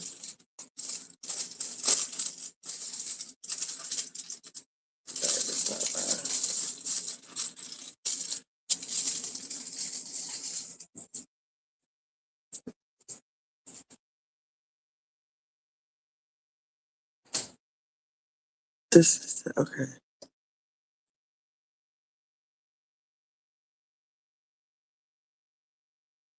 Yes. So he has a wife, and they have like 7 or 8 kids. I was just about to mention that. Take this behind the paywall there, listening. I'm sure. Yeah. And I don't want to even tell. I'm just telling you the beginning of these stories. Okay. And try to be as vague as possible. But on Patreon, I will tell y'all the real. So he met. This got a Mike Tyson story on it. Like somebody ear was bit. Because there's a baby mom too. But anyway, the new girl, body banging, she's short, petite, fat ass, skinny waist, hair weaved up. She could always got a nice little heel or furry boot or just look real nice. They said she came into some money. I don't know what she did with it. She got some kind of companies. I don't know. But they said she for the streets though. He done fell in love. The other, like a couple weeks ago, she pulled a ring out. I was like, oh my God, congratulations on it. Oh my God. When she left, I said, nigga, how this work? He was like, I don't know. And that's all I can say for right now. Because when baby mom found out about this one, Mike Tyson, and then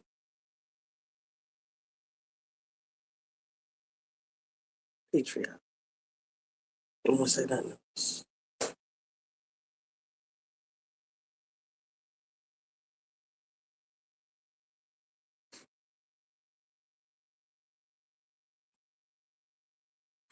Let me get off them.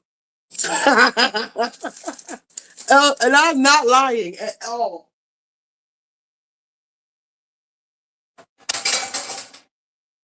All right, so Patreon. Okay, so Tuesday, and I'm proud of myself. I've been pretty consistent coming on every Tuesday for Salt Lake. And I think I came on twice for Beverly Hills. I'll do that again Thursday. But I have to do a Patreon day. So I'm thinking maybe Friday. But I'm going to come on today. I was going to say tomorrow, which is today, later. Once I figure out how to, this is going to take for me to, I'll figure that part out. Because when I get off here, all right, so wait, what am I doing? Right now, I'm going to fix my food. I know once I eat, I'm going to get tired. So I'm gonna probably go to sleep. I probably won't press my hair out till later on. I'll come back on when I press my hair. But I'll be on Patreon, and I'll give you guys enough notice, like a couple of hours notice. I won't just hop on like I do YouTube. Only thing I have to do is do some laundry today. And I had to do some like administrative things, like file a loss claim for my WIN package, return my Nikes that don't fit, or at least print out the label. Stuff like that.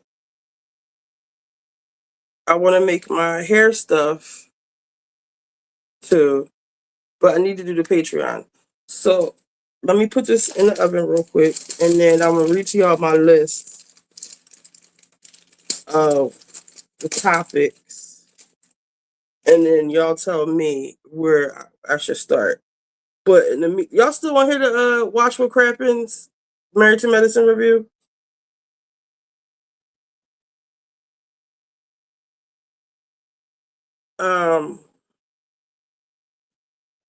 Do y'all listen to the read? I've been seeing their page pop up, and I'm kind of curious to know what it is that what's on their YouTube page. Because theirs is usually through the Apple Store, the Apple Podcast, maybe Spotify. So I just want to see what this is. It says, "Grandma, bitch, and why are you even here today?" I'm intrigued. But I'm just gonna put this on while I put this in the oven, and then I'm gonna read my Patreon list to you. Yeah.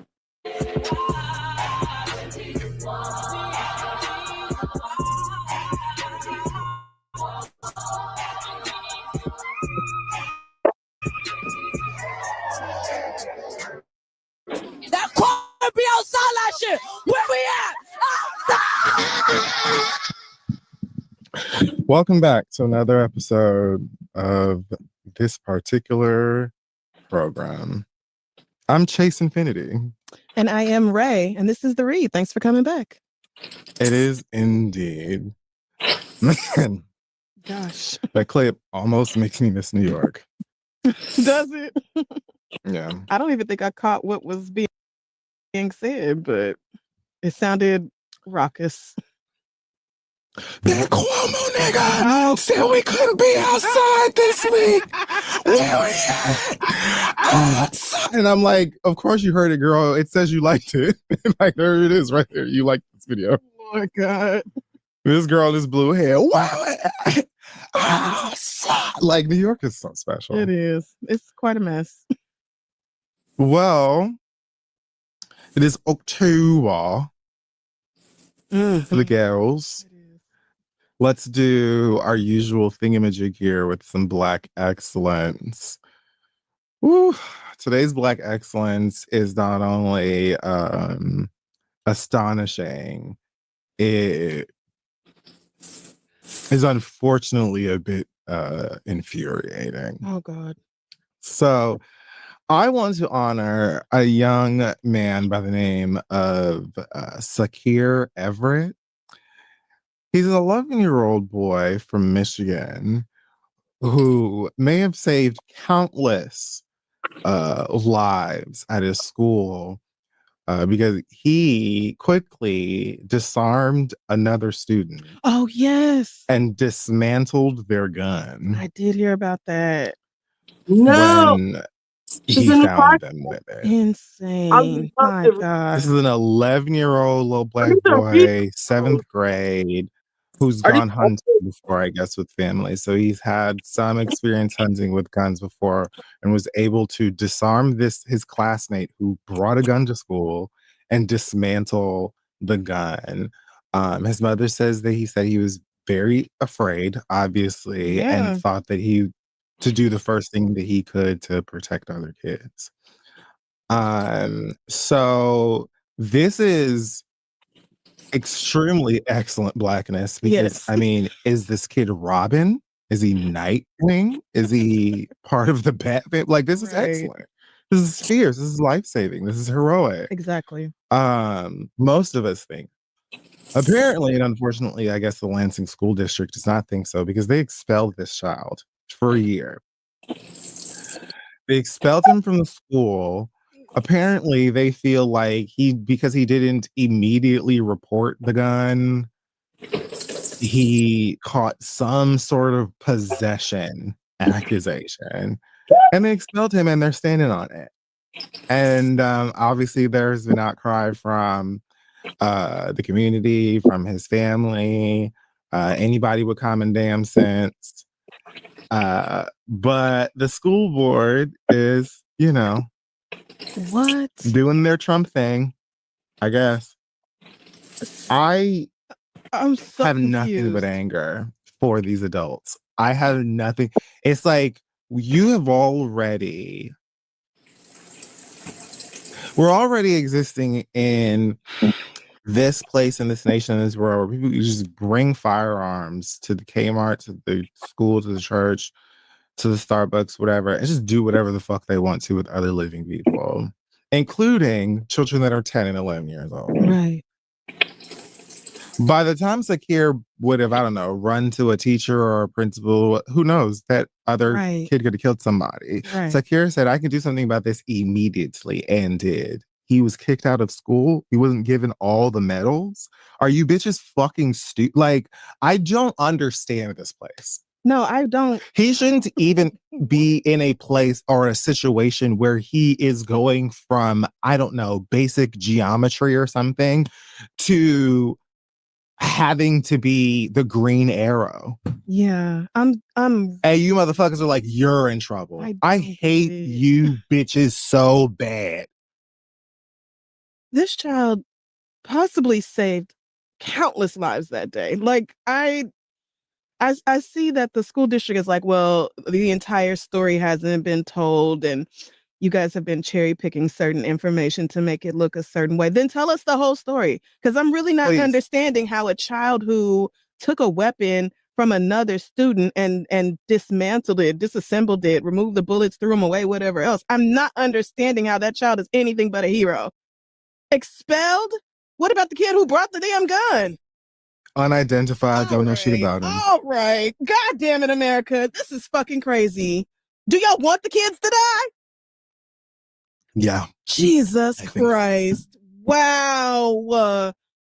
I hope this boy's mama and daddy are in touch with an attorney, because they're like a lawsuit, listen, baby. What the fuck? His mother, Savrita McClarklin, on their ass. Pissed. Period. And What? Pissed. Enraged. And as am I.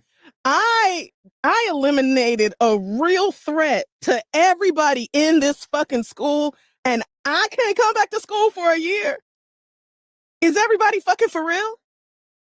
Go ahead and give us these extra details that make this make sense, because right now y'all look the fucking fool.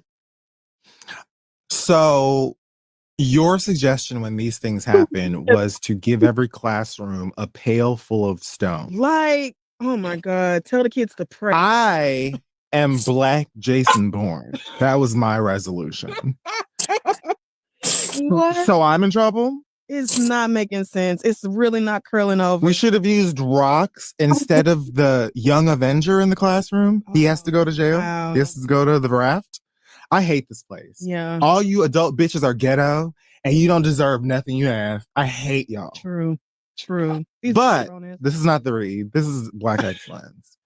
And so, to 11-year-old Sakir Everett, you did your biggest one. I will be attaching a link in today's description for a GoFundMe. I believe that's available if you'd like to reach out, if you'd like to do something, if you'd like to maybe, support, get involved. But in the meantime, young man, wow, you're the hero the streets need. And you shouldn't be. You should be 11. You should be going home to watch Disney XD and see what other useless skin they've dropped into Fortnite. Look at his little face. You shouldn't be using real guns or dismantling real ones. You should be at school with your friends right now and all of them talking about how nobody else can be your friend because you were friends with a member of the Justice League first. Right. They should be naming a playground after this child. Period. Oh my God. And I'm seeing here that he can't get into any other school because of this expulsion. So his mama has been some online unaccredited thing. Right. What the fuck, bro? Oh, yeah. Go ahead and call that attorney right now, because this seems, I don't know what y'all could possibly say to make it make sense, but right now, this, it's like y'all want something bad to happen to these kids. White people in Michigan hate children. They want them to die. You didn't even have to say it. You could have just left it at white people, because no, truthfully, but I mean, if you really get into the sauce. Wow. Shout out to Sakir and his mama. Look at his sweet little face. That baby could have died behind somebody bringing that gun to school. And y'all mad because he took the knowledge his granddaddy taught him and eliminated the threat? I have to close this because every time I look at it, I get more mad. If this was a white boy, a parade, he would be deciding school lunch for the next 5 years. Literally. He multiple monuments. Honorary PhD. Key to the city. Yeah. I hate you bitches. I hate y'all. I hate you. I hate you. Terrified child. Just happening to have the blessing of the knowledge that it takes to save the day. Right. Snapping into action, knowing it would be a waste of time to go run to some white people who ain't gonna do shit but pick up a pebble and some berries and throw it at this bitch. I mean, and I'm the Dark Knight. You going to run off and tell somebody in that amount of time? He could have took that gun and did God knows what. He can shoot me on the way. Yeah. So y'all gonna have to make this right somehow, because it's I really hate not making y'all. sense. No matter how you look at it, it's not making sense. Wow. Thank you for your Yes. for being you, Sakira. Yes. Beautiful boy. What the world needs. Let's get into our hot tops pop culture stuff for the day. My God. It is I don't know where to. There is so much going on. So all right. Bad Bunny is gonna be doing the Super Bowl halftime. I realized this because I went to go listen to some music, and Apple did what it does every year now, and it was like, have you heard of Bad Bunny? Yeah. Now's the time. I think I have. The most streamed artist in the world. I think I have heard of him. I'm like, yeah, I think I have. heard of one of the most famous people on earth. Yeah. But yeah, they do like their road to halftime thing, and like their spotlighting with the playlist and everything. Right yeah. And yeah, he will be there performing halftime in February for Super Bowl licks. I'm very excited. Yeah. Even though I am too. I love Bad Bunny. I enjoy him a great deal. I vibe to the music. I don't understand none of it, but it's a bop. I don't have to understand the words to catch a vibe. And I have really enjoyed how much this has pissed off white people. I just love it. Are they livid? Oh, they can't believe it. How dare you have this Spanish speaking? First of all, they don't know that Puerto Rico is a territory of the United States. So they think he's not American. Okay. Right. Yeah. So there's that problem. And then there's the, why would you put somebody who don't speak English or don't have no English in his songs in the Super Bowl? This is unpatriotic, blah, blah, blah. You think the NFL gives a hot nut fuck about any of that? The NFL cares about money. Well, I don't even remember. I barely remember Shakira's halftime show. No shade, but didn't she do one? I'm pretty sure. Yeah, so I'm pretty non-English speaking, non-American. Right. What are we talking about? I don't remember if she performed in English or not. I think she probably did, but I think I'm sure she did some stuff in English, but bitch, there are non-English speaking people all over this place. In fact, they were before English speaking people were. Further the fuck more, Bad Bunny is one of the biggest fucking performing artists on the planet. Right. Well, good sense is not going to get in these people away. It's not going to get in these people away. Good sense is not going to stop them from having a fucking attitude about this man performing. And I'm just eating up.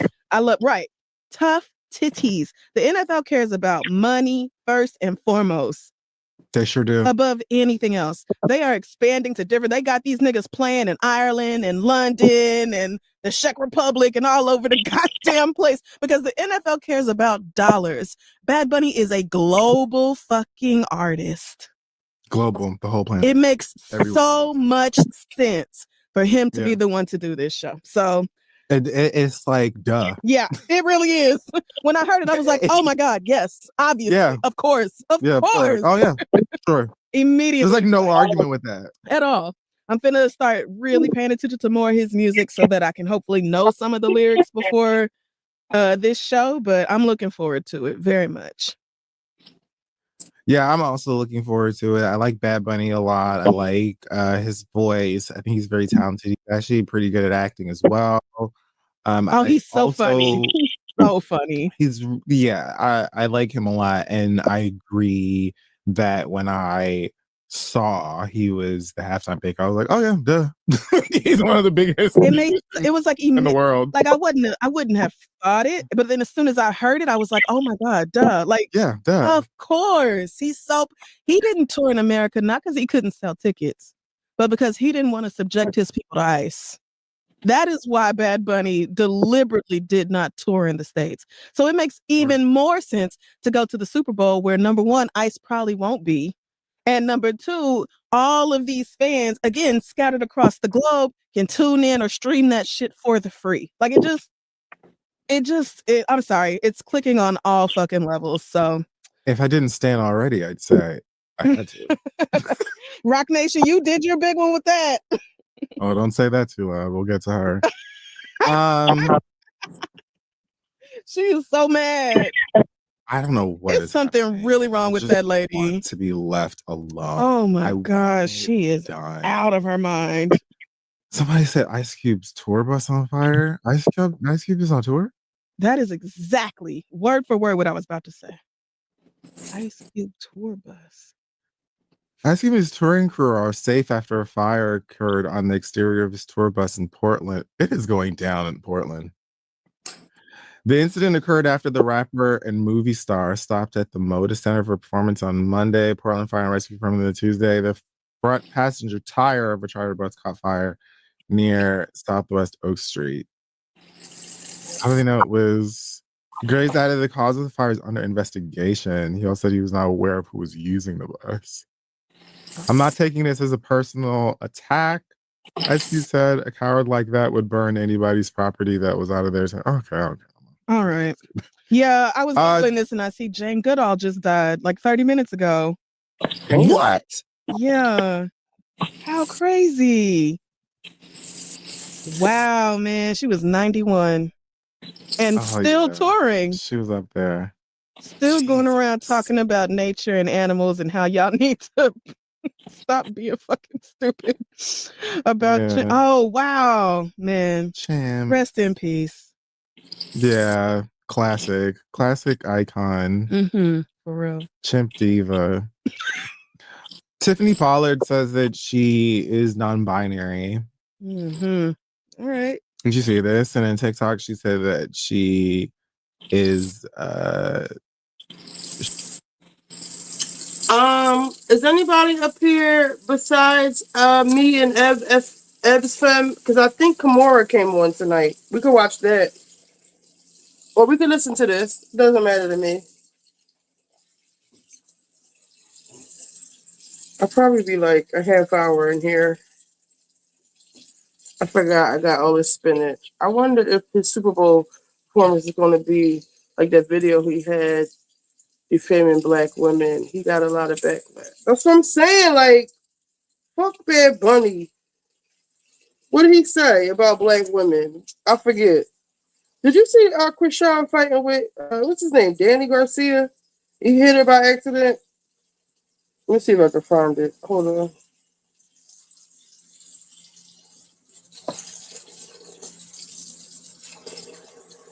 I'm down to watch whatever. All right, we're going to have to go back to Switch for Kimura. Because it said it came on Tuesday. Let me make sure it's on the DVR first. But yes, I love to read. I love that they have all these. They just uploaded all of these episodes onto YouTube. I thought there was like, you know how they do their mailbag special where they just read all. They do that around the holidays or when they go on vacation. They read all of the write-in letters that they didn't read. That's what I thought there was. But I don't remember this episode. I do, and I don't. I remember. I don't know. All right, Kimura. All right, meet us on Twitch, lovely lioness.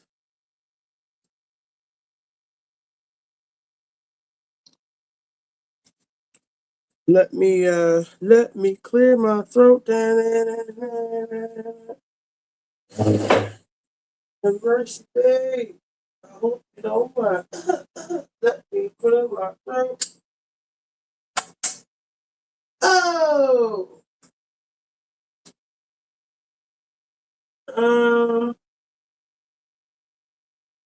Okay. All right. Gotta go back. Okay, here. Butterfly, yo, we're going back to Twitch. If anybody is in here that needs the link, here it is. Let's see. Command B. Let me make sure it's on the DVR.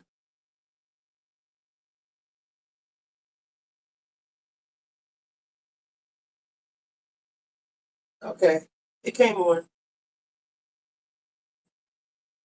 Dropping YouTube.